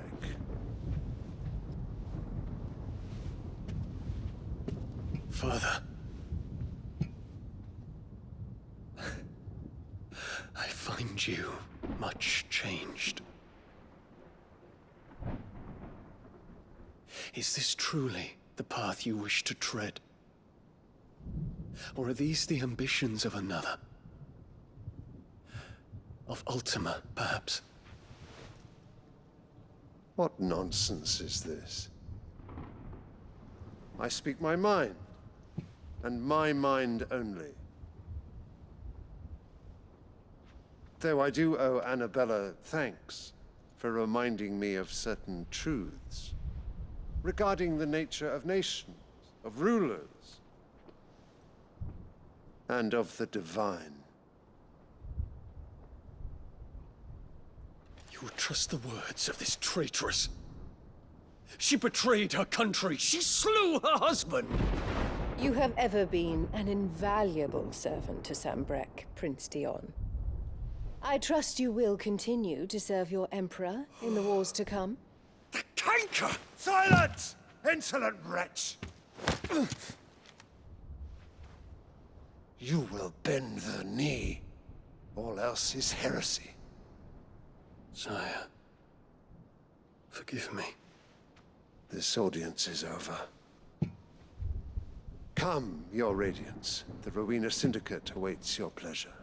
Oh, not another meeting with silly old men. They're so boring. I'm hungry, Father. Can't we have luncheon instead?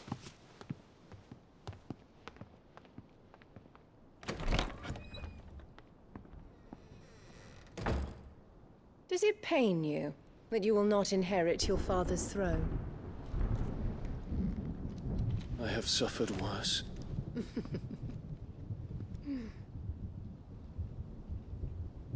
Count your blessings, Dion. For a base-born child to be chosen by Bahamut is miracle enough. You have risen high on his wings, but you shall rise no higher, lest your impure blood stain the throne. What do you know of my blood?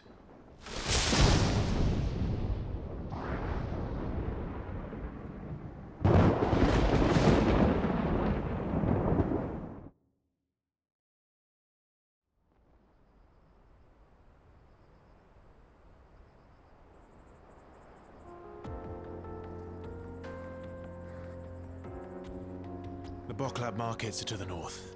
We just need to hug the coast.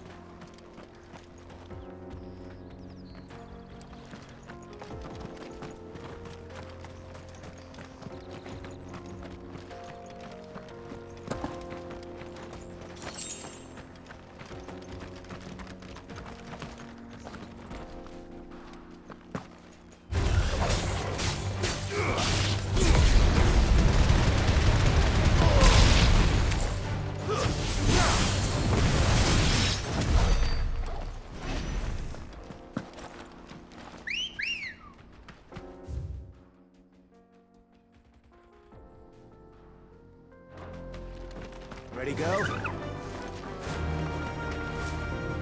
Infiltrating the Dominion won't be easy with the Imperials on high alert. No. His Radiance has lost one capital already. We can be sure Sylvester will do everything in his power to hold our ship inside. His troops are well trained. But is it we can wait for the siege to end?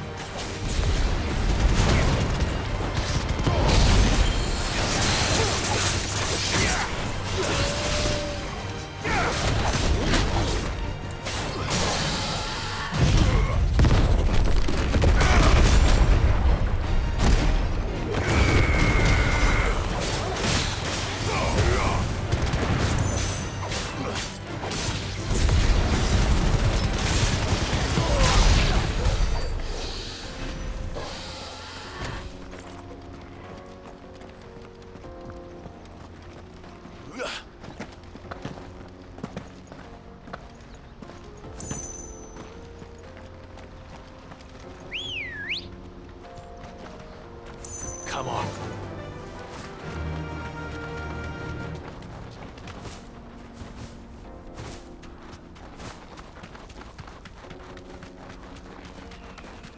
They've closed the road to Randalar. If the siege breaks, they'll need more than this to stop the Imperial legions marching on the capital.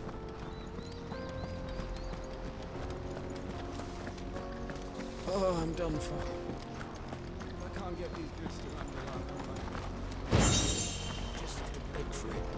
If you haven't got a pass, you're not getting through. The whole world's gone to hell. No use calling Ambrosia now.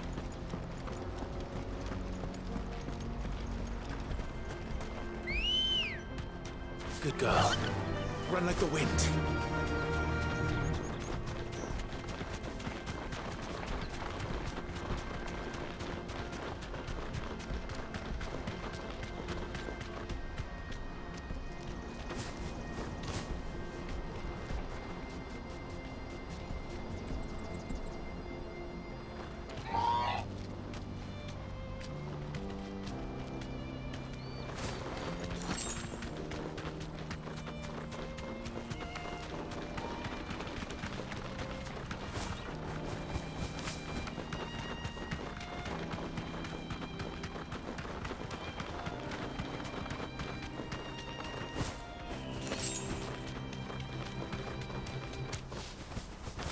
More refugees. And they're all making for the crystalline dominion. Because they don't know how to live without the crystals.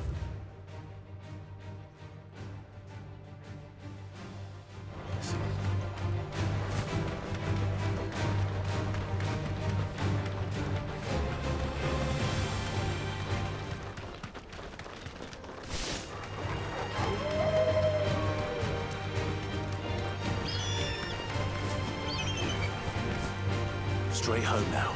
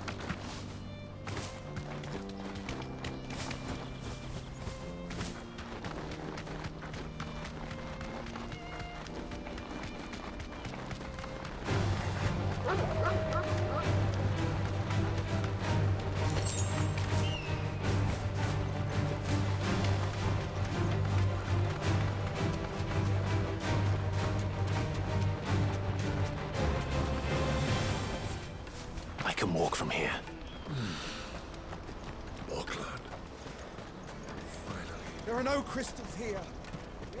This is where we're supposed to meet Goots, isn't it? That's right. He said he'd wait for us here after replenishing his supplies. I dare say he'll have finished by now. Porter for hire. The best service at the best price. What do you think, Earl?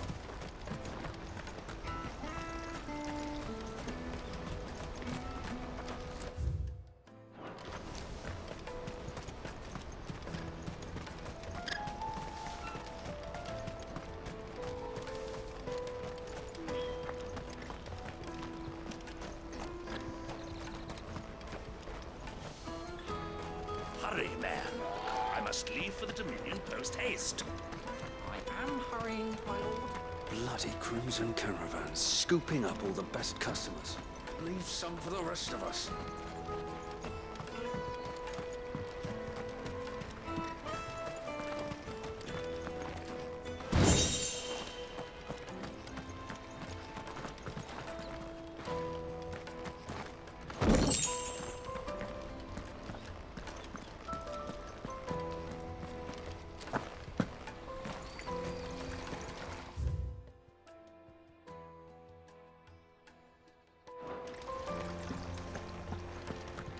If our new arrivals had brought any coin with them, we'd be rich.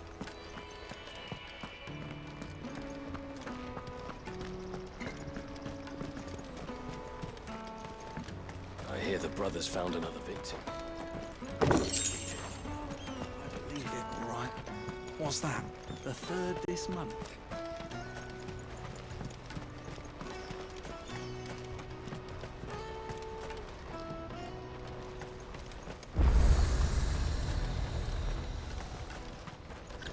What are you looking for?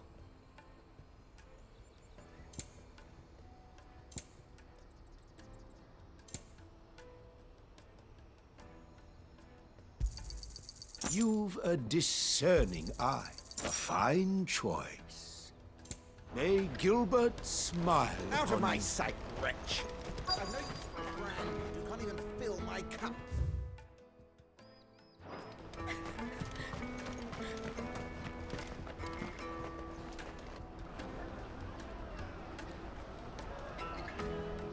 Wonders from across the water. Come one, come all. Feast your eyes. Good sir, can I interest you in...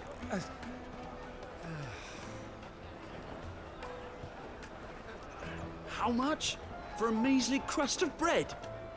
You won't find any cheaper. Not nowadays. They are more than welcome to look.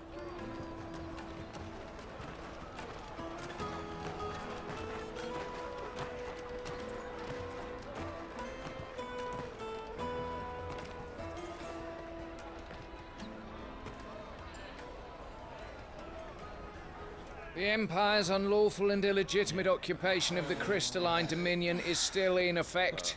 Only those whose business in Twinside has been officially approved by the Republican Army will be permitted to cross the border. All who seek entry are to form a line and ready their documents for inspection. It looks like we aren't the only ones who are eager to leave. And they're checking everyone. Can't you make an Not exception? for the likes of you. We won't get through without that pass. Let's go in and find Good, shall we?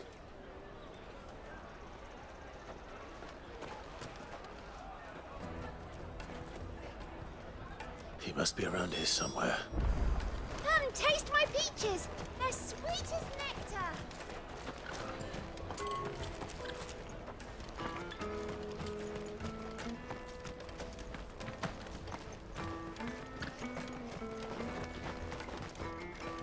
The Empire's your enemy, not us!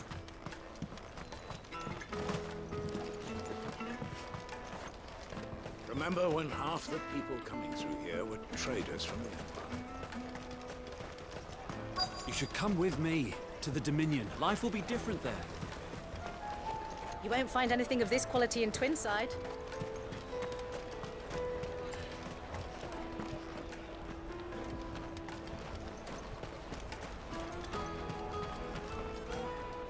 Ah, good.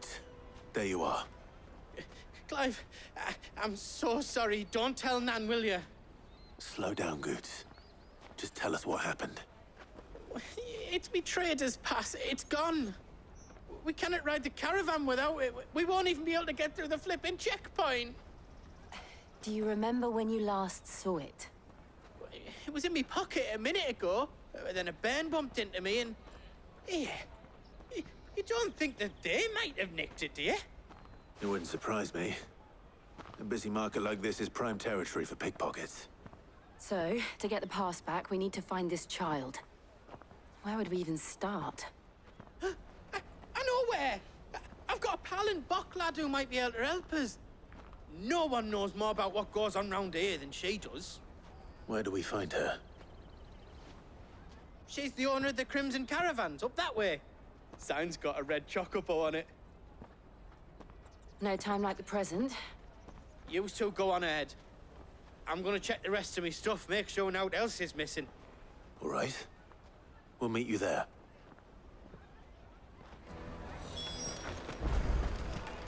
Let's keep an eye out for this red chocobo, then. And the other on our purses. Next to the checkpoint.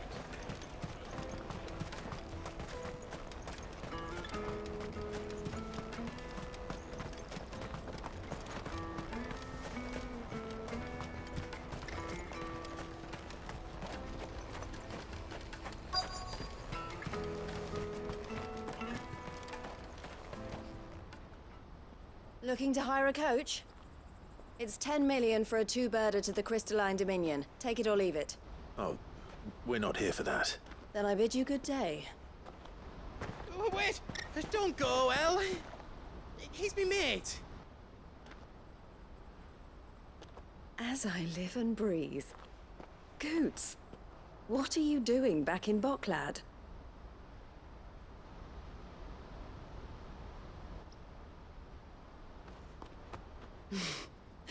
I gather Lady Karen didn't send you.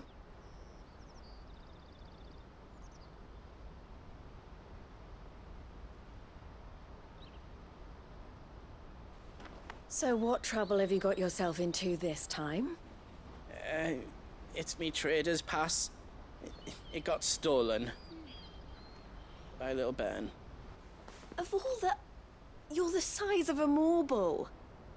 Honestly. Ugh. Goots told us that you know the markets well. Might you have an idea which little bairn could have done this? We don't intend to punish them. We just need our pass back. Then, we can be on our way. I see. So neither of you has a trader's pass either. Not that anyone would take you for traders, but I suppose that's why you came to me, correct? Now, I can't say for sure who took your pass, but I suspect I know why they did it. Let me explain.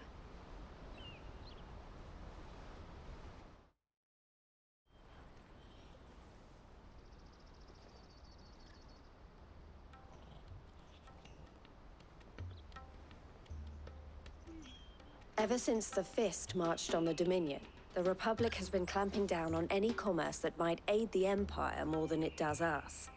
Which means traders' passes have gone from being merely a way of easing one's progress to being essential if one wishes to cross the border at all. And with demand outstripping supply, they've become a precious commodity, leading some to seek to acquire them by less than legitimate means.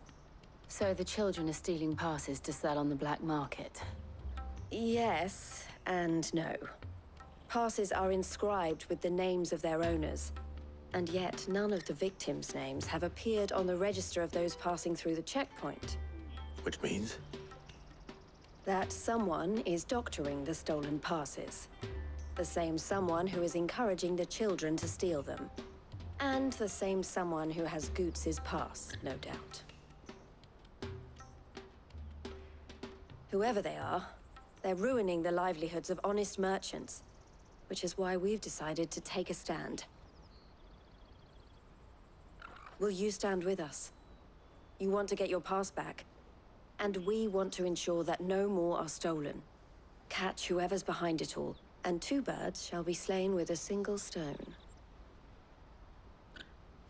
Is there any other way of getting to the Crystalline Dominion goods? They won't let you in if you're not with the caravan. It's that, I don't know, try swimming across the strait. But the guards will definitely spot you if you try and do that. Like, we don't want to get spotted, right? So either we find the people who took the pass, or give up all hope of entering the Dominion. All right. We'll help. Thank you kindly. But I don't know your name. Eloise at your service. Clive. A pleasure doing business with you, Clive.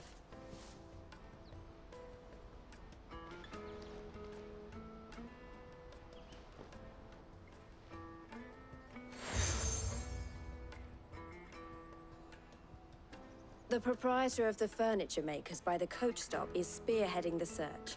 Wear that, and he will know you for a friend. I suggest that you speak with him first. The furniture makers. Understood.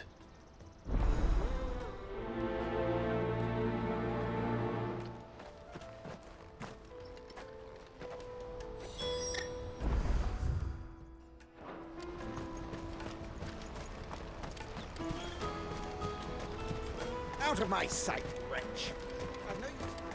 Peaches and pears.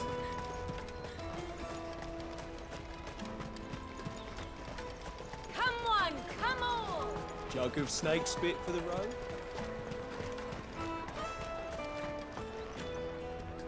Are you the furniture maker? Looking for something in particular? Ah, Eloise collared you too, eh? Then I expect you want to know more.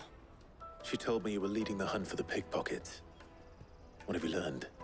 For one, that they're targeting the traders carrying the biggest packs. Harder to watch your back, see? And less chance of the mark giving chase if they're spotted. Not that they'd be likely to catch them. Those imps know every inch of this warren like the backs of their hands. Their eyes must have lit up when they saw Goots. The fishmonger round by the gate's been trying to track down the children involved. You should go and have a word with her. Thank you. We will.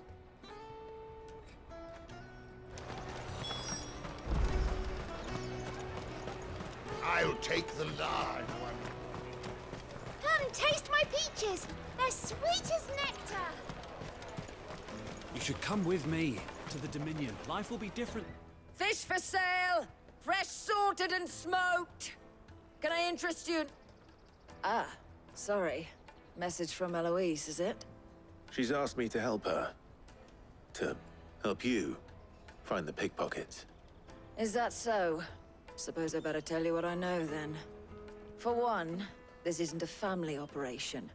All the traders say the children who stole their passes were dirty, dressed in rags. Street urchins, by the sound of it. We get a lot around here.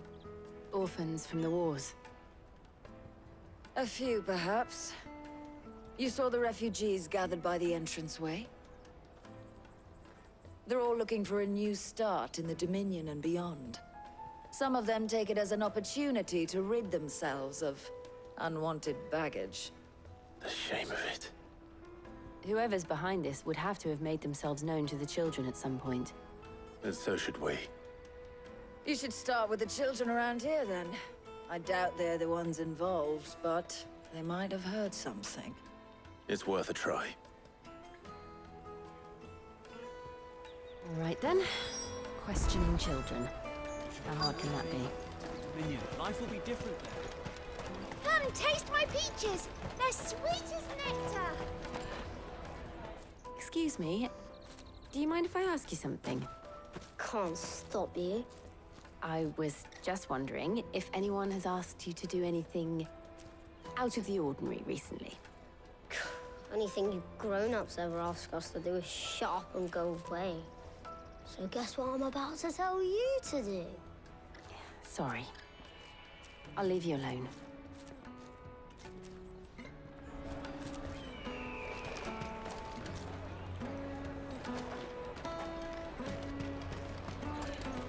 I'll take the Finest large one. earthenware from the Free Cities! All but unbreakable! Do you have a moment? What do you want? What I want is to know who's asking children like you to pick pockets. I don't know. Nobody's asked me. What's picking pockets? Do you get paid for it? No, you get in trouble for it. So if they come calling, you know what to tell them.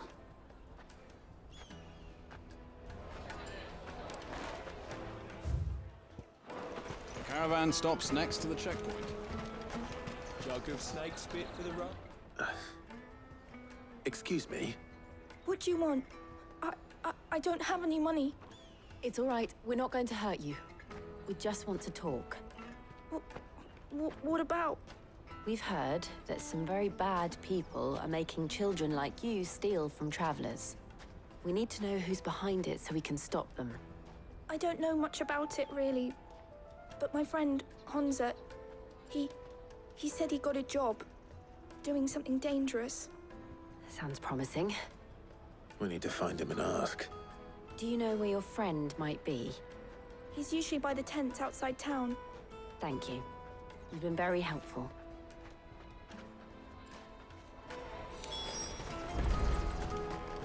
Come on, come on! Peaches and pears. Let me carry your goods. I'm cheap.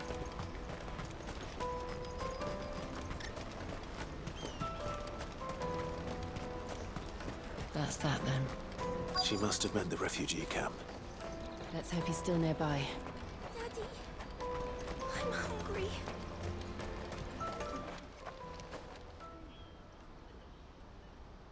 That big fat donkey was easy pickings. He wouldn't have noticed if we robbed his boots off him. Yeah. Wish we hadn't handed over the pass, though. Could use one of those things to get out of this dump. Chance would be a fine thing. The moment they found out, they'd string us up by our guts. Would they now? Perhaps you'd like to introduce us to these charming characters. Shit, we're in trouble now. What do we do? You two get caught if you want. I'm off. Hunter, where are you going? So that was Hunter, eh? Jill, you watch these two. I'm going after him. All right.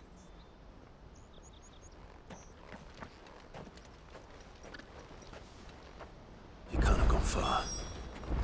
I need to find him before his employers do.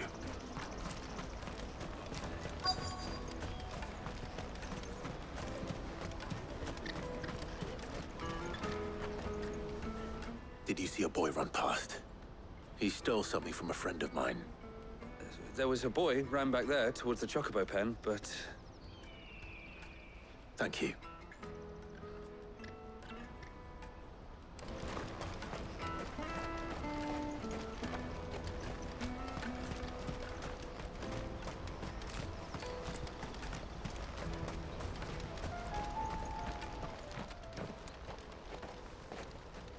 Oh, shit. Cornered. It's all right, Hunter. I'm not going to hurt you. I just want to ask you some questions. Fine. Not like I've got a choice. I'm looking for the people who are making you steal for them. Who are they? Called themselves the Carstones. They said they'd give me good gill if I did what they told me. I knew they were bad, but bread doesn't come for free. Didn't come at all half the time, before I started buzzing for them. You know, if I didn't do it, they'd just pick on someone else. Someone they could push around easier. Hunter. You found him then? Jill. Where are the other two? Eloise is watching over them. She sent Goots and I to look for you. You're... him! I haven't got your pass anymore, if that's what you're after. I gave it to the Carstones. Whatever you do to me, I can't get it back. Not that I go against them anyway. If it weren't for their gill, me and my mates would have starved.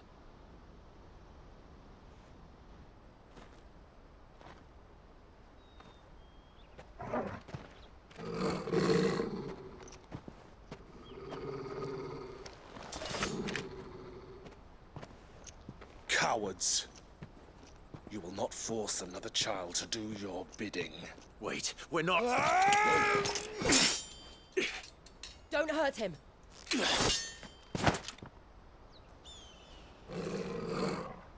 You're making a mistake. We're on the same side. Like hell we are. That brooch. Where did you get it? Master Theo? Goots. What are you doing with these people? Unless you're the ones my sister was talking about. Your sister?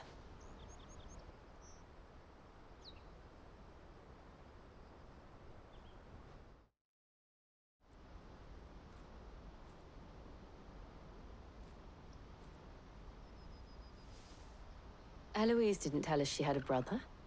And why would she? I'm just her back and a blade. Theodore, at your service. Sorry about before. Theodore, what do you know of the cast stones? Vultures who have made Boklad their hunting ground. They prey on the desperate, stealing from those with gil and bullying those without it into joining their flock. I'd been looking into their activities in hope of sparing the refugees any further hardship. But it seems they've already stooped even lower than I'd feared. Hansa's a good lad. Don't blame him for what they've made him do. If he and his friends hadn't agreed to work for the stones, some other poor souls would have. On pain of death, most likely. Clive, was it? And my sisters asked you to help put an end to the pickpocketing. Then we all want the same thing.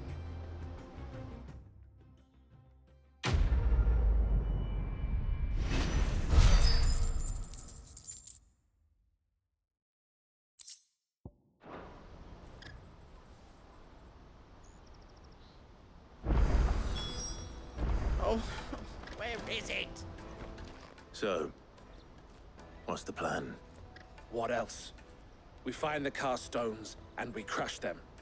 You get your traders pass back, and I make Boklad a safe place again. All right then. All right then. Hansa, where are they camped? Don't worry. They'll never know you told us. Couldn't if I wanted to. They always come to town to collect the passes. Meet us outside the gate. I tried following them once, but they spotted me halfway down the trail. Said they'd string me up. We'll try it this time. Which way were they going? Back down the road towards Leighton's Cleft. To Leighton's Cleft, then?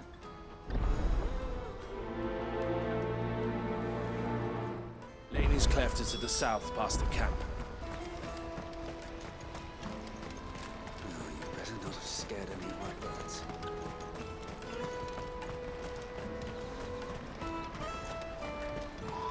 That's that then. Daddy! There are no crystals here. We have to keep going.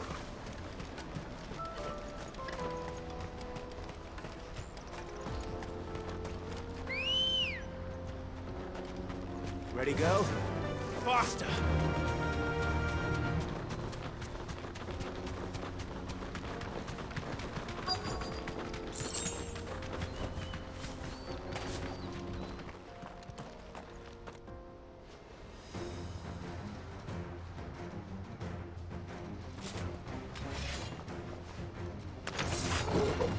That's the one who's been sticking his nose in our business.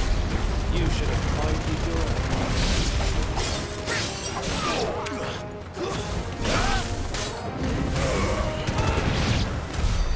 I doubt these were the ringleaders. But at least we know we're on the right track. Let's go. Fly, Ambrosia.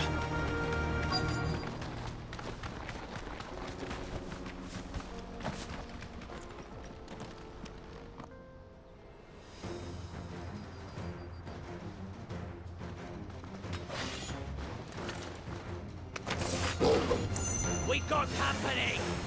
That's the lot.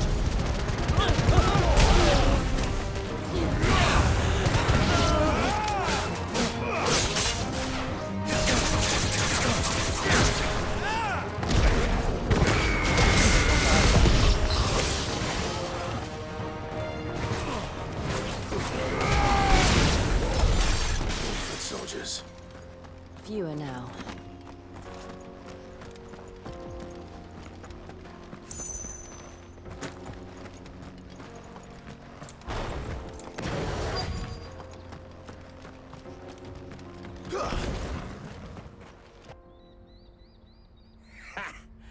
Not a bad haul today, eh? Aye.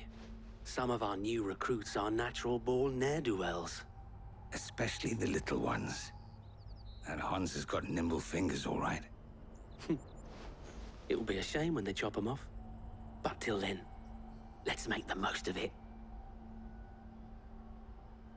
Scum. The leaders of the cast stones, I take it. They don't deserve any mercy, Clive. I wasn't planning on showing them any. We're ready when you are, Theodore. Oh, I'm ready.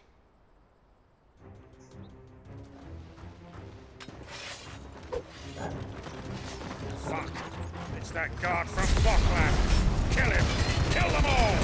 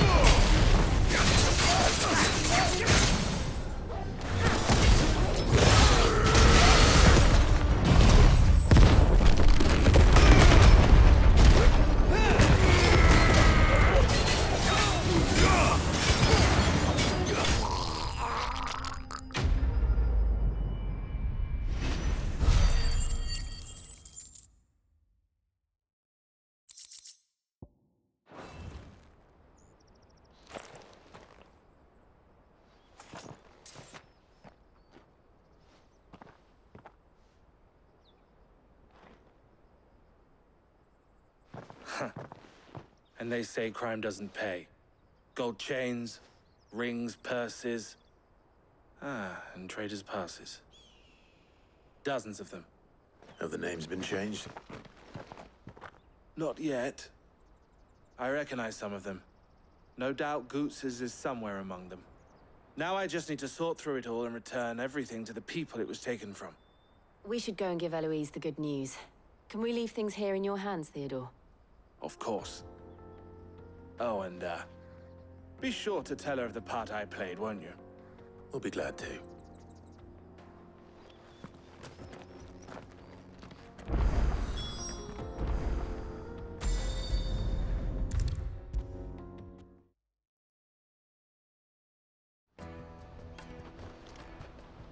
Ah, Clive. How goes the hunt? My brother isn't getting in your way, I trust? Quite the opposite.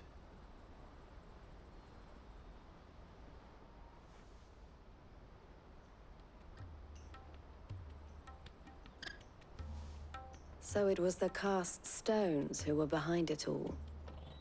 Theo told me he'd been on their trail. And their demise solves 3 problems at a stroke.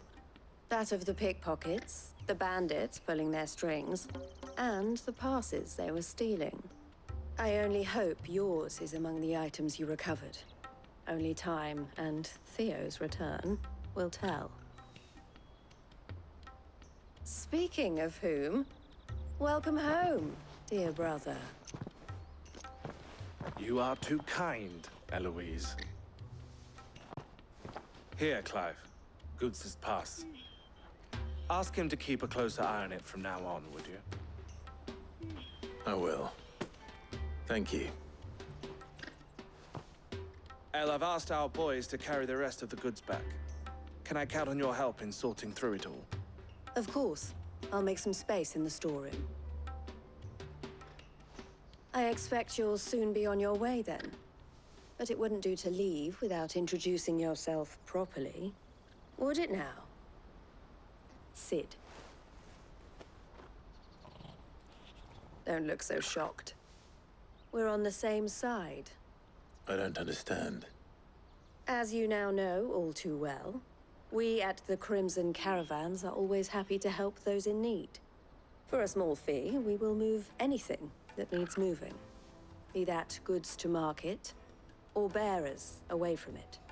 I was the first my sister helped escape. If it wasn't for her, I'd have been branded as a boy. I had no idea. It just so happens that we are seeking to expand our operation. And who better to join forces with than the leader in the field? Wouldn't you agree, Theo? I would. It seems our purpose is the same in more ways than one. So what would you say to working together again? It would be our pleasure. And our honor. The honor is ours. Here, Clive. This is for you.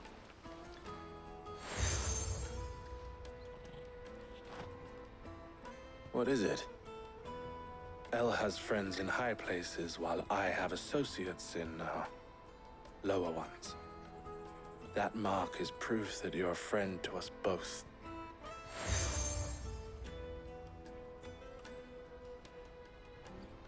I shall bear it with pride.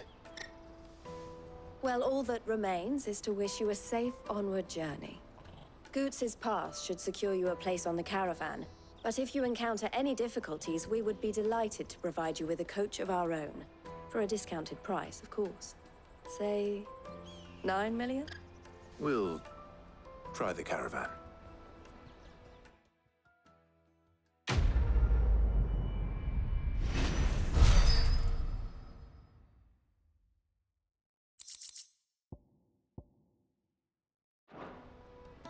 Right then.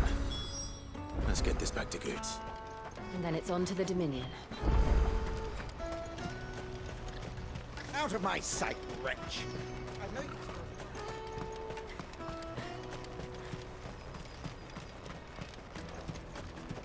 Come on, come on! The caravan stops next to the Juicy pears! Slake your thirst without a crystal. What I really want to be is a... Here you are, Goots. Try not to lose it again. Me pass! You found it!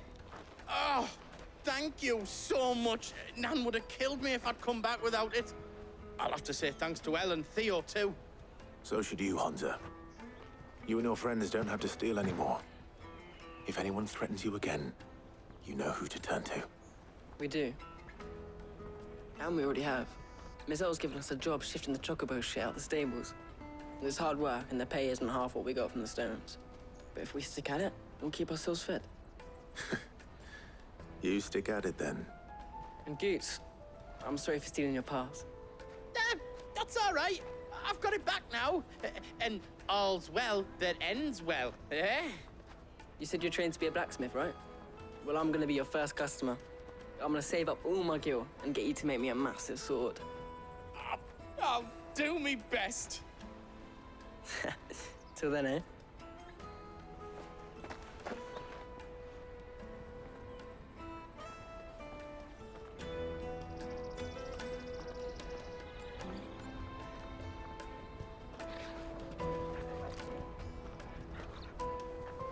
All right. We have a place on the wagon.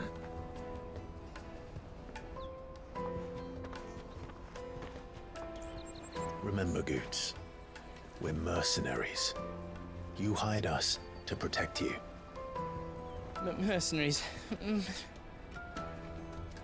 you remember the plan? You're to ride all the way to Twinside. Jill and I will go with you as far as the outskirts, then find our own way in. I'll buy that stuff I need. Right. And we'll scout out the Imperial's defenses. There's a square with a big bell tower right in the middle of town. If you get lost, or out goes wrong, we can meet up there. All right. Let's go.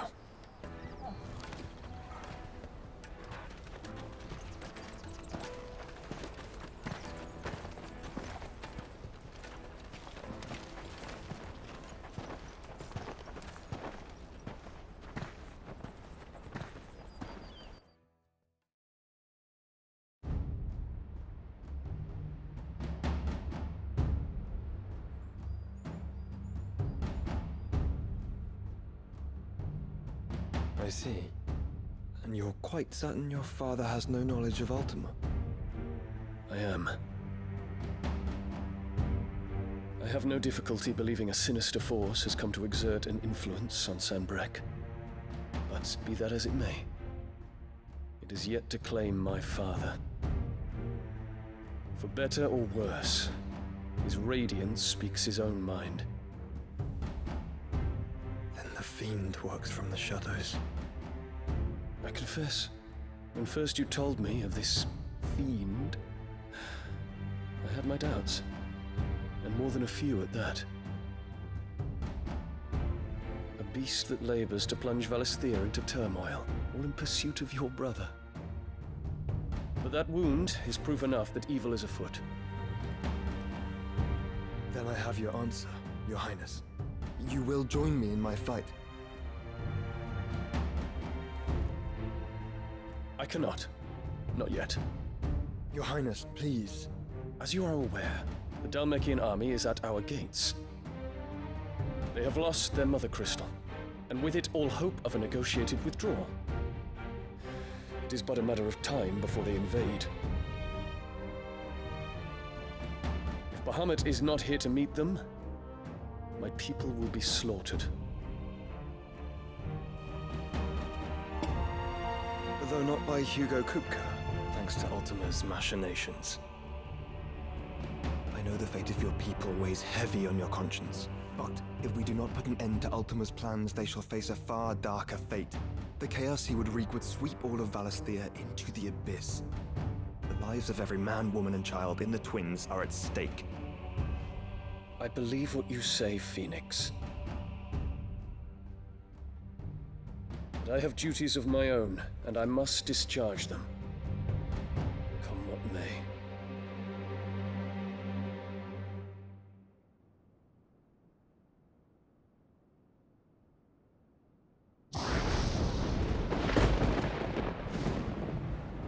What do you know of my blood?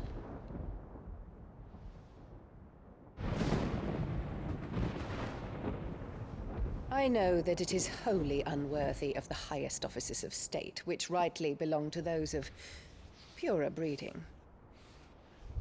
Alas. Your bloodline runs through the Oriflamme gutter, from a whore who weighed her child's worth in gil. Have you threatened my father? Of course not. I merely whispered in his ear that his mongrel son is plotting a rebellion. What? Sylvester listens to the words of his astrologers. And they have ears too. You have been feeding them your lies! Should you remain loyal to Emperor Olivier, his radiance may yet crown your head with laurel, and not with tar. Fork-tongued witch!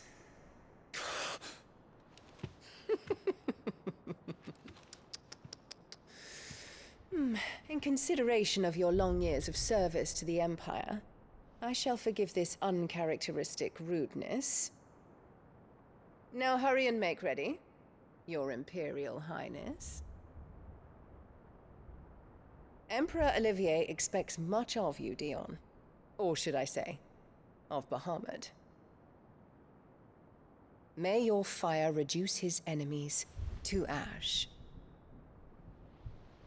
till all of Valisthea bows to its rightful ruler.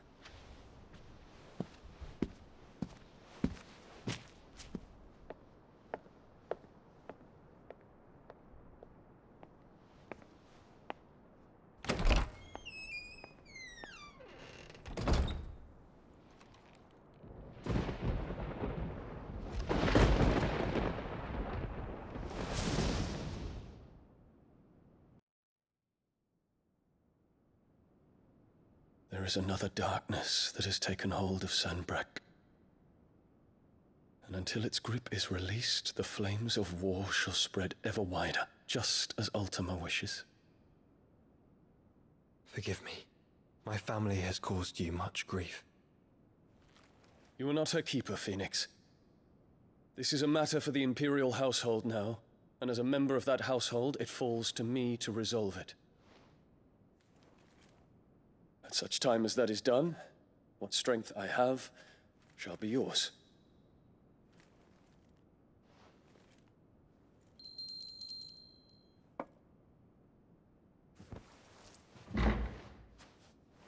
Thank you, Your Highness.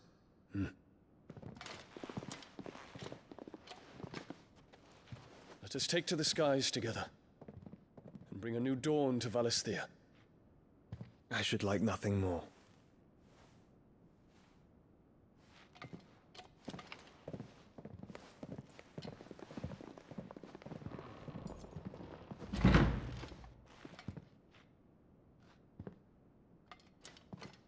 Terence. My prince. Tell me true. Do you believe what I'm about to do is wrong? We dragoons have but one leader, Your Highness. And we shall follow him unto the very end. Thank you. And this is my decree. For their crimes against the crown, the traitorous Annabella and her usurping son shall be put to death, and the Empire restored.